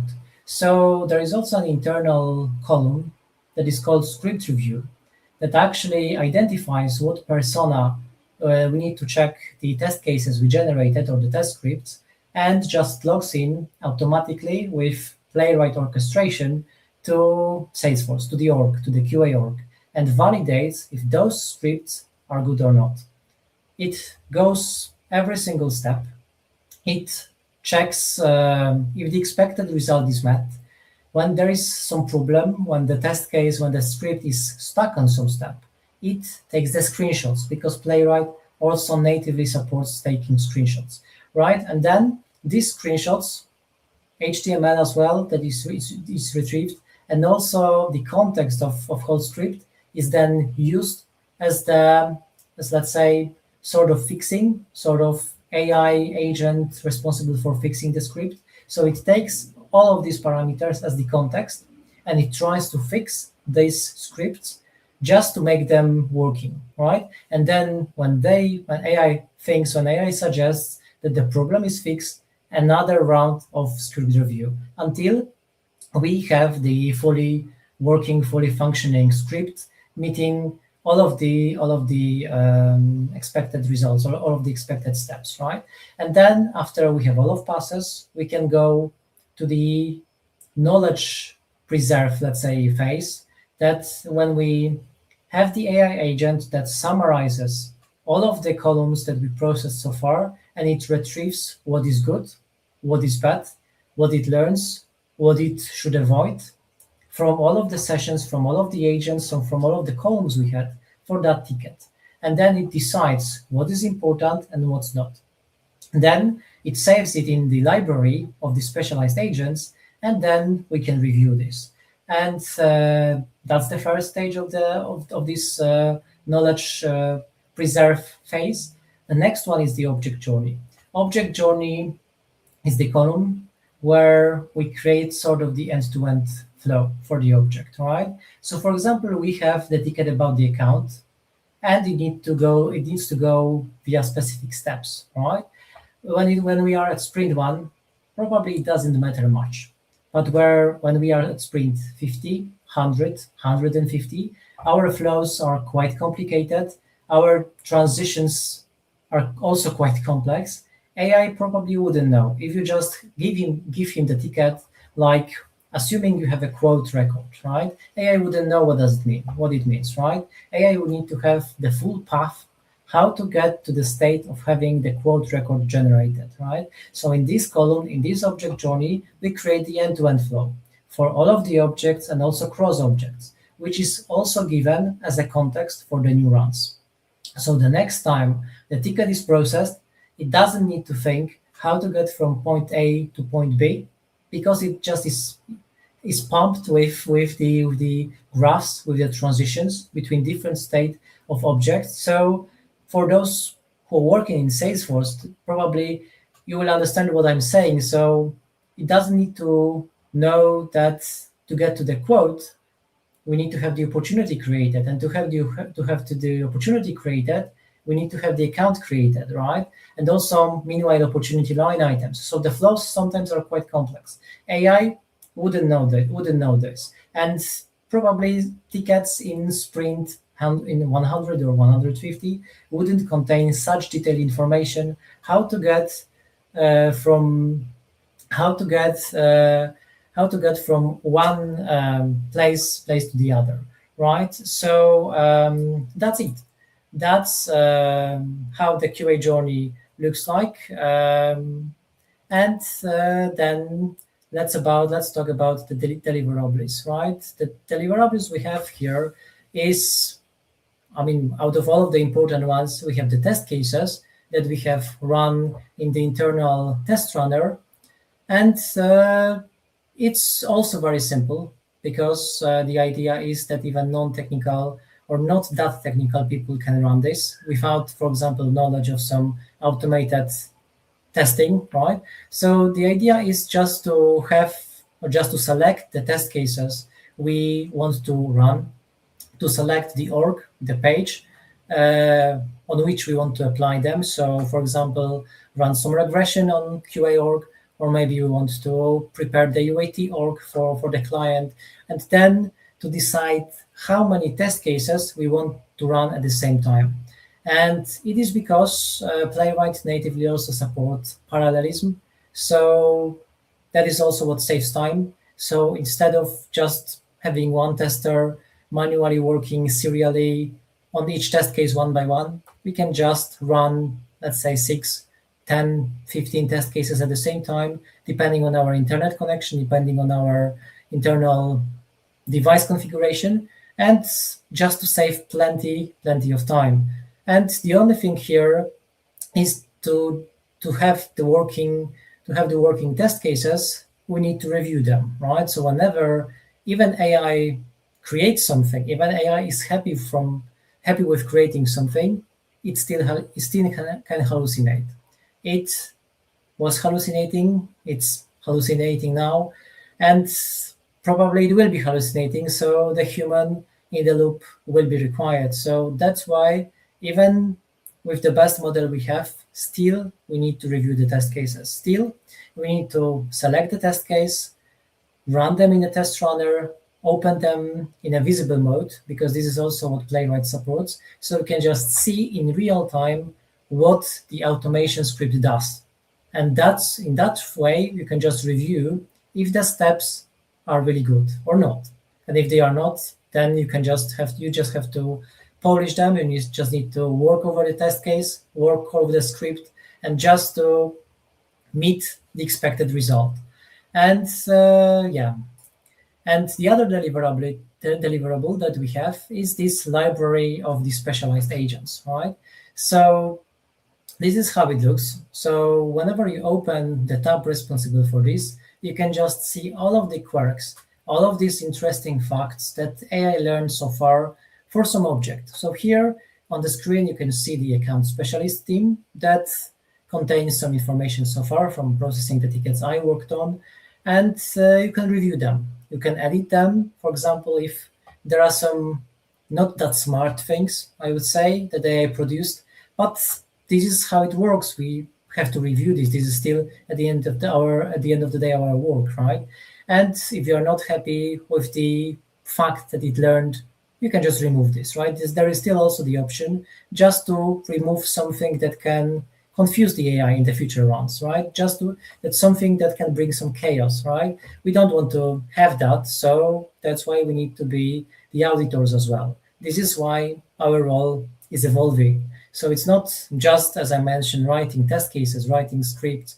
It's also about reviewing the knowledge we have, right? Or just to add our expertise, save this, not maybe for us, but also for the rest of the team, right? That works on the same project.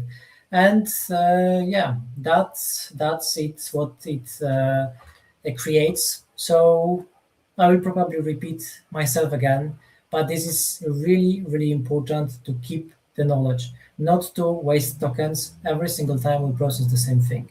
Context optimization really, really, really matters. So that's why when AI learns something, we should preserve that.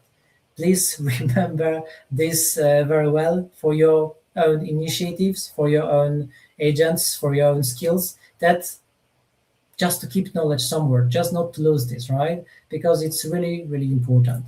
And at the end of both processes, of both agentic workflows, we can basically have those mentioned items. So it's ASAE line items. We can see them. We can check how many personas we have. So we can estimate the effort, right, to some extent. We have the test cases, positive, negative, boundary, edge, and whichever you like, right? Whichever you think which are important. Whichever, for example, notation they should follow. You can, let's say, put that restrictions in the instructions, right? So then AI, while processing the ticket, it will know in this project, these are the instructions, these are the restrictions, I need to follow them. Because if AI has some examples, if AI has some, let's say, guidelines, to some extent it will follow this. But so that's why also why prompts, why this knowledge, we cannot pump all of them at the same time. We need to gradually pump only the context that really matters. We also have the atomic and traceable test steps, which is something that probably goes with the test cases as well. We have runnable playwright scripts, right? So that even a functional tester like me can have the automation, right? So sometimes we are in phase of the situation that we need to create tens, hundreds of test data, right? And if we have to do this manually, it will take time. But we can, for example, create the test script. We can have some test case that covers this test data and, for example, run it 20, 30 of times parallelly. So instead of spending hours, it might be just minutes just to get the same result. And also at the same time, you can just focus on the meetings, right? That we sometimes usually have, sometimes too much, right? And then we also have parameterized data sets just to review, just to maybe also provide this kind of information, provide the strategy for the data set in the instructions, how to tackle some specific problems. Like, for example, maybe boundary value analysis, maybe, for example, some, let's say, kind of methods that we have for testing, right? Just to apply them, just to give this knowledge, but not too much. We have to be very specific. We cannot like put whole ISTQB foundation document inside because it will burn tokens, and I'm more than sure that not whole document is needed for let's say small test case generation, just some parts of it. That's why context optimization really matters. And also we have those version object journeys. We also have those learning logs that are reusable, right? The next time we work on the similar ticket that we used to work, we know more, right? We don't burn tokens again on the same thing, right? We already know this, so why we should lose this kind of information? And also I wanted to give you a quick look on the runner, how the results look like, because this is, as I mentioned, so you just configure this with a wizard. You just select what test cases you want to run. You just need to select what org you want to run this against, and basically how many test cases you can run at the same time, and that's it. And this is how the test runner dashboard looks like. So you can see in real time how the test cases are progressing. If you are impatient, I am.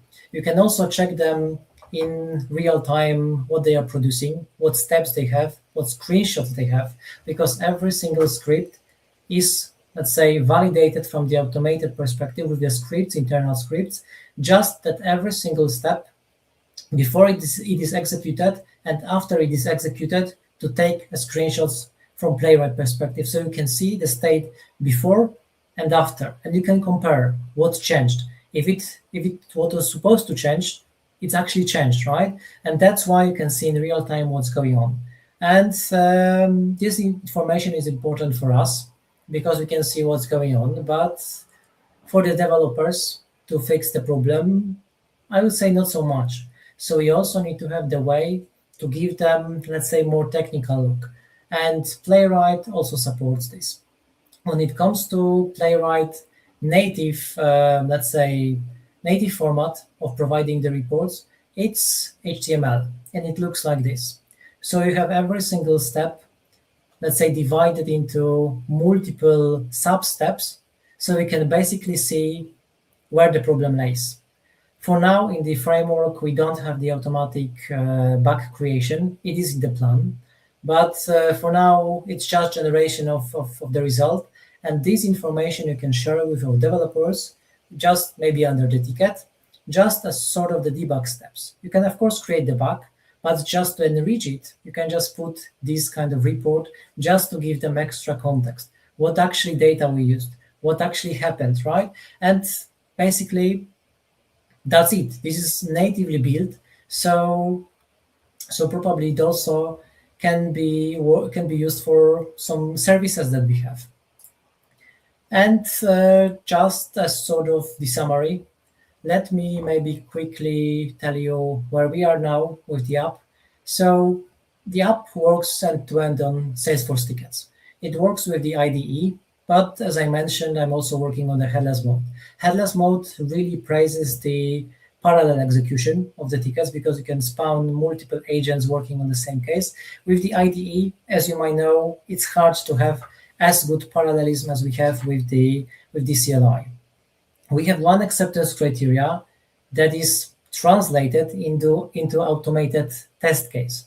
This is really important. It saves time, not only from, let's say, functional perspective, that we have the test case that covers some functionality, but as I mentioned, we can also have the way to create some data, right? To create some data to leverage this task on AI, on the Playwright script, right? And also we have the library that really matters, that is fully automated.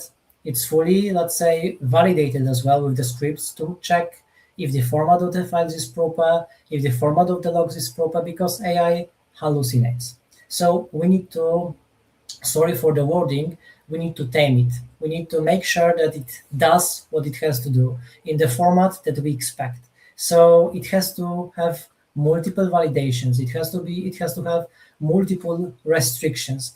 The best approach is to use automated scripts that validates AI, right? For example, to check the outputs, not AI validates AI. It is also to some extent good that AI validates AI, but what if one hallucinating and the other hallucinating is hallucinating as well, right? So that's the problem. That's why if you can leverage some task to some automation, why not?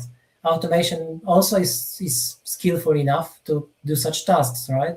So we also need to have in mind the tokens consumption. So if we can run the script with $0 probably dollars versus the AI that spends even a few dollars per ticket, but it spends it, then we should use, in that case, the automation, right? What I'm working as well right now is to fine-tune the prompts, fine-tune the instructions, just to test to what extent the parallelism should work. I'm just running multiple test cases at the same time just to see what is the outcome, what's still missing, right? That's why we probably need some people with their expertise, with different angles, with different views, just to see what we can benefit from this, how even more we can, what more we can get from their expertise, right?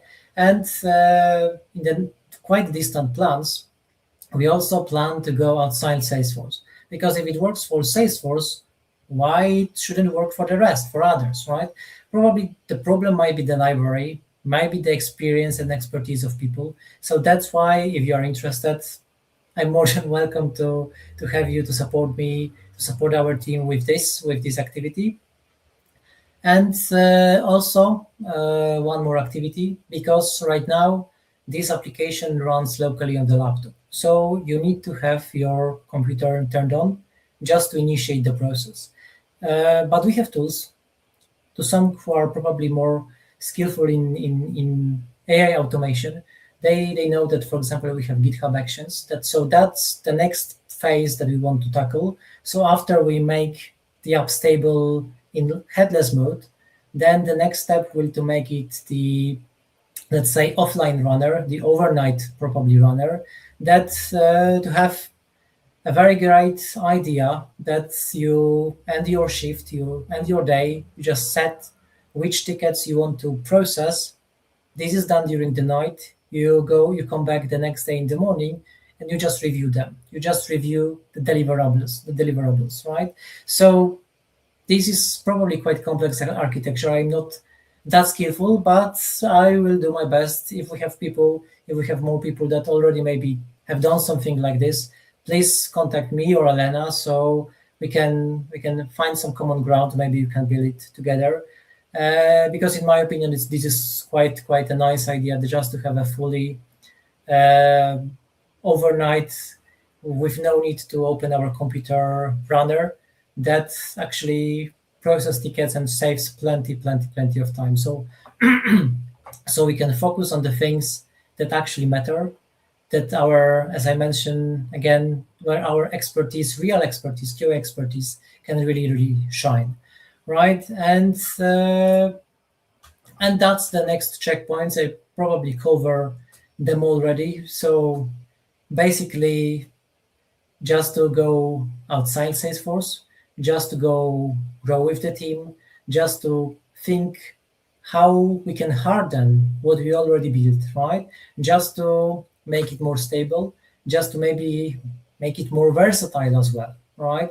So, yeah, there are many challenges that probably I'm not even aware of, but we have to start somewhere, right? We have to, let's say, plug up some courage in ourselves just to even try this.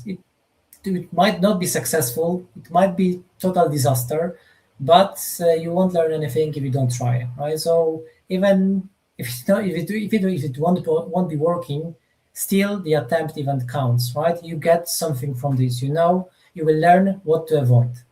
That's also some important, I think, knowledge. And I encourage you to set some challenge for yourself, to set some challenge to maybe create some even agent. Just start with this, maybe even with a skill. And then after some times when you get some skillful, maybe to create some architecture, just to learn where we are. Because I can see at this point that it's really promising and it brings really great results and can leverage sometimes so we can focus on other things, even if our days are full of meetings. So basically we don't have anything for other things. So we can just leverage these activities, our testing activities, to someone else and just to be on the meetings, right? We know how it works. Sometimes these days also happen, right? And just to bear in mind, the goal is not to replace anyone. It's just to simplify our life, just to support our activities, just to, let's say, not be buried under documentation. I will repeat myself again, just to have some balance in what we are doing, right? Because just repetitively writing test cases is also not, I would say, good for us. We also should have some variety in what we are doing, and just to have some healthy approach to our testing, our QA activities, right? Thank you. Questions are welcome. Yeah. Super, awesome, thank you. Great job. The audience has a few questions. First, how does your AI-based testing framework help QA teams reduce the time spent on test maintenance and focus more on strategic testing decisions, especially given the complexity of Salesforce projects? Yeah, so as I mentioned, we can leverage some of the activities that we do, like test cases generation and maintaining them, keeping the knowledge, even the regression testing, right? So preparing the UAT org, and just to spend some time on planning, on making strategic decisions, and basically just to make our QA expertise shine, right? Just to reuse our experience, our knowledge on the things that also matter equally as writing proper documentation.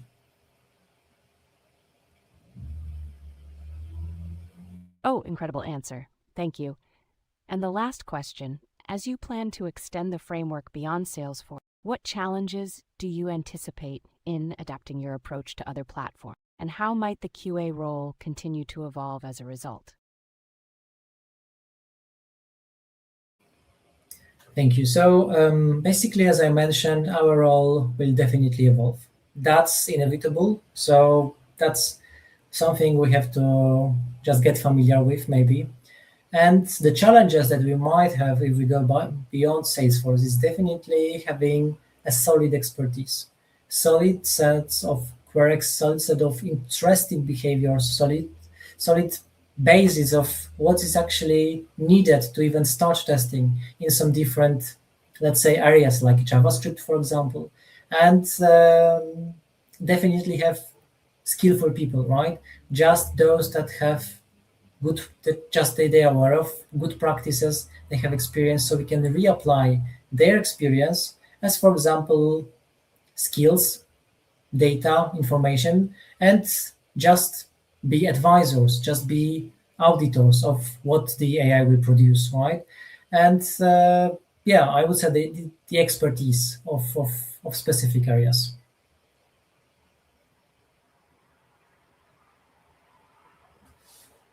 We thank our speakers for their engaging presentation and their detailed answers to the questions. Your experience and expertise in testing and implementing AI solutions on Salesforce projects inspire the professional community and contribute to the development of best practices in the industry. Thank you for your contribution and openness to dialogue. Folks, thanks to everyone who joined us. Come back tomorrow. It's going to be amazing. Follow us on social media to catch all the cool stuff. Don't miss our special challenge. Stick around and join the fun. We've got awesome talks from our speakers, fun contests, and cool prizes. See you tomorrow.